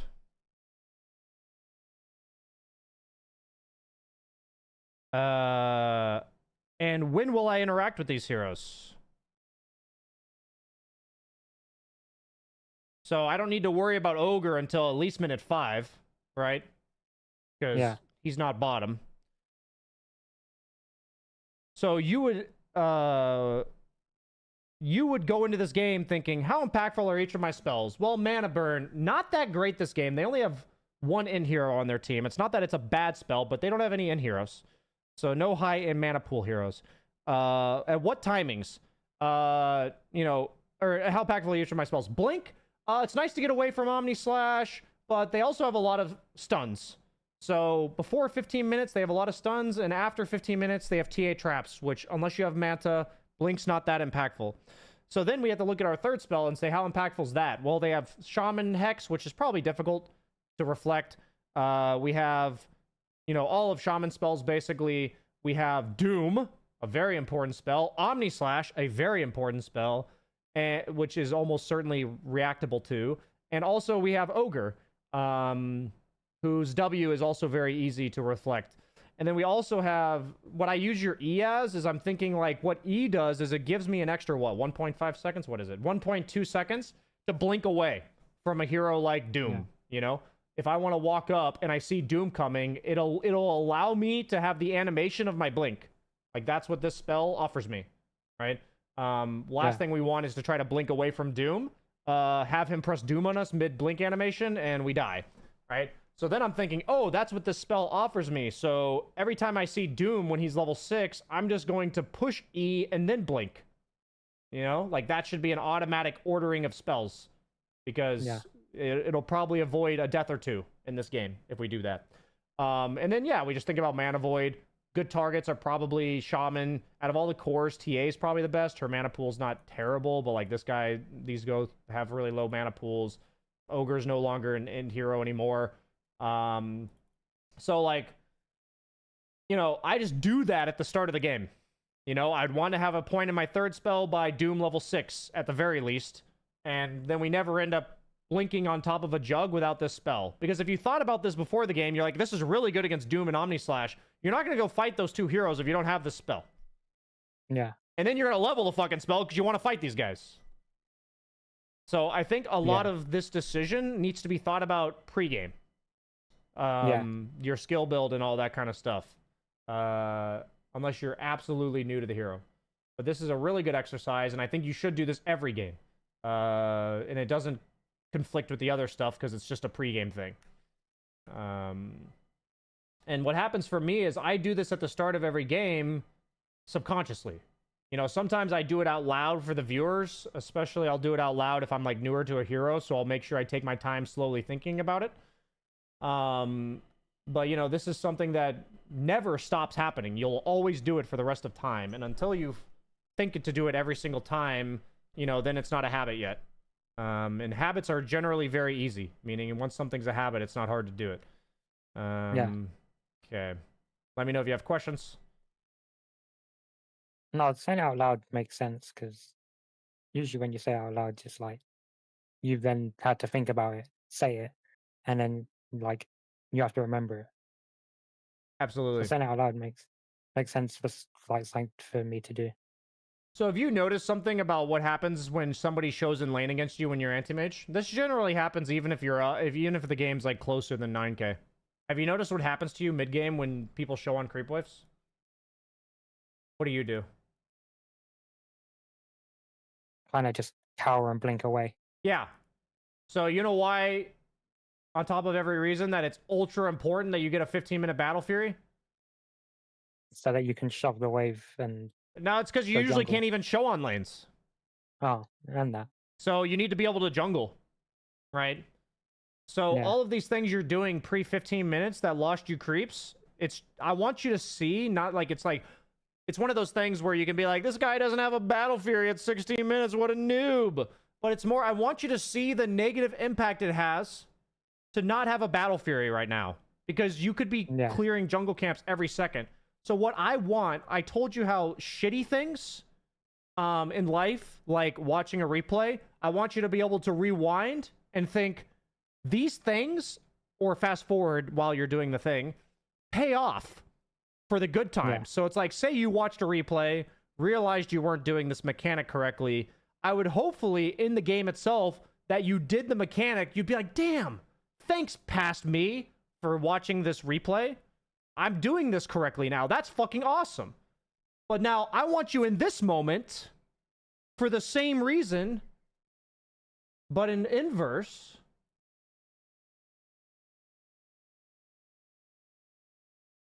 with how miserable it is to be in that spot without a battle fury, to go through here and be like, what the fuck, bro? Get the 3 creeps!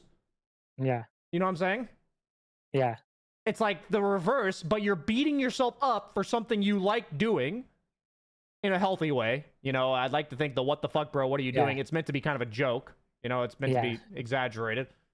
But the idea is, I'm pissed at myself for fighting in this case, and you're basically treating yourself like a dog. Hey, good boy. Hey, bad boy.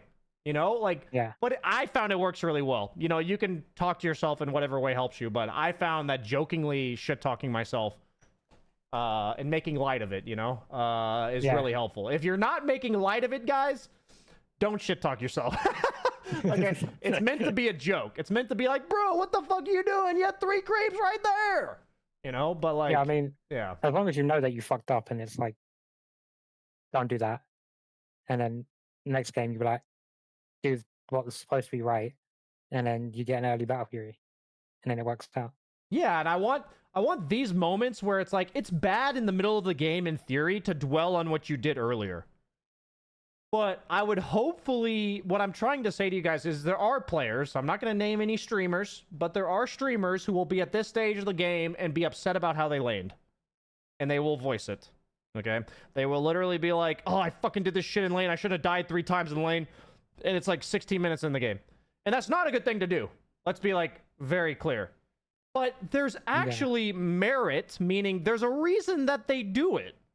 I'm not saying it's good, but there's a reason. And in theory, the reason is because they know they're only in this situation because they died 3 times. So having a good sense, without beating yourself up and distracting yourself from playing, having a good sense that this awkward portion of the game where you can't farm a creep wave, you can't farm ancients because you don't have battle fury, this all happens based on how many creeps you miss in the first 5 minutes. So if we want to fight, we need to have good CS in the first 10 minutes. Otherwise, we're not going to get to fight. So even if you're a fighting carry player, like, you can still play according to a hero in the way it wants to play. You know what I'm saying? Yeah. Okay, cool. And I want to point this out, that Anti-Mage is just one of those heroes where he doesn't control the map at all. And what I mean by that is when you show and somebody else shows, you just go, oh no! And then you run away. Like, that's just what Anti-Mage does. And that sucks. And not every carry's like this, you know? There are carries who can, like, kind of kill people on the map. Something like a CK. Stuff like this. Okay, enemy team extended. So here's what's really interesting to me. Any questions about anything I just said, by the way? No, that's all good. Okay.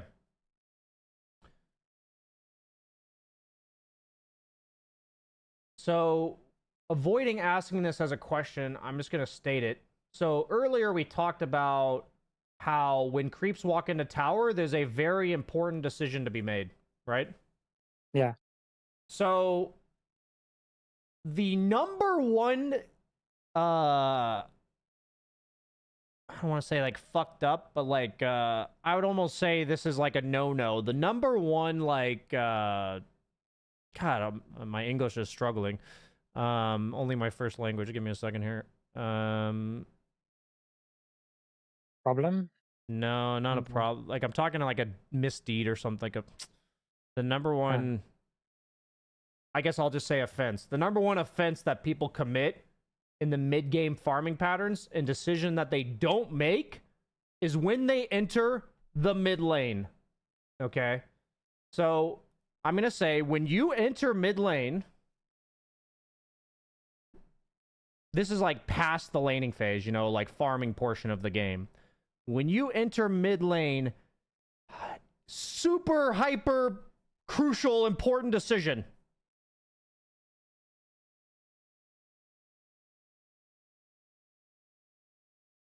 Which half of the map do I go to? Now, 3 enemy heroes are dead. You have literal free reign of the map. You could go anywhere. So let's pause right now. Where do you think you'd want to go? Let's just look at the map, right? Probably towards the bottom half because you see the jug top. Yeah, and there's a massive fucking creep wave here, right? Yeah. So, the problem is, whenever I coach people on this, they don't think. So when you go into the mid lane, hyper important decision to make. Which way do I go? Quick! You know, There's 1 creep here, 8 creeps here. Which way do I go? To the creeps. To the creeps! But the point is, once again, we're not worried if you make the correct decision. We're worried that you go mid lane and don't make a decision. Yeah. Right? So, for mid-game farming, it's just all I would want you to do past the laning phase, you could just spend however many games you want. There just needs to be a trigger that goes off in your brain when you enter mid lane. This applies literally for the rest of the game. Because basically what I usually tell people is there's usually one side of the map that's more efficient than the other in cases like this where enemy heroes are dead. But there's also almost always one case that's one half of the map is more likely to get you dragged into a fight because of hero placement on the map, because of objectives that are on the map, like Roche, Tormentor. You know, you see 3 heroes top and Roche's top. It's like, if you go towards top against TA when 3 of their heroes are there, it's very likely that you'll fight there as opposed to going bottom. That's like a very obvious answer. You know, it's not always this obvious, but like, there's very obvious answers a lot of the time. So when you're leaving mid lane, there's so many reasons that one side is better than the other, potentially. And all I need you to do is consciously make that decision and trust BSJ that it is one of the most important decisions you'll make like 10 times a game. Are we on the same page? Yeah. So as long as you're making that decision, period, you will get better at it. Like, doesn't matter, right? Like, you're going to learn stuff. You're going to think to yourself, like, after I went mid, I didn't like what happened for the next 2 minutes. Let's watch it back. And just be like, did I agree with my decision? You know, what did I see that maybe told me not to do that decision? You know, that's the kind of thought process you can go through. I mean, in this specific case, like, I don't have Battle Fury yet, but, like, it's on the courier. So, going bottom does make sense. And not only that, the mag is there. So, in power.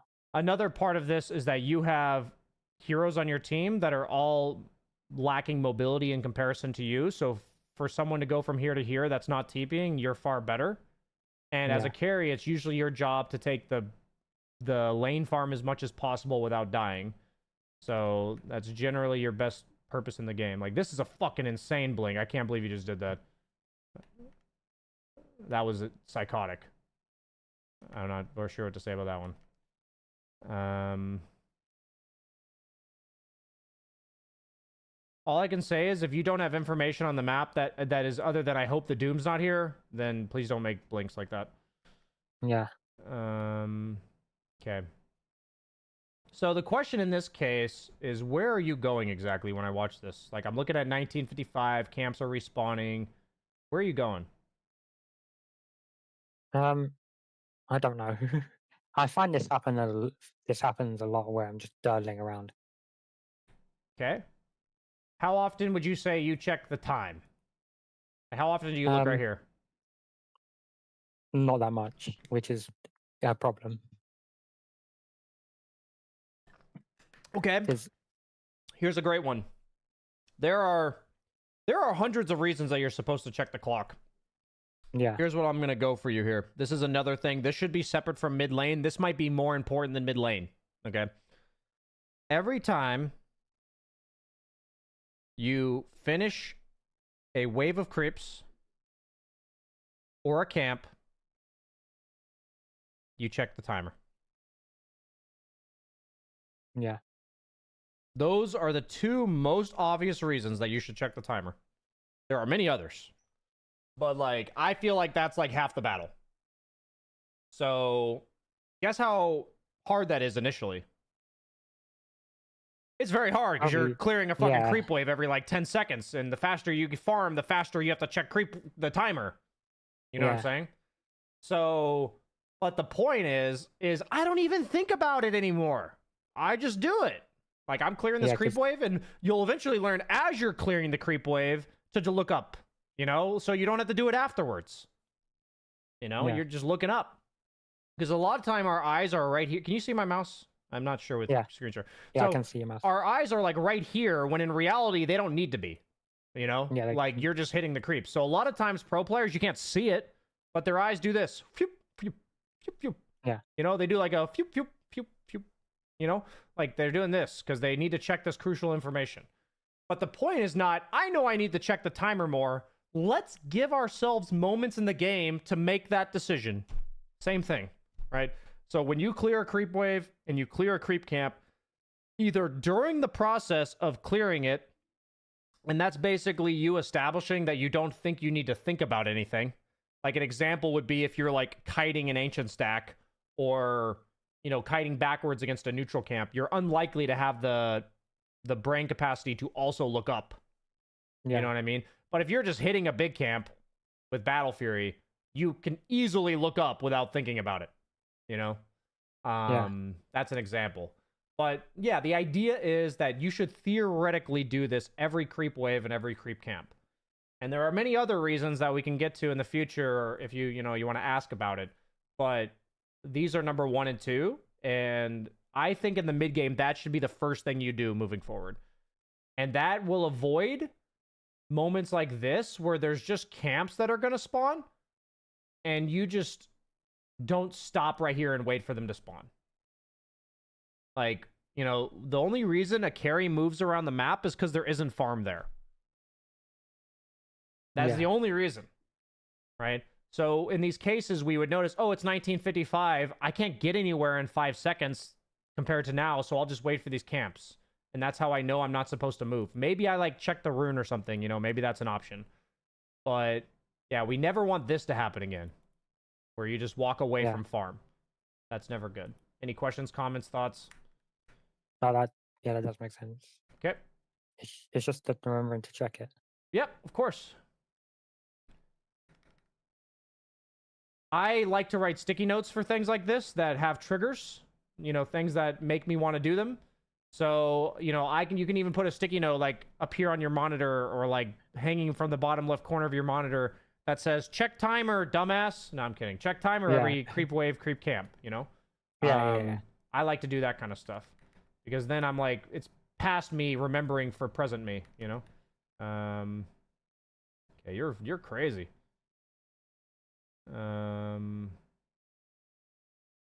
So I can tell that you're relatively new to carry and you're trying to work on these things. There's a lot of map awareness things that I think are lacking, but I think general game sense of time and where farm is available to you and all this kind of stuff is precursor to map awareness. Like, I don't think map awareness comes first. So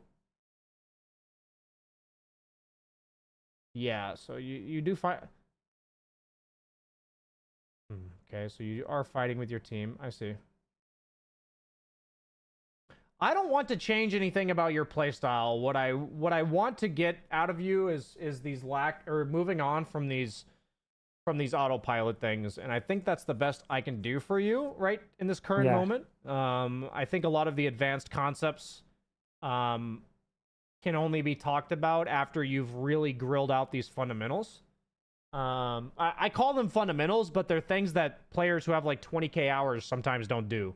So I consider them fundamentals because I think I could teach them to anybody in Dota, but they're there's nothing in Dota that you load into the game and it says, hey, you should learn to check the timer. Do it here. Like, there's nothing that talks about this. So, Yeah. that's part of the big problems with Dota. But yeah, so I think these things are fundamentals, but that doesn't mean, like, I think you're stupid if you don't do them.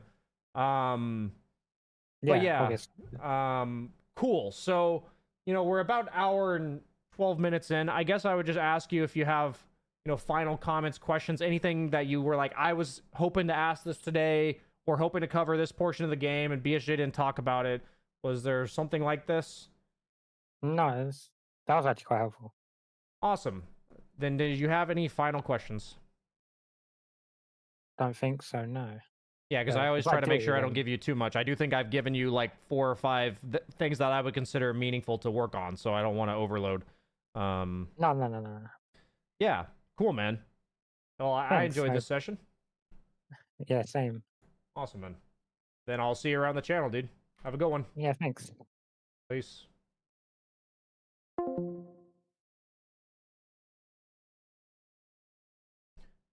Okay, so that was a 2800 MMR anti-mage replay. God, my nose is so itchy, Chad. I fucking hate allergies.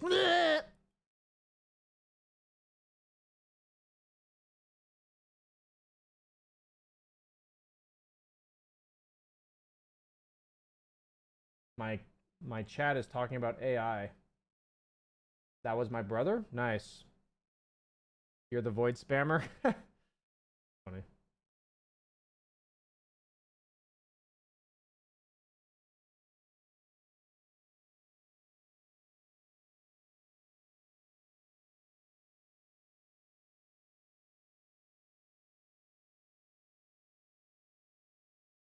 Hey, BSJ, can you be my dad? Of course, man. What's up, Dever? Thanks for the sub, dude. Redeemed a plank for a minute? Sure, we can do plank for a minute.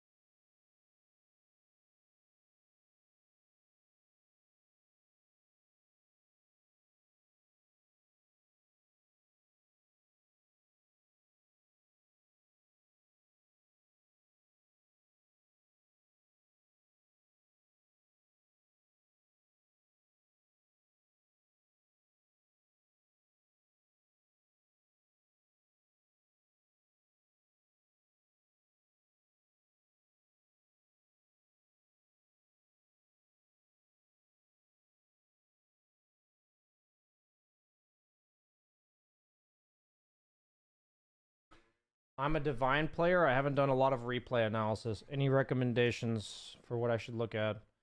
I think almost every Dota player is aware of portions of the game or mechanical or mistakes that they're making that they know they make on a consistent basis. I think every Dota player is aware of these things. And if you're not, I'd say that's kind of a problem. If you're not exactly sure how to do it better, that's not uncommon. And that's when you should watch pro players. I don't know what to do in the first creep wave. Like, I feel like I struggle getting early CS. You know, then you watch pro players and see, like, what are they doing in the first creep wave? That's, like, different than what I would have done. Stuff like this, you know?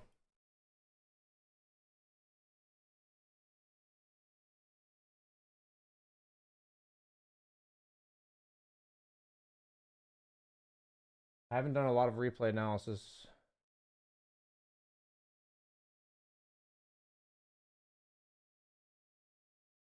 You're talking about ChatGPT. I mean, I love using ChatGPT.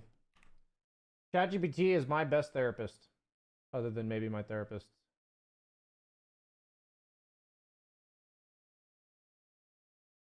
I am going to be ending my stream today, guys. I have to record a meta update video, and I have to go to the gym, and I've also got some big projects in the works for my educational content and my Discord.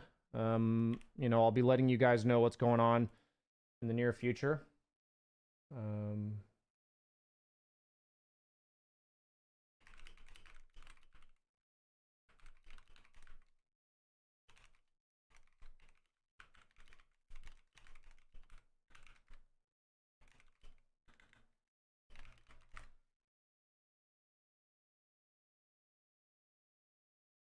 Did you watch Dr. K's Doctors vs. AI video? I did.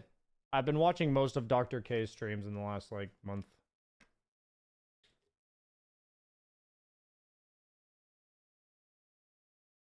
How often does the creep wave update its health? What do you mean? How often do I check the health of the creep wave? For me, that's why I said that's more of like a breathing thing, because it's just... You're aware, it's like your natural state. Like, you should just be aware of the creeps at all times. Like, that's like a consistent, like in the laning stage, that's like a consistent thing that never stops, you know? I'm gonna go ahead and raid Shiver. So I will see you guys later. Thank you so much for watching. We'll be back online tomorrow with more pubs. So, YouTube videos will start rolling out again in the next day or two. So... I will see you guys later.